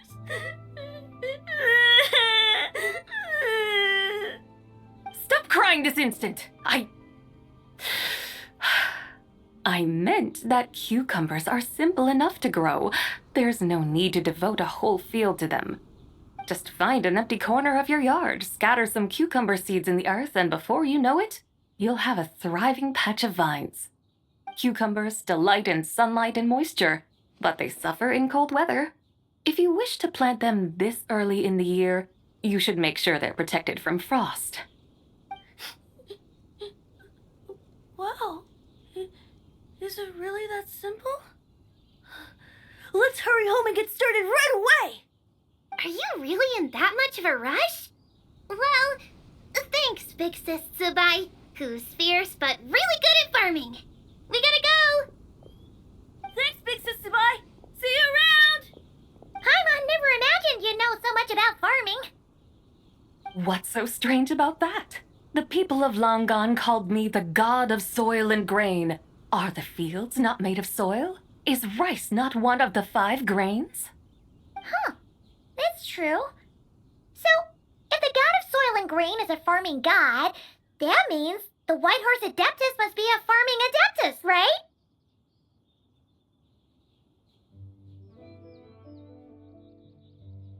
When you put it like that, Zibai suddenly seems very down. Of course the god of farming is down to earth. Mind your tongue, impertinent child. How dare you diminish the lofty bearing of an adeptus? Hey! You're the one who said the god of soil and grain is all about farming. Enough! It's time for us to take to the skies once more. Join me now. Witness the majesty of mountain, water, and field, and broaden your horizons. Oh, God.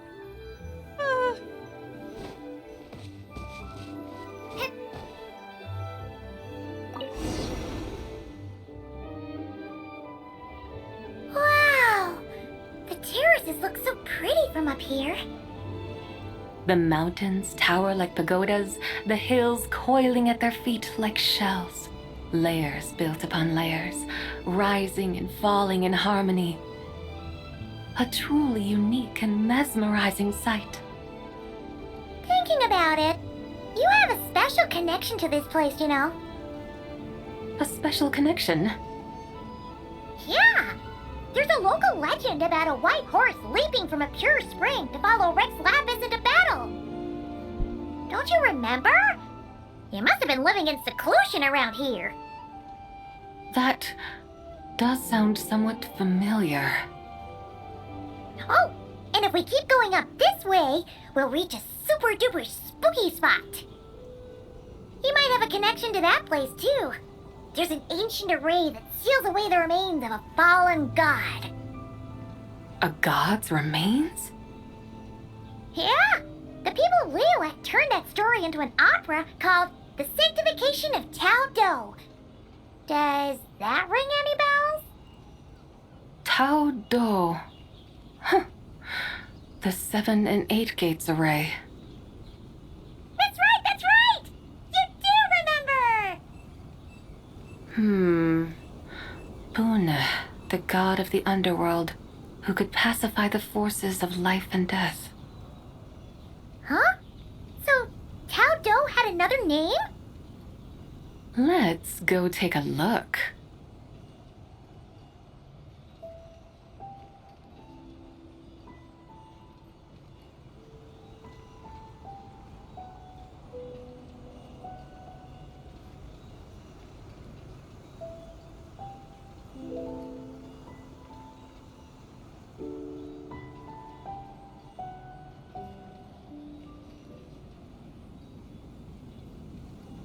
Whoa! We've arrived at Wulwang Hill. The atmosphere just turned spooky. I can't help but feel there's something strange about this friend you haven't seen in ages. Oh. Huh? Paimon thought she heard someone's voice. Let's head down and check it out. That was who?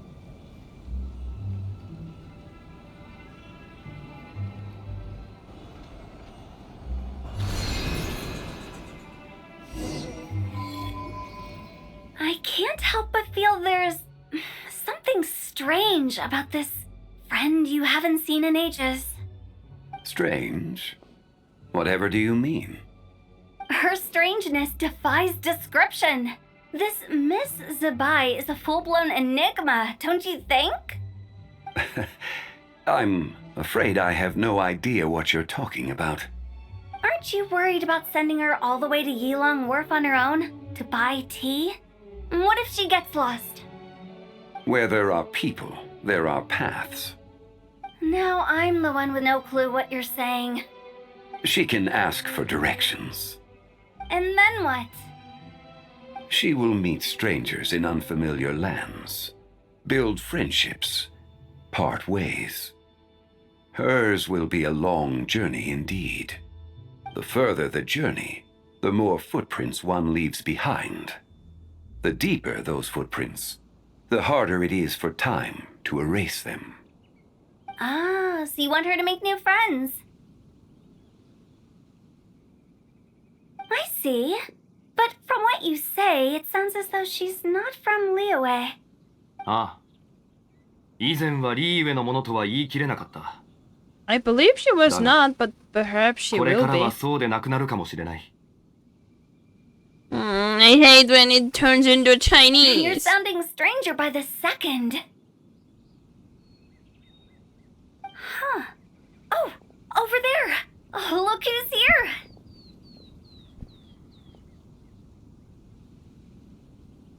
Hotel! Zhongli! What are you doing here? Traveler, Paimon, fancy meeting in a place like this.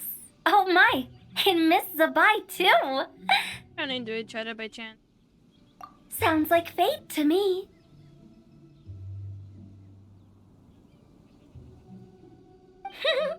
We were taking Zabai to buy some tea from Yulong Wharf. Zhongli sent her there, though she didn't even know the way, and...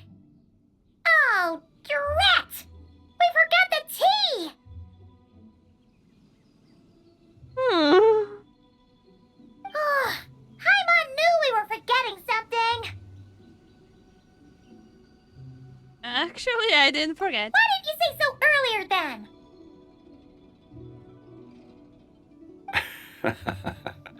What's done is done. There's no need to dwell on it. Fresh tea grows with each passing year. Let fate deliver it as it wills.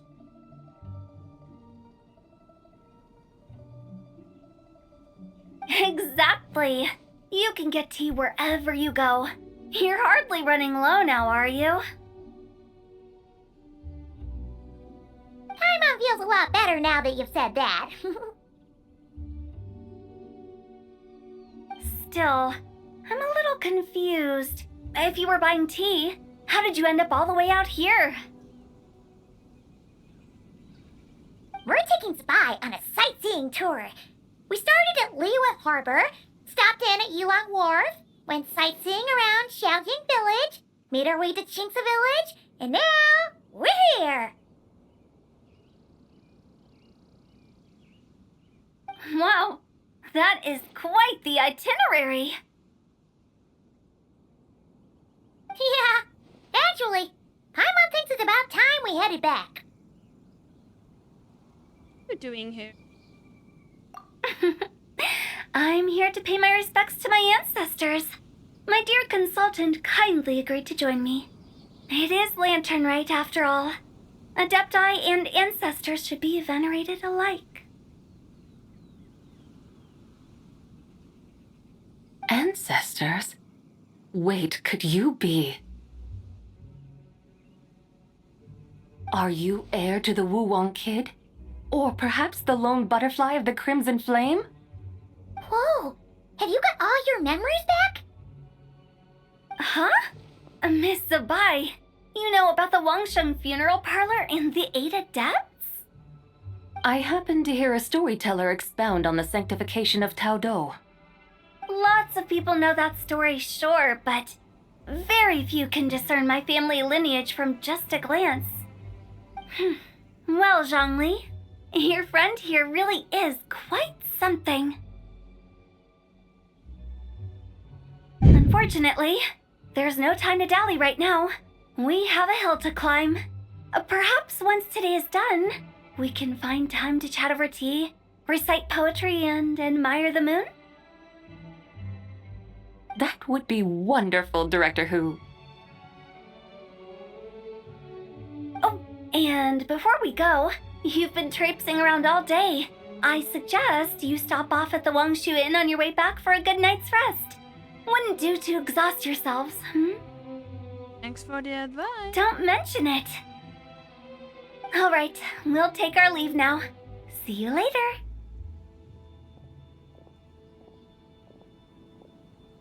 Hotel's so thoughtful. Why don't we follow her advice and stay at the Wangshu Inn tonight? Sabai, you can see the whole of Dihua Marsh from up there. The view's amazing. Plus, you can sample Smiley Yinxiao's cooking. Wangshu, an intriguing name. It couldn't hurt to check it out. Awesome! Let's go! So how long is this part going?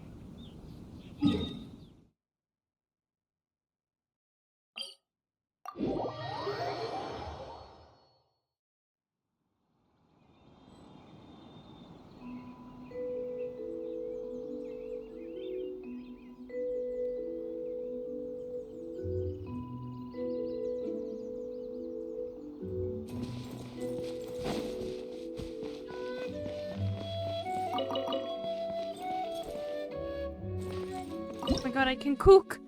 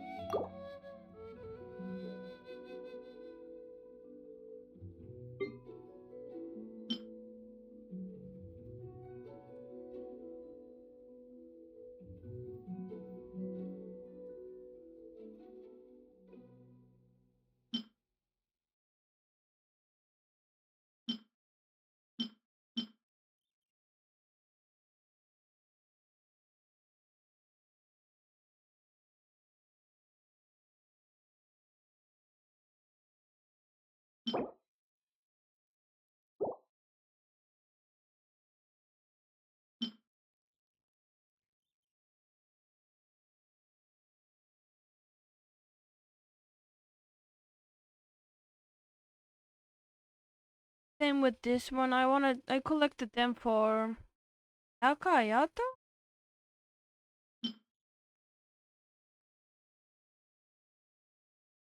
Well, I think.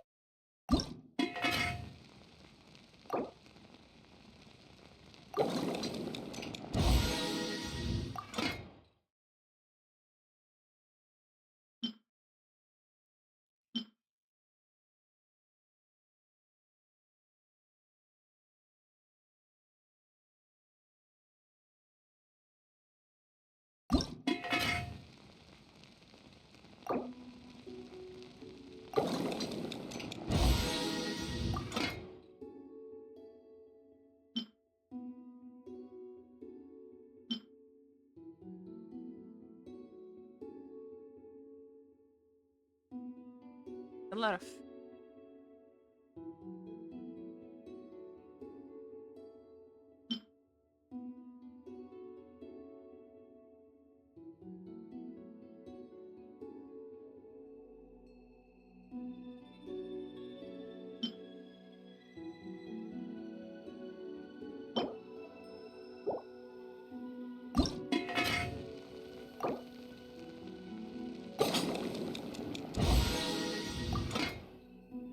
I think not like enough.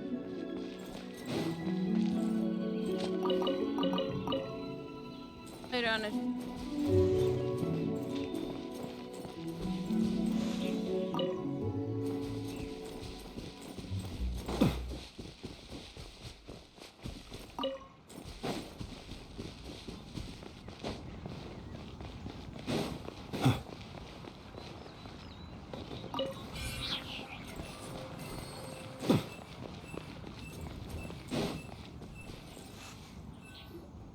Is that towering structure Wangshu Inn? Sure is. We can take the lift up from over there. Always walking the path long trodden. Does retracing others' footsteps not tire you? Come on, get in. We'll fly to the top. And goodbye.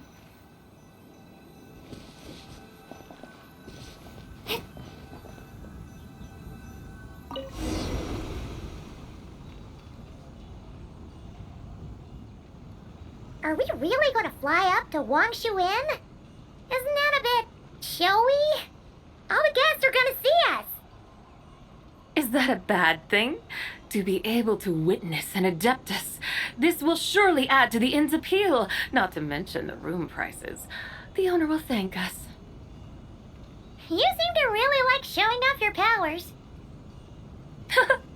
This inn's architecture is incredible, and the surrounding countryside radiates a picturesque charm. No wonder the new proprietor of the Baiju guest house thinks he can't compete and has decided to change his own establishment's name. The new proprietor? Ah, you mean Lu Shengsheng's dad. So you know about that, too. Personally, Paimon thinks it should go with something like Rex's Rest. That's a contender's name if Paimon's ever heard one. A fitting name indeed. So you think the guest house should change its name, too? Paimon kinda thought you'd say something like, "Such sacrosanct traditions must never change." Time flows ever onward. Why should the rules of yesterday be carried forward into the world of tomorrow? The people of today should determine what is to be kept. Huh. You're not as old-fashioned and stuffy as Paimon thought. The years ebb and flow, seas recede to reveal fields. In the vastness of time, I am but a wild horse in a boundless sea of dust. Even Rex Lapis, having waded through the waters of the river of time, is not quite the same as before. Xiangli? What was he like before? That is another story for another time.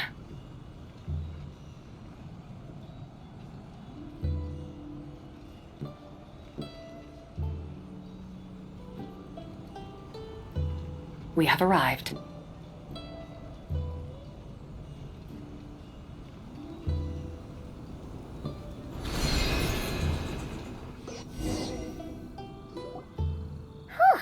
This is the first time Paimon's ever flown up to Wangshu Inn on a chariot. Everything's so different when you're up high. Wangshu. Like moon lanterns and Shao lanterns. Might it all be a coincidence? What's a coincidence? Do you not know what Wangshu means?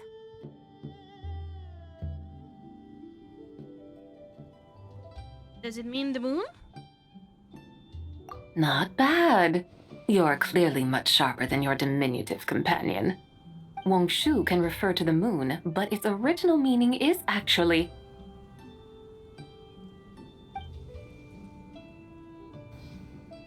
the goddess who rides the bright moon's chariot. And you must be the conqueror of demons. Xiao! Paimon was wondering if we'd disturbed you by flying down from the sky. Not at all. I sensed an unusual presence long before you arrived, though I didn't expect it to be you in a flying chariot. Ah, a witness at last. I was starting to think we should fly a bit lower.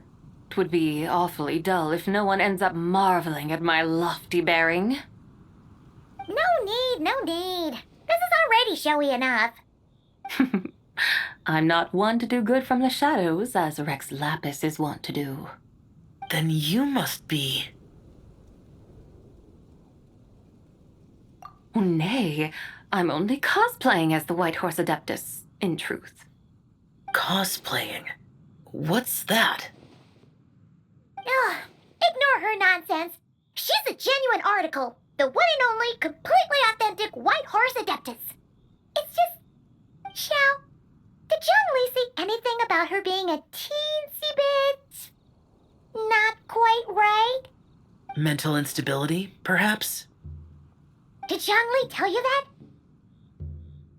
No, this is my own speculation. Well, you've pretty much hit the nail on the head. It's like her brain's filled with a bunch of slimes right now. All gloopy and messy.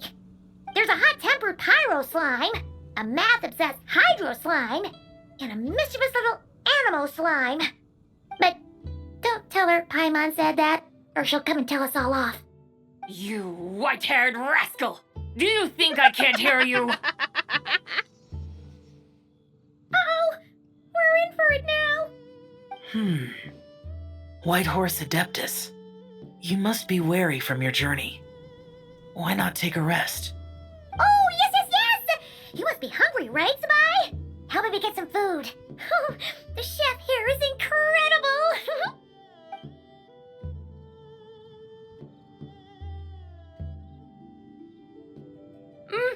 It's so hot! So spicy! Are you okay? Do you want Paimon to get you some water? Don't worry about me. I just need to pace myself.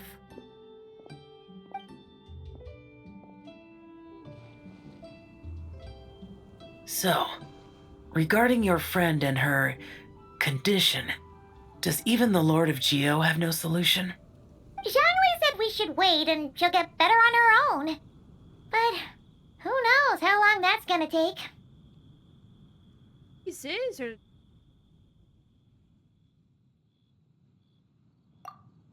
Is that why her personalities change so easily? Paimon thinks that has something to do with her 3 deadly selves. Zhangli told us that the deadly selves are impure, affecting living things that get too close. The White Horse Adeptus's remnant spirit was attached to the deadly selves for a long time. It makes sense that her temperament and memories would have been influenced by them. But Paimon still doesn't really understand what the 3 deadly selves actually are. Paimon, as you do not practice self-cultivation, I cannot help you fully understand. But you can think of them simply as emotions and desires.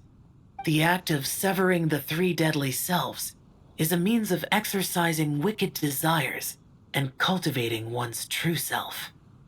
I believe other nations have similar practices. In Sumeru, it is known as shattering Atmagraha. Oh, so it's about emotions, desires, and attachments, that sort of thing. It includes those. I wonder, does she still remember what happened in the past? Some of it, but right now, it's like she was suddenly awakened. Like she's still half dreaming. The half that's still dreaming might remember things, but the half that's awake doesn't quite get it. Conqueror of demons, are you looking to learn about Rex Lapis's past from me? You are an old friend of his, so please, call me by my name.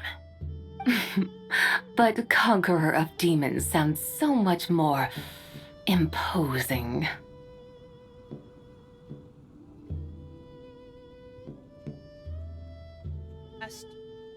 In days of yore, he was the Lord of Geo, Heaven's Star.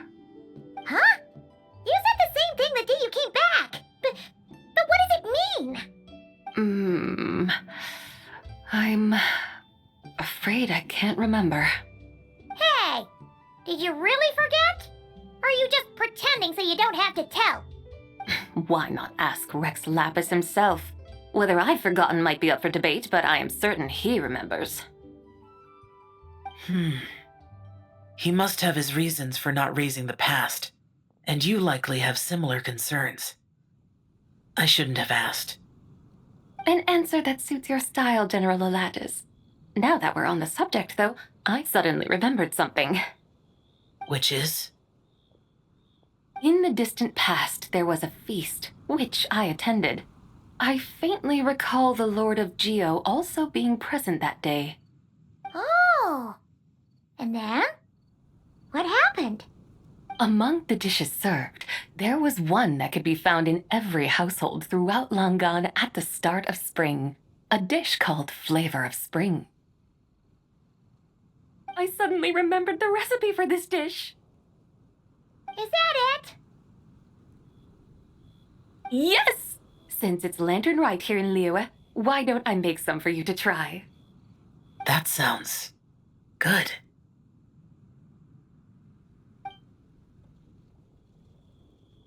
Wow! It might not have been the story Paimon was hoping for, but this looks delicious! The spring breeze stirs. Now is the perfect time to savor this dish. My dutiful guides have gone to great trouble to show me around Liyue. And even the Conqueror of Demons has graced us with his presence. I feel deeply honored. This Flavor of Spring is my way of expressing my gratitude. There's no need for such grand words. What's this? Hey! It's that broken jade token from the Antiques exhibition!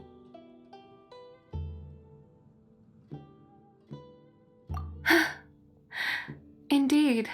This was once an adeptal treasure of mine. I'm amazed it ended up in your hands. Alas, it serves little purpose now in its fractured state. Please, keep it as a memento. Oh, that's a shame. Can't we fix it? This is the way of the world. Once jade is broken, it can never be made whole. Then, what about forging a new one? That is a good point. That it has ended up in your hands must be a message from fate. I could try to craft it into a little trinket for you, one that might prove useful on your journey. Ooh, what sort of trinket? It's just a passing thought, one that will require the right opportunity. I'll think about it more when the time comes. Now that we've had our fill, we should get some rest. Tomorrow we return to Liyue Harbor, where I'll have need of your guidance once more.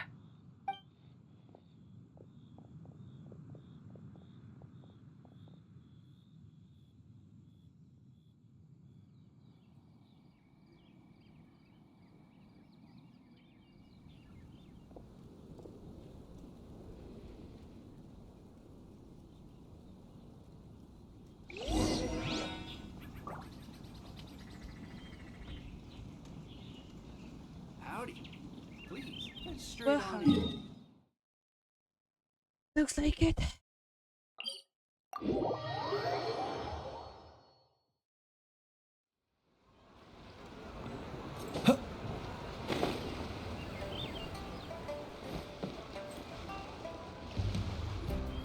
Chi-Chi, the Lantern Rite is almost over. Do you remember how to make a Shao lantern? Morning, split bamboo, traveler. And get silk, make Paimon. You've got it all mixed up again. They're here again. Yaoyao! Looking good in that new outfit, huh? Hey, it's Paimon! Dr. Baiju gave this to me as a gift. How does it suit me?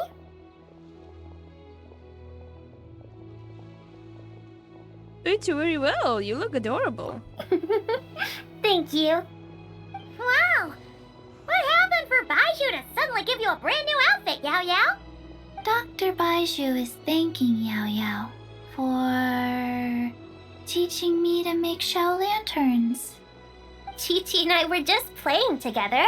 Dr. Baiju's too kind. Oh, yeah, take a look at this. Dr. Baiju gave me these clothes, but it was Chi-Chi who wove this little basket.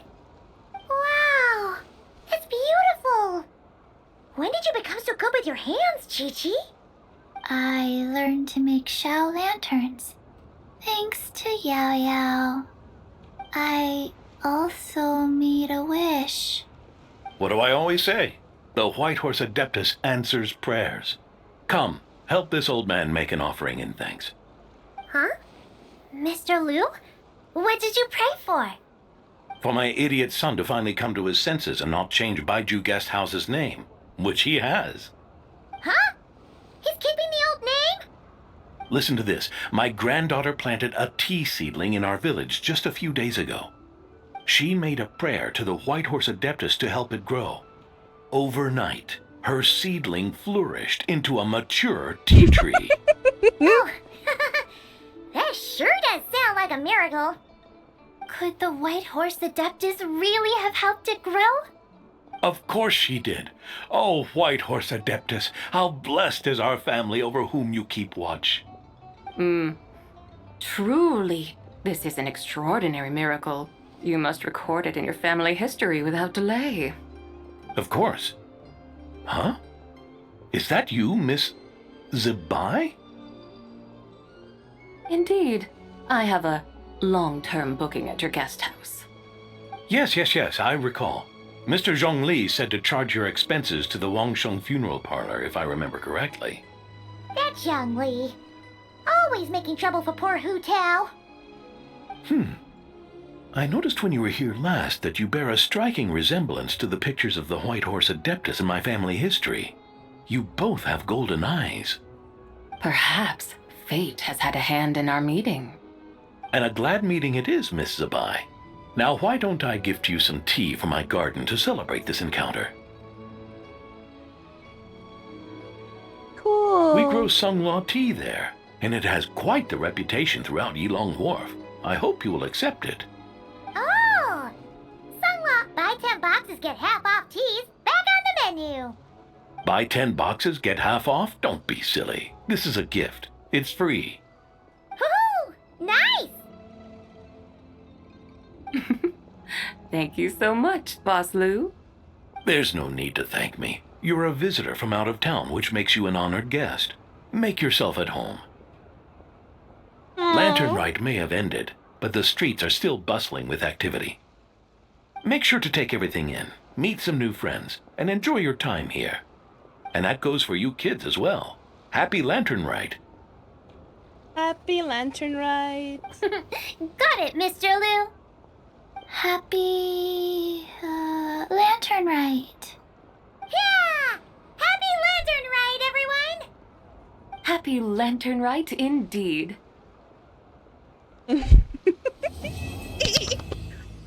What horse lantern journey? Ah! Bleeding. Ah! Oh, nice. Must be spring rolls. Oh, you got it.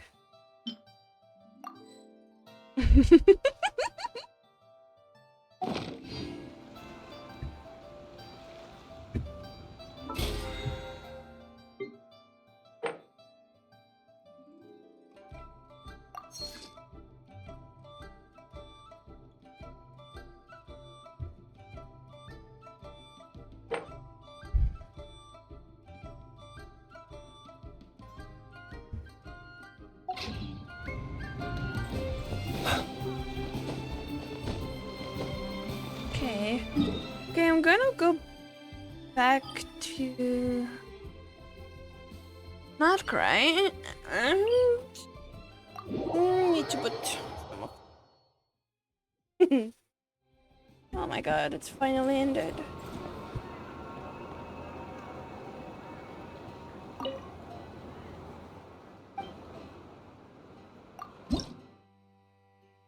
Damn, we can get another level done.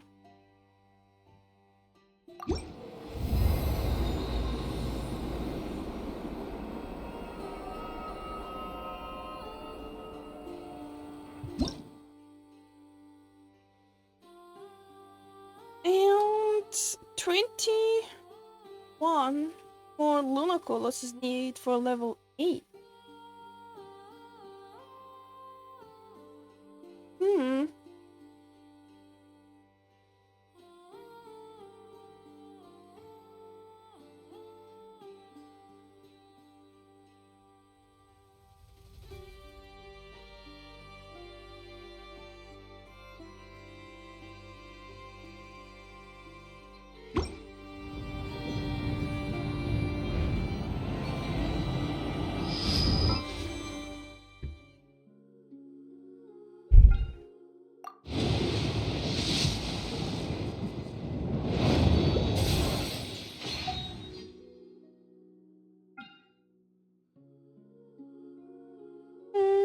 I don't know what to take from here. Oh, to the Dawn Priest.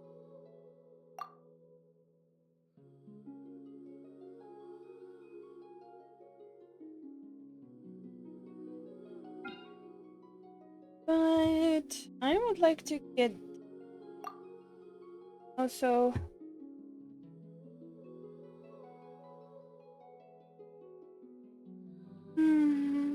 50. Oh, I'm not getting this.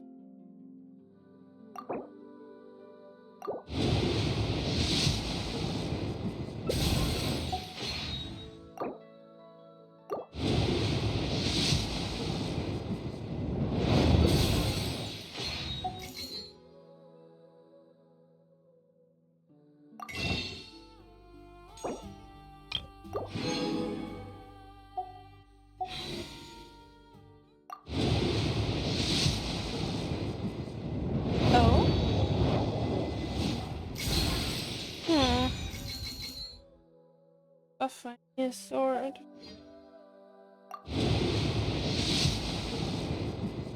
But I want it though.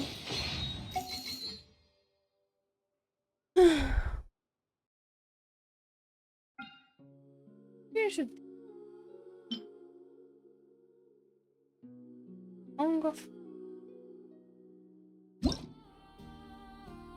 It's a good time.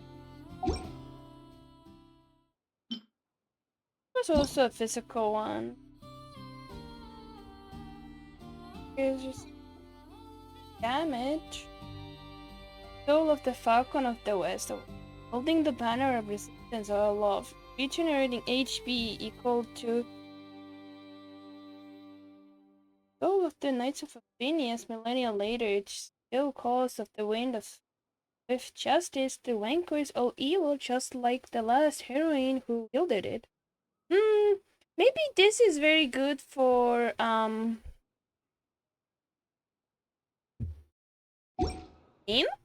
I don't know. Well, I'll just see that later. Okay, so we finished the Lantern Rite, and I think the next one.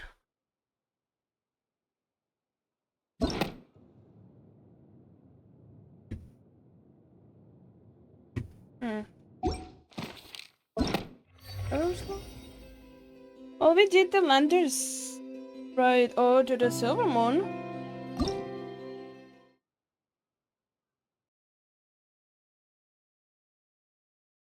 Wait, there's only Act 1? Huh.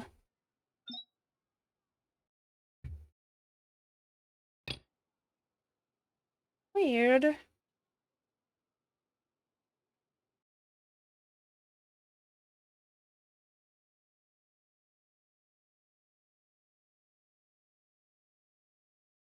Act 1.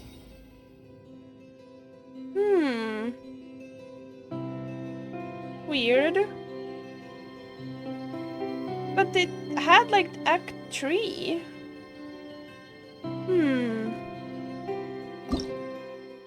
Like here it shows everything. So why it doesn't show it here though? That's weird. Well, I think we could, but there's like limited time rewards. And it ends like in 18 days. So I think maybe the next video will be the Warkan's story quests. To those who embark on expedition, Lupus Majoris Chapter Act 1 available. So I think we should take this for the next one. I think I can start it now.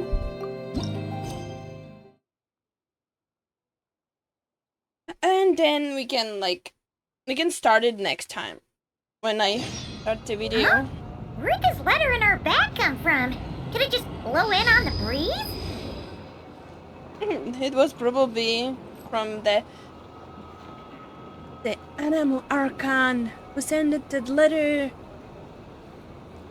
with through the wind. Something. Anyways, I hope you guys liked it, loved it. The next video will be about the Warkan's story quest that I just opened. So stay hydrated, healthy, and I will see you on my next video where we unravel the Warkan's story quest.